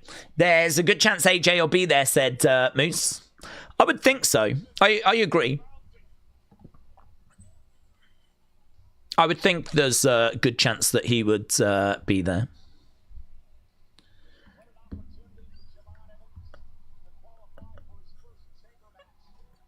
Okay, here's Gunther.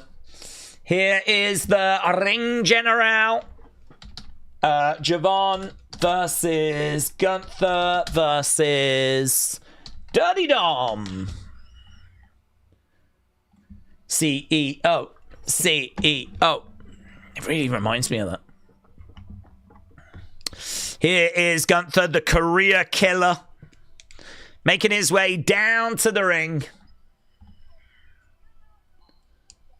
Dun, dun. There's a dude in the crowd like,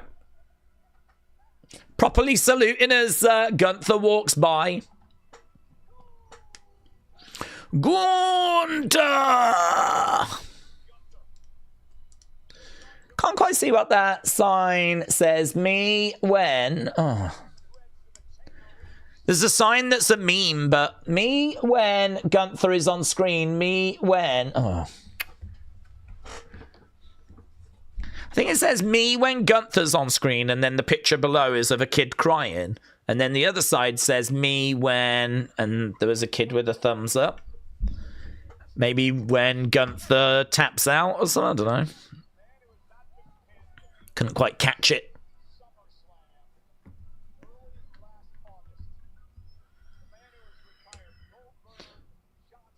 He's retired Goldberg, he's retired John Cena, he's retired AJ Styles.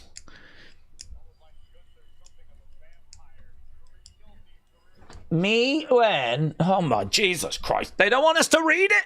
Every time it appears, it gets took off camera.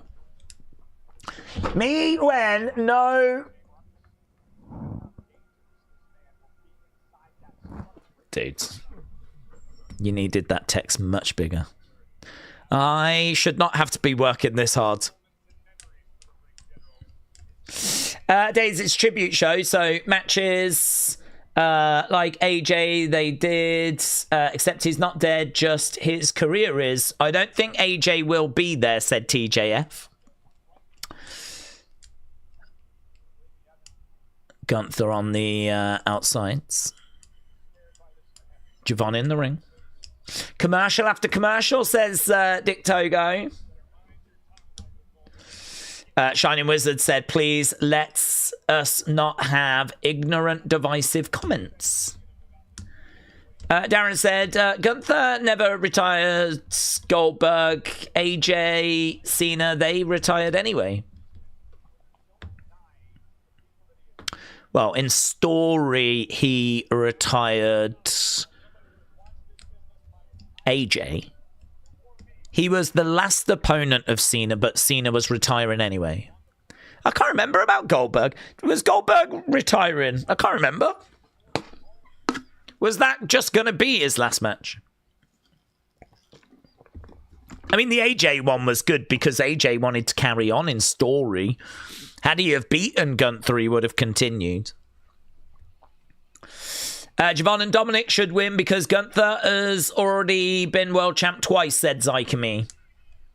Daze, will the box of Jericho be opened on 2028? Well, the crate's going to be opened. I'm certainly not expecting Jericho to be in it. V85 said it's a shame we never got Gunther Regal. Yeah, it was announced as Goldberg's last match. Oh, okay. Chio, thank you. Yeah, I can sort of see an argument then that, you know, he didn't, like, retire them. He was just their last opponent. They were retiring anyway. If they've already announced, look, that's going to be my last match, I just need an opponent, then, you know, he's their last opponent, but I don't think it's quite the same as to what he did to AJ, who wanted to carry on in story. But Gunther ended his career early in story. That is different to the Goldberg Cena thing, but he was still the last opponent of all of those people, and so they're just putting it all in the same pot.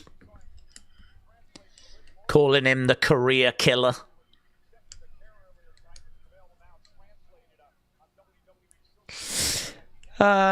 Just because he's been champ, it doesn't mean anything. Cody's won and has been champ, said KCM. Okay. Bell has sounded. Why have we got a poll? We all know who. This is pointless. Big guy, who do you think's winning? Do you think Gunther?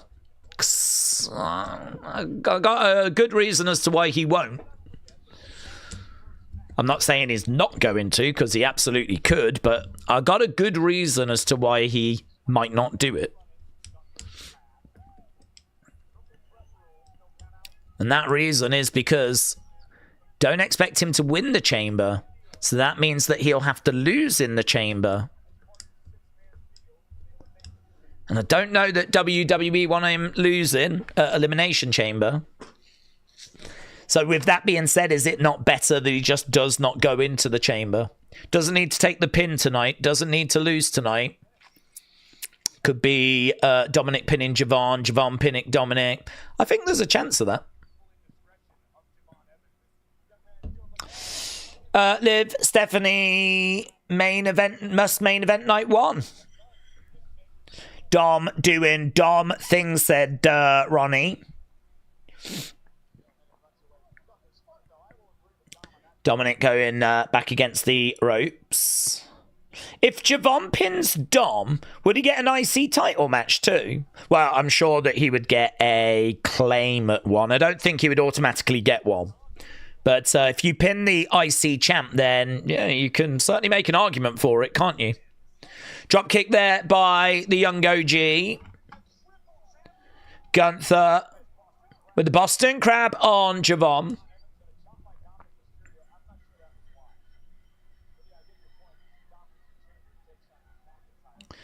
Okay, Dom with a Dom chops at Gunther. Oh, that was a satisfying moment, actually. Dom's chop, I don't even think I heard it. Gunther almost decapitated Dom when he responded. Drop kick there by Javon. Javon going against the ropes. Basement drop kick. Almost Bulls fans said Gunther is not intimidating at all. Right now, duck underneath there by Javon. Takes Dominik over. Javon charging in with a big chop. Javon gets chopped there by Gunther. Javon goes down. Dom getting thrown to the outside.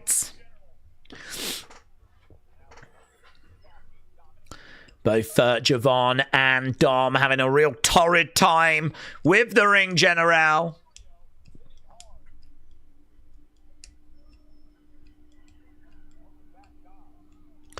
Dom going hard into that barricades. Right, we got about 20 odd minutes to go. I think Dom winning would build more feud to the fire with Dom and Finn, said KCM. Well, look, I think we're in agreement that Gunther has to be favourite here because of the fact that he is on such a roll. Look at that by Javon. Goes over that ring post, lands on Gunther. Gunther goes into the timekeeper's area.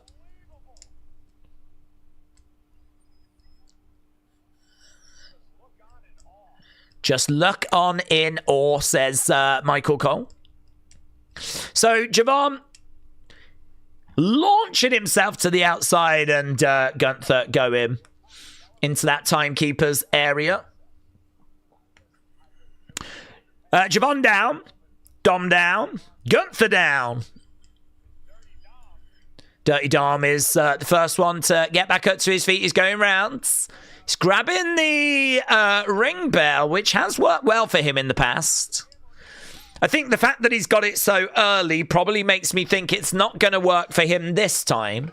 But he's going over to the corner. He just leaves it on the ring step for now. Super kick coming in. How are they going to end the match if they need to? Dude's going to have to get on the microphone and go ding, ding, ding, ding, ding, ding. Dominik stole his bell. His hammer. Javon in there. Back elbow by Dom. Javon goes down. Jericho is touring the UK right now. He's at Wolverhampton this weekend. It's not too far from me. It's about half an hour, 35 minutes in a car. Might go see him, just go, what's going on, mate? Can you just help us, throw us a bone? What the hell, eh? What's going on?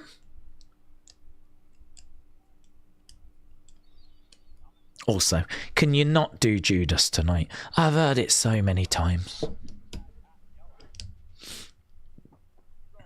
Shot to the midsection. Daze is in the UK. Y2J, yeah. I've noticed that Raw has been ending after about 2 hours 20 the past few weeks, says Brony. Kicks coming in there by Dom. We got 37 minutes to go. Metal Mama said, I was just looking at the Elimination Chamber tickets. Why are there so many available? They're like $3.12 a piece. Would have loved to have gone. It's only 4 hours from me, says Metal Mama.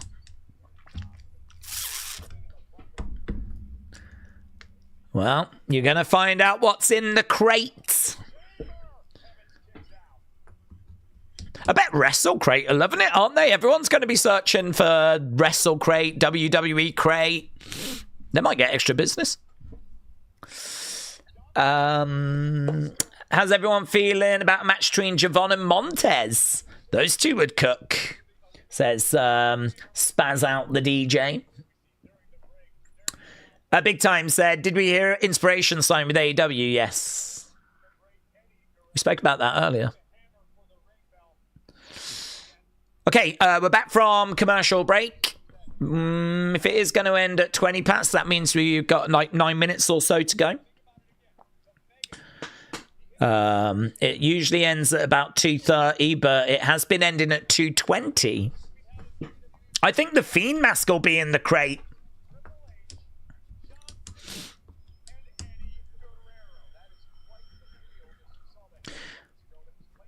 Okay, Javon is down. Dominik in there. Gunther still on the outside. Dom has got Javon over against the ropes. Oh, gets caught there by Gunther.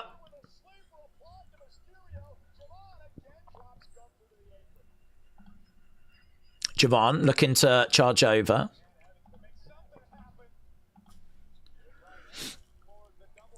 Javon going over in the corner. Dominik over the other side. Javon looking to charge in. Collides into Dirty Dom.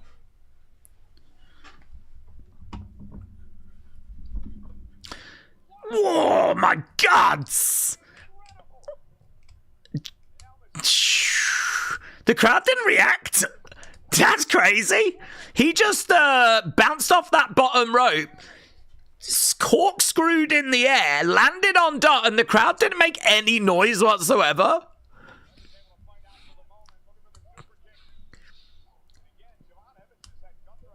That was pretty sick from Javon, you know. Chopped there by Gunther. Javon going down. Dude wiped up. Yeah, that was crazy, wasn't it, about the shirt? Has he got it? I haven't noticed it. Did he have it on earlier again? Here's Gunther looking to powerbomb Javon. Reverse there by Javon. 1, 2. Gunther definitely shouldn't be taking a pin here or anything like that. If he doesn't win it, then it needs to be between Dom and Javon. Big powerbomb. 1, 2. Kick out by Javon. Kick out by Javon. Oh, mate.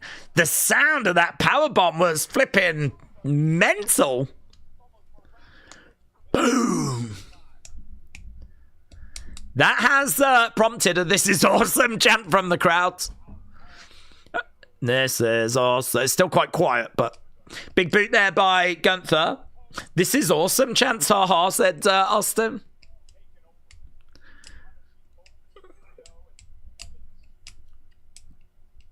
I mean, honestly, look at those first few rows. Everyone's just sort of like watching. They're not like against the match or anything, but it hasn't quite grabbed them. And you can just hear these "This is awesome" chants in the faint distance. I think that's Triple H, actually. I think it's Triple H in the back going, "This is awesome." Why aren't they joining in? "This is awesome." I'm sure it was Triple H and Bruce Pritchard. You tap. I can hear them chants. You tapped out chants being thrown in Gunther's direction. Gunther against the rope. Kick coming in there by Javon. Gunther goes down. Dominik getting in the ring. Javon, top rope. This boy is bouncy. Down goes Dom. Javon back up on his feet. Gunther comes over. I thought he was going to go belly to belly then. Big shot to the back, looking for a German. Oh, Javon on his feet, duck underneath, against the ropes. He's avoiding the chops. Big knee there by Javon. Gunther goes down. 1, 2. Dominik makes the save. Dominik makes the save. That chop was loud, said Alex. Still getting you tapped out chance, said Wrestling Fan and Brony.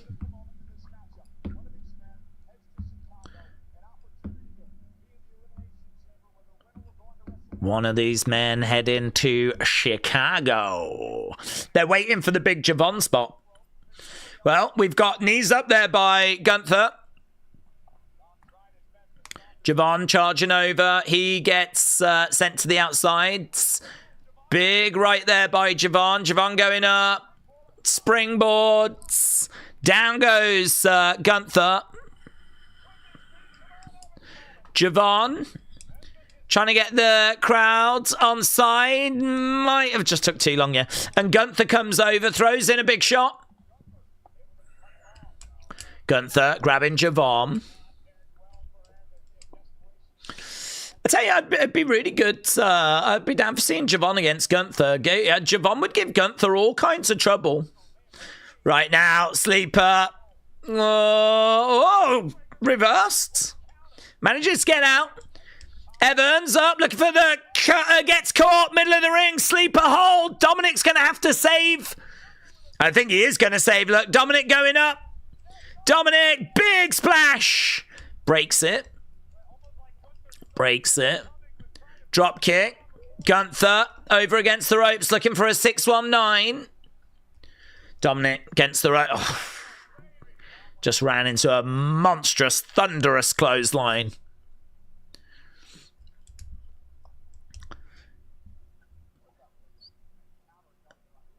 Dom down, Javon down, Gunther on one knee. Kick coming in there by Dom.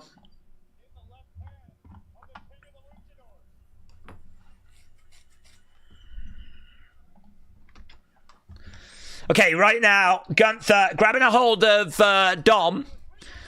Javon actually grabs Gunther, though. Oof. Suplex. Gunther coming over. Big boots.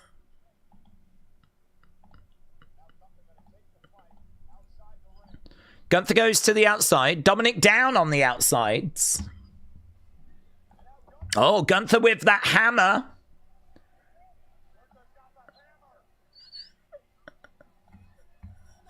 What's this? Bang! We've got a belt.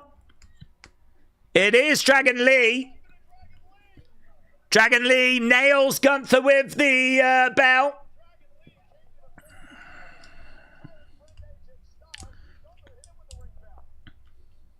So Dragon Lee attack him. That means that Dominik's looking to get back in the ring.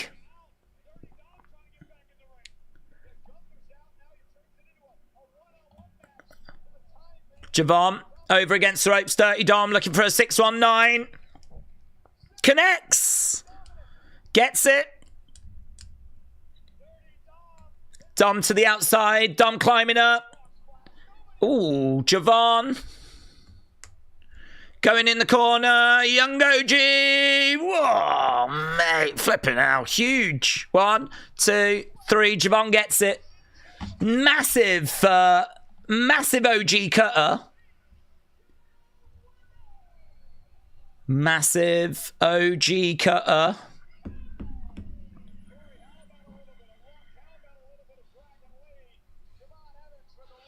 Do you know, you're right, actually. That has ended at like the 20-odd minute mark.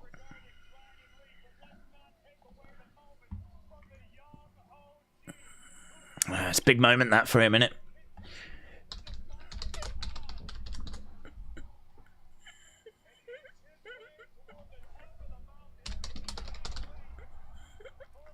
So does that mean that Gunther moves on to a Dragon Lee feud?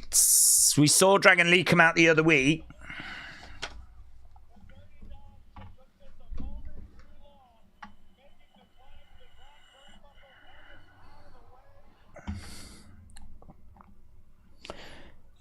Just had some bad lag right at the very end. Thankfully, though, we did manage to get the results. We got the result of the match in before we actually crashed and burned. But we should be back. But yeah, that show has ended. Actually ending a bit earlier than we was anticipating. So, yeah, it looks like they are kind of jumping out at the 2-minute 20 mark these days rather than it being 2 minutes 30. And it just ends with Javon celebrating. So, Randy, LA Knight, Cody, Javon, that's the lineup so far. And, you know, that's going to take us in a direction with... Dragon Lee and Gunther. I don't know that I'm looking for that really at WrestleMania, but... I mean, okay. Perhaps they've got high hopes for Dragon Lee. And it would make sense, Dragon Lee wanting to sort of get revenge for his old tag partner. So, you know, it makes sense in that regard. Maybe it's so they can fit in some dark matches after and send the crowd home after 3 hours. Jason said, I want my 10 minutes of wrestling. That is true. We don't get enough wrestling in the week. There is a severe wrestling shortage. So the fact they're now taking 10 minutes away from us is an absolute disgrace. And I will be in touch with my lawyers. Got the program with Dragon Lee does sound a bit dumb, says Humpty. Robbie said, I'm thinking this is 2.5. Punk, Stephanie, though, were 10 out of 10. Gunther should be in the chamber, said Dwayne. Yeah, but Gunther's not expected to win, is he? That's the thing. If Gunther goes in the chamber, you've then got to find a very creative way of him not getting pinned or submitted, but then also not winning. Because the rumours have long been that it's Drew, Cody, Jacob. There's no mention of Gunther being in the running. So Gunther going in the chamber was going to be a little bit tricky for that reason. But he was still favourite. You know, it's still Gunther. If Chainsaw Charlie, I would create every bad thing WWE has done this year is forgiven. Oh, if Chainsaw Charlie's in the crates. I can see a problem with that. Gunther's not interested enough for the chamber, said the Ribs. John G scores this show a 6. Mike said, are you doing Tyson Mayweather? I hadn't heard about it until earlier in this stream, and I've got to be honest, it ain't grabbing me. Surely the world has seen enough out of Mike Tyson in that match with Jake to know that he is washed. It is done. That is a man called Mike Tyson. It is not the Mike Tyson we remember. There's just no appeal there for that for me. There's not even going to be a showcase of skills because I don't think he has any skills to showcase anymore. I'm sure he'll come out with stuff and say, well, you know, I was ill last time and all that stuff, but I don't know, man. Not for me. I'm not really finding any warmth towards that, but I don't know what else is on that weekend. I mean, look, if there's a big UFC show on that weekend, it's a no-brainer. We do the UFC show. Obviously, if there's a wrestling show, we do a wrestling show. If there really is nothing, perhaps we end up doing it, but... Boomers TV said this stream is going to end shortly. It is, because we need to do our breakdown. Javon Logan would be exciting, said Dwayne. 6.5. Opening match was good. Punk Finn promo was good. Main event was pretty awesome. Rest of the show was a bit mid, though. Gunther needs to retire Dragon Lee next week. Please don't have a feud, says Humpty. King Notorious said El Grande Americano is doing good. Austin said positives, Punk, Finn, promo, best thing by far. Asuka in the chamber, backstage segment with Kabuki Warriors, Rio, Becky, promo on AJ. That's about it. So 5.5. Well, actually, I'll do the requests for feedback. Obviously, we're going to do the breakdown in a moment. Once we've done the breakdown, we will do the opinions videos. So let's get the request up. Feedback requests. What did you think of Raw? What did you think of Raw? You can leave your comments on X. I'm only going to watch Mayweather Tyson if you stream it, says Wrestling Fan. I honestly, I don't know the reaction to it. I don't know what people are thinking about in regards to it. But I more than saw enough of Mike Tyson in his fight with Jake Paul. That was awful. It was beyond awful. It was a wrestling show, and I enjoyed it, said Simply Simon. I'm a diehard WWF fan.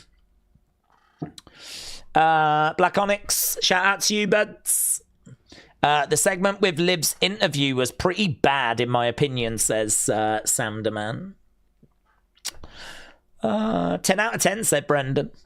7, said Shining Wizard. 5.1, says Boomers. Dennis didn't watch it. Boogeyman is in the crates. Right. Well, I think that is roughly about where we do leave things off. We do need to get the scores for that main event. Young OG getting the victory. So, you lot said that was... just... honest, look how close that is. Great 43. Good 43. Whew. I've just got to go with the fact that great is above it. So, that must have been like 43.4. That was like 43.2. So, it does get great by the absolute skin of its teeth. Comes out as great 52. Very, very close. Very close. Okay. The crate looks like it's got bullet holes and is water stained, said Hex File. Javon deserved that win, said Typical Summers.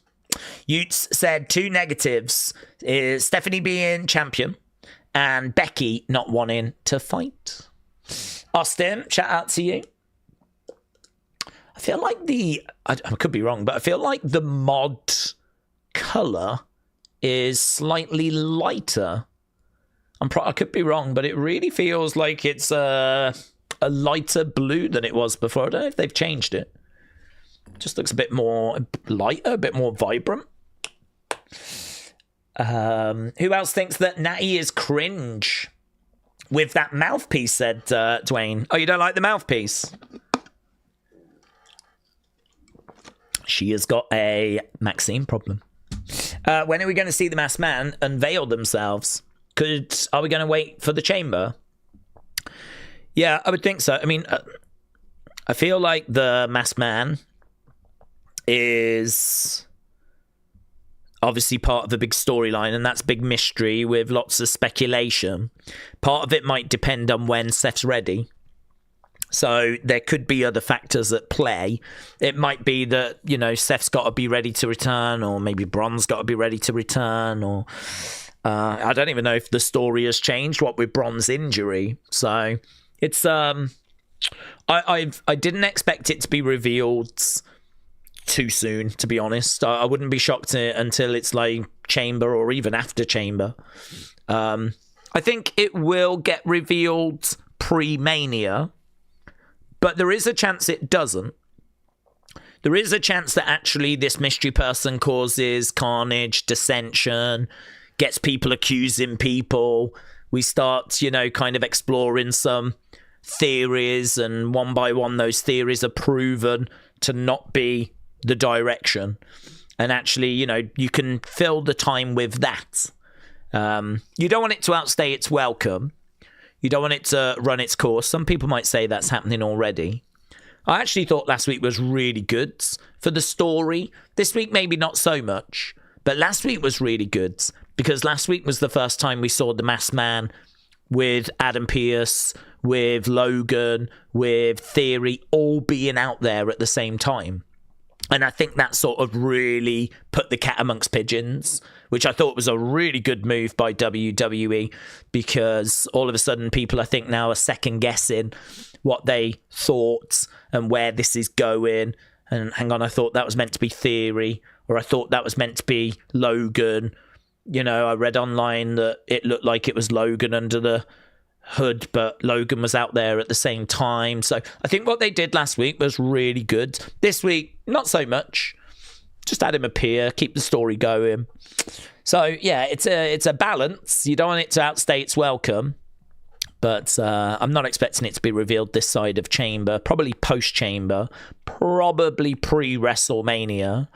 And who knows, perhaps it leads to, you know, the match at Mania with the mystery person being revealed being a part of that match. So, but some of it might dictate on when Seth's ready, where Bron is with his recovery and all that kind of stuff. So there's no word that it's like, oh yeah, it's that week. That's the week they're going to reveal it, you know.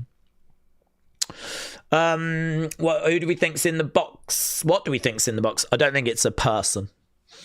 We're going to get into that. We're going to get into that right now. So we're going to wrap up the stream. We're going to step away from this stream and we're going to venture over to the breakdown stream.